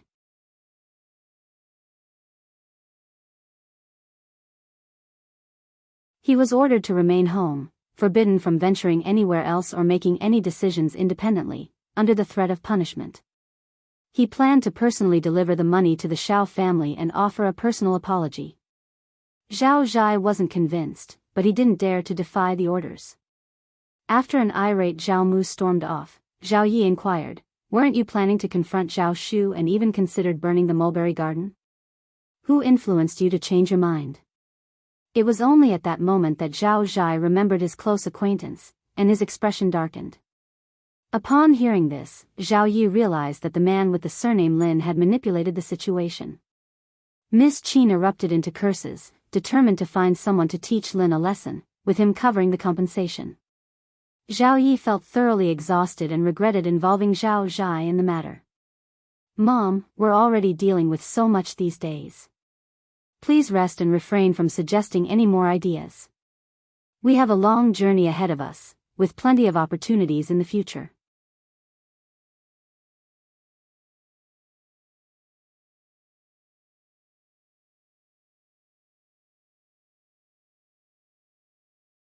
Chapter 1278, Compensation. That's all she said, and it was elder brother who took the initiative.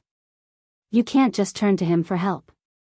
He was on the verge of remarking that elder brother was a mature adult who should have discerned right from wrong. How could he blindly obey someone else's orders? Was he being naive?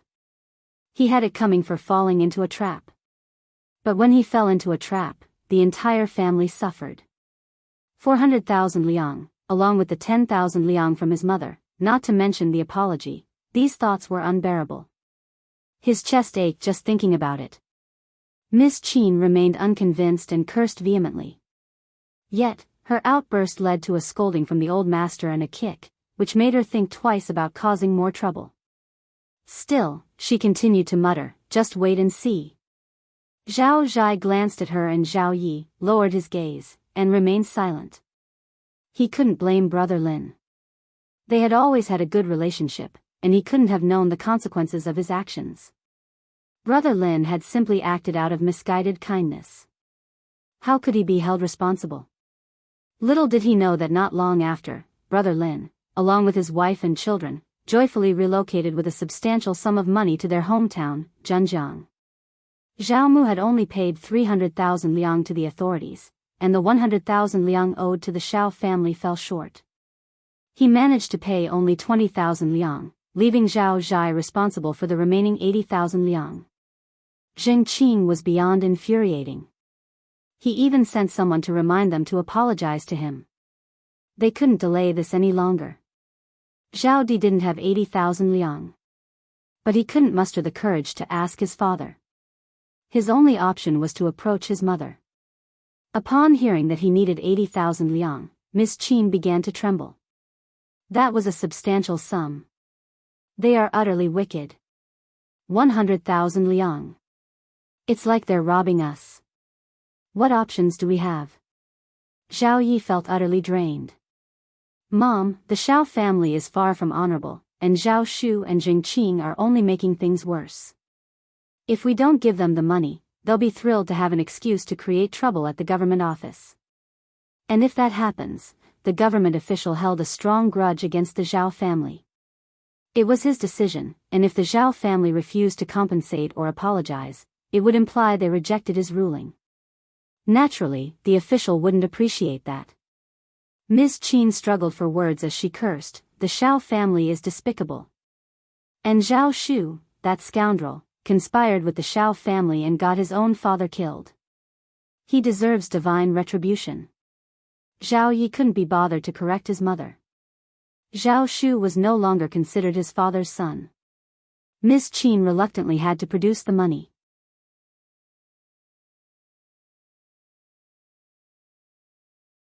However, despite managing the family for several years, the finances in their shared savings were handled by the housekeeper and the accountant. Every 3 months, Zhao Mu would make adjustments. She could only withdraw a modest amount from the shared savings, typically just 10 or 20 liang, or occasionally 30 liang.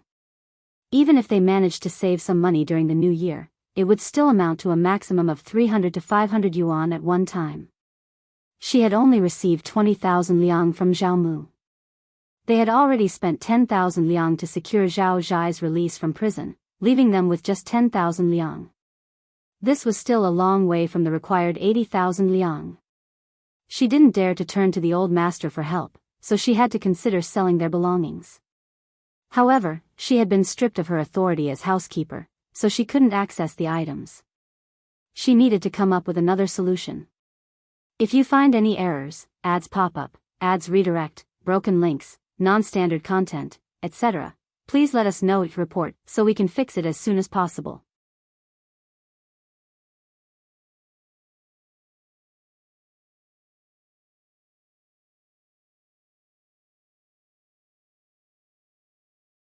Chapter 1279. Show. Fortunately, she had acquired many valuable possessions over the years, leaving her with no need to resort to pawning for money. Reluctant to part with her exquisite jewelry, she carefully selected a handful of porcelain bottles and jade ornaments, entrusting Zhao Zhai with the task of pawning them for much-needed funds. As she clutched these precious items, her frustration got the better of her, leading to another scolding directed at Zhao Shu. Accompanied by these valuable assets, Zhao Zhai headed to the local pawn shop. Regrettably, he shared the same unfortunate trait as Ms.Qin, a lack of knowledge regarding the true worth of his possessions. Unbeknownst to them, a single pair of porcelain vases alone could fetch a minimum of 50,000 liang, with the other pair worth 40,000 liang. The pawn shop's manager and staff possessed keen discernment. Not only could they assess the value of items, but they could also gauge the character of their clients. Their instincts immediately identified this young master as an inexperienced and perhaps naive individual, merely from his body language. These were all lucrative opportunities knocking at their door, and they had no intention of letting them slip by. Consequently, Zhao Zhai's possessions, which could have been valued at 180,000 liang or more, were appraised at a mere 80,000 liang. Once the necessary 100,000 liang had been collected, Zhao Zhai had no choice but to proceed to the mulberry garden to offer his apology, accompanied by butler Zhao. To his chagrin, Uncle Qing received him, intensifying Zhao Zhai's sense of humiliation as if Uncle Qing were a servant who had betrayed his master.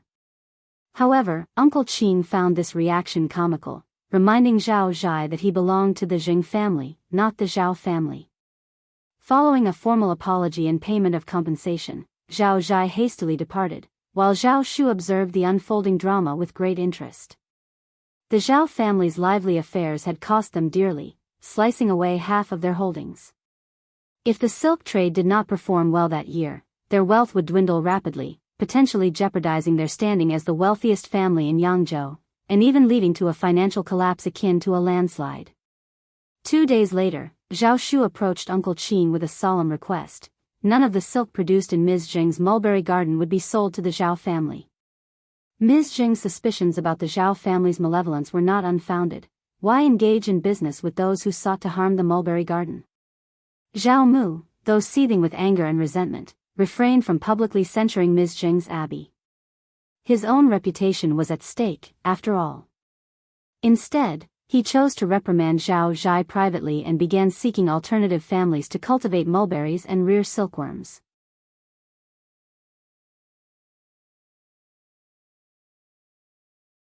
Zhao disapproved of his wife and son's actions, having thrived in Hangzhou for many years thanks to the Zheng family support, which had ultimately made him the wealthiest man in the city. Consequently, he had attracted envy from many quarters. Now, his fortunes were dwindling, and he found himself a target for others' ambitions. As a result, his plan to sign contracts and purchase silk faced considerable obstacles. Prices were artificially inflated, and sellers insisted on receiving the full amount up front, refusing to negotiate. Silk always found its buyers, and Zhao, infuriated and frustrated, had no choice but to begrudgingly pay the full price. He resolved to prepare for the coming year when the mulberry fields would yield their harvest. However, this approach strained their cash flow, leaving the family with empty accounts and forcing them to sell some of their cherished possessions. With their cash flow disrupted, the Zhao family faced an ominous predicament. It was as though the mountains had crumbled and the earth had split beneath their feet. If you find any errors, ads pop up, ads redirect, broken links, non-standard content, etc., please let us know your report so we can fix it as soon as possible.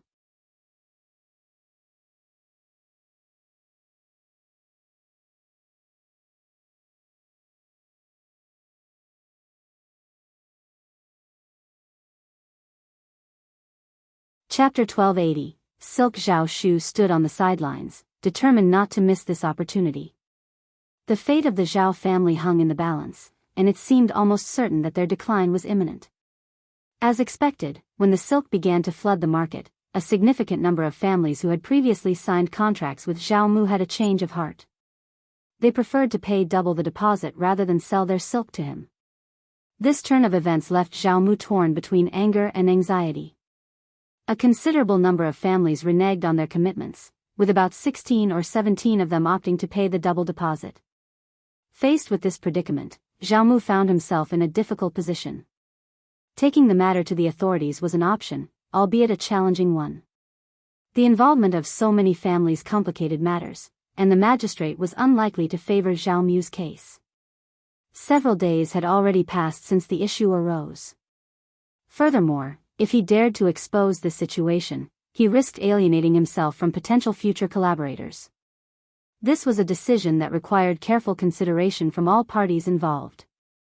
In light of these circumstances, Zhao had no choice but to approach the manager of the weaving workshop and seek a supply of silk from Ms. Zheng's mulberry garden.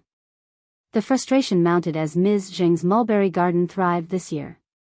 The leaves were fresh and abundant, the silkworms were plump and vigorous, producing copious amounts of silk.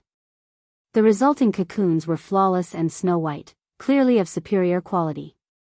Ms. Zheng's mulberry garden was poised to yield 30% more silk than the previous year.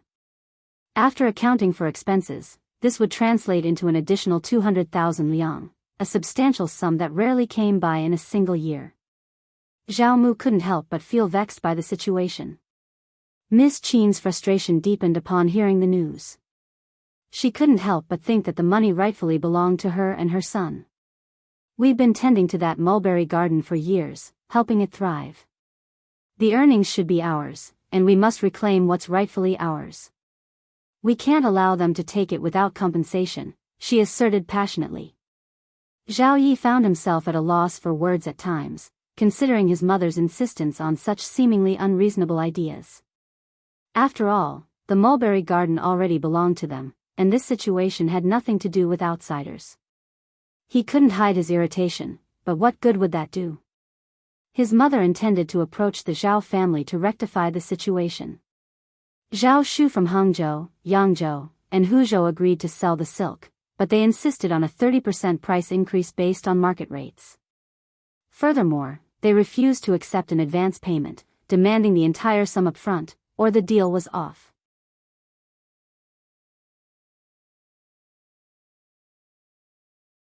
Zhao's anger flared, and he resorted to harsh words, accusing them of bullying. Zhao Zhai and Zhao Yi shared their father's annoyance and joined in the verbal exchange, criticizing Zhao Shu for his apparent ingratitude. Zhao Yi expressed his determination to source silk from Hangzhou, Huzhou, and Suzhou, believing he could secure supplies from all three locations. Zhao Zhai also expressed his willingness to contribute to this effort. After some consideration, Zhao Mu concurred with their plan. They sold more assets, giving each son 100,000 liang to purchase silk from Su and Hu states. While Zhao Mu remained in Yangzhou to oversee the workshop, he needed to repurchase silk from the silkworm store promptly to keep production running smoothly. The urgency of the situation was clear. They had to act swiftly, or the silk supply would fall short, jeopardizing their ability to fulfill last year's orders. Failure to deliver on those orders would spell disaster for the Zhao family.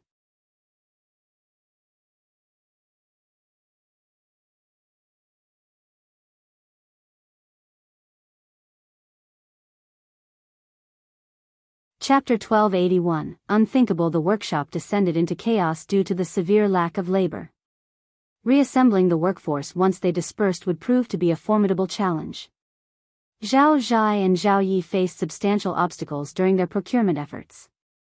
The Su and Hu states were plagued by significant negative karma, and their annual demand for locally produced silk made it nearly impossible to sell any to outsiders. When foreign merchants arrived seeking to purchase a substantial quantity like 100,000 liang, equivalent to 125,000 kilograms, it left everyone perplexed. How on earth could they afford such an enormous amount? Their purchases of less than 5,000 kilograms immediately drew the ire of prominent local business figures entrenched in the negative karma industry. Furious at what they perceived as young Master Zhao's interference in the local market, they united to expel the newcomers. Zhao Yi displayed astute judgment. He offered some conciliatory words and left Suzhou with his modest 4,000 kilograms of silk. It was abundantly clear to him that lingering longer would not yield any further purchases. Local businessmen had made it explicitly clear that even if he stayed, he wouldn't be able to secure any additional silk. Silkworm households would not risk alienating the locals by selling to outsiders. Being able to safely transport 500 grams of silk back was already a minor victory in itself. In his mind, Zhao Yi was oversimplifying the entire ordeal. Their situation was dire, and there was no going back. In the Hu state, Zhao Zhai encountered a similar predicament. While he managed to acquire a larger quantity of silk than his counterpart, he too was eventually forced to leave after buying nearly 10,000 kilograms. Yet, Zhao Zhai's stubborn temperament meant he wouldn't accept being chased away so easily. If Ms.Qin had encountered a similar situation, she would have shared the same perspective as him, that she was investing in her business, not coercing anyone into buying or selling, and certainly not engaging in theft. So, why was she unable to make any purchases? In the end, during Zhao Zhai's attempt to make a purchase, he encountered troublemakers who assaulted him, concealing their identity with a sack over his head. Despite the ordeal, Zhao Zhai continued to vent his frustration during the 500-meter trek back to the hostel. He refused to back down, exclaiming, "You don't want me to buy? I want to buy. I'm not stealing, I'm openly purchasing. Why can't I make a purchase?" Undeterred, Zhao Zhai instructed his men to persist with their attempts to acquire silk and even suggested raising the price, believing no one would willingly part with their money. However, fate was not on their side. Not only did they fail to secure any silk, but they were also swindled out of over 50,000 liang.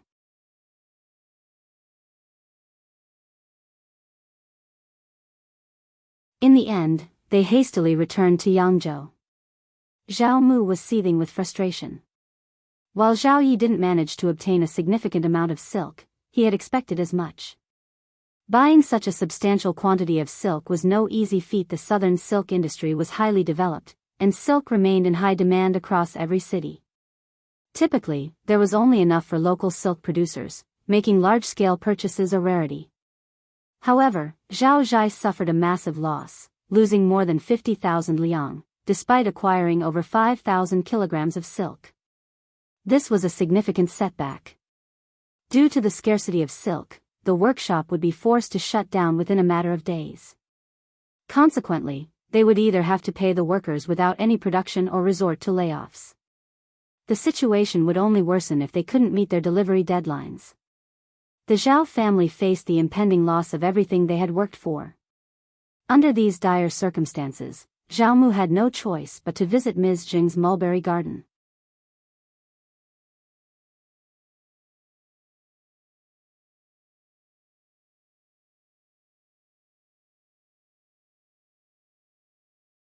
Chapter 1282. Bowing. Zhao Mu's anxiety intensified as he observed the workers busily moving goods in and out.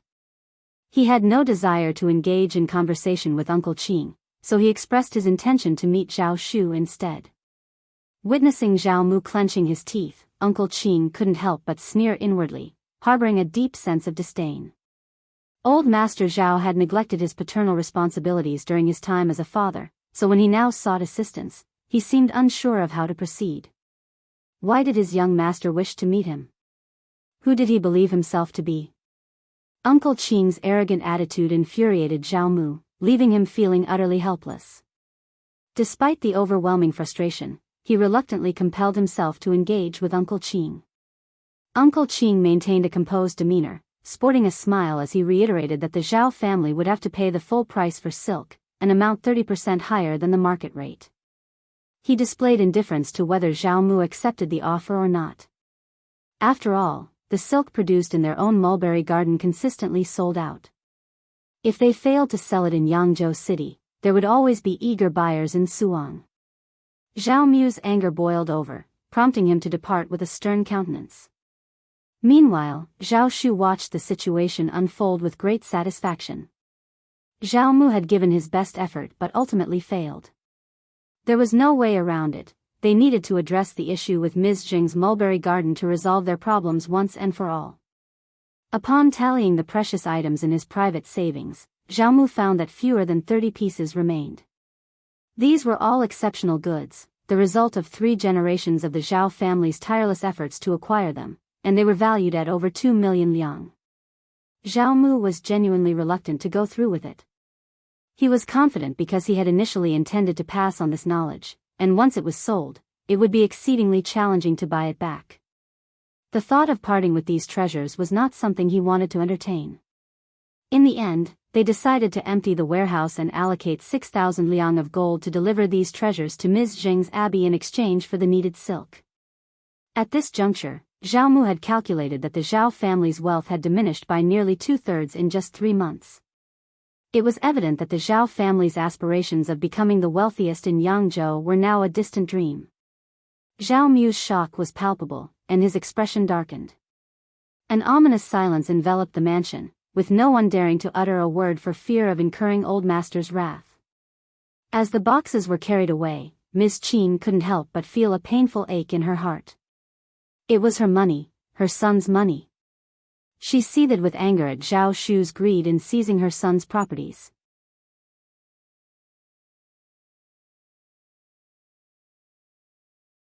With the workshop matter resolved, Zhao Mu turned his attention to his impending second marriage. Despite his recent trials, he still had some savings left. Upon hearing the news of his forthcoming nuptials, many families expressed interest in him. Ms.Qin, overwhelmed by her concerns about money and property, had neglected this aspect. However, she realized that she couldn't intervene anymore.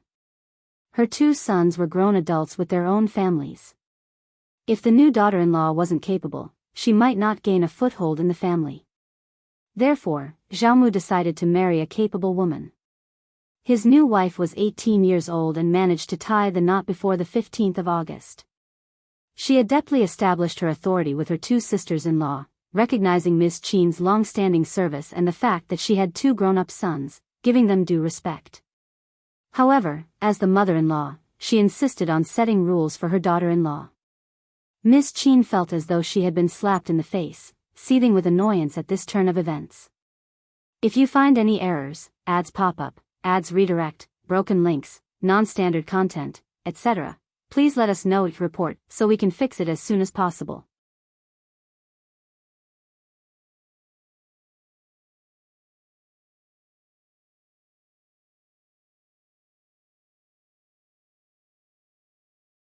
Chapter 1283. in the foot Zhao Zhai and Zhao Yi were growing increasingly frustrated with the situation.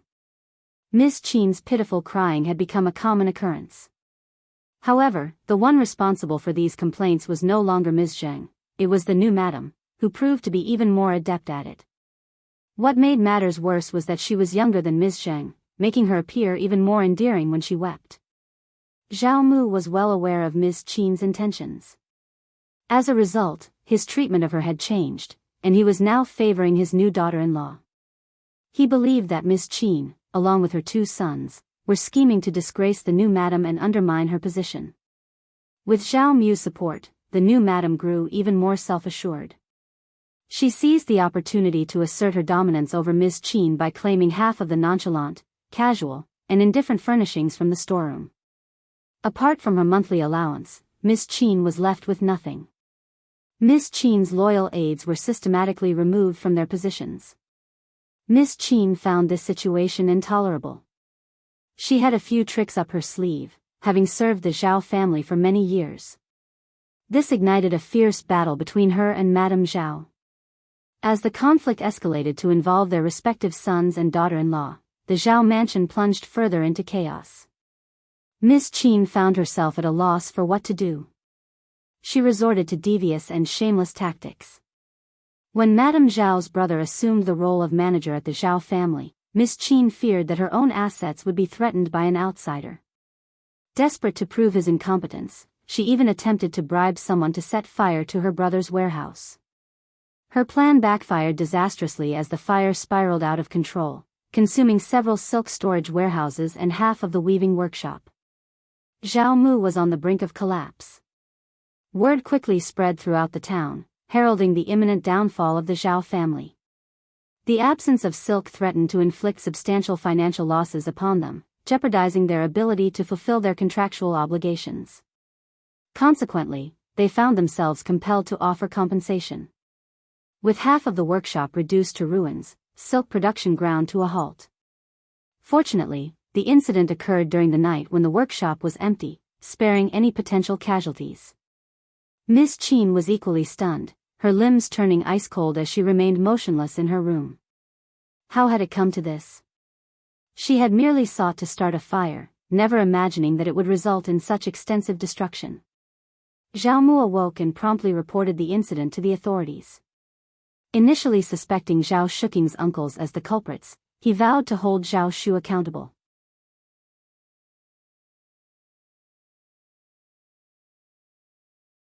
However, as investigations progressed, they apprehended the arsonist, leading them to Ms. Qin and her associates. Ms. Qin, inexperienced in such matters, succumbed to the pressure and revealed the truth when questioned by the authorities. Unable to deny her involvement, Ms. Qin resorted to tears and complaints. She lamented her extensive contributions to the Zhao family and painted the new madam as the instigator of her troubles. Ms. Qin insisted that the heartlessness of the new madam had driven her to take drastic measures, claiming she had only intended to start a small fire. She even speculated that the new madam might have orchestrated the incident to frame her. Zhao Mu, Zhao Zhai, and Zhao Yi were infuriated, struggling to contain their anger. Though they had long recognized Ms. Qin's deceitful and malicious nature, they had not anticipated the extent to which she would go. As the truth emerged, the Zhao family prepared to offer full compensation. Zhao Shu, exasperated by the situation, decided to purchase the Zhao family's workshop, mansion, 6 stores, and 5,000 acres of prime land. His substantial wealth rendered financial concerns obsolete.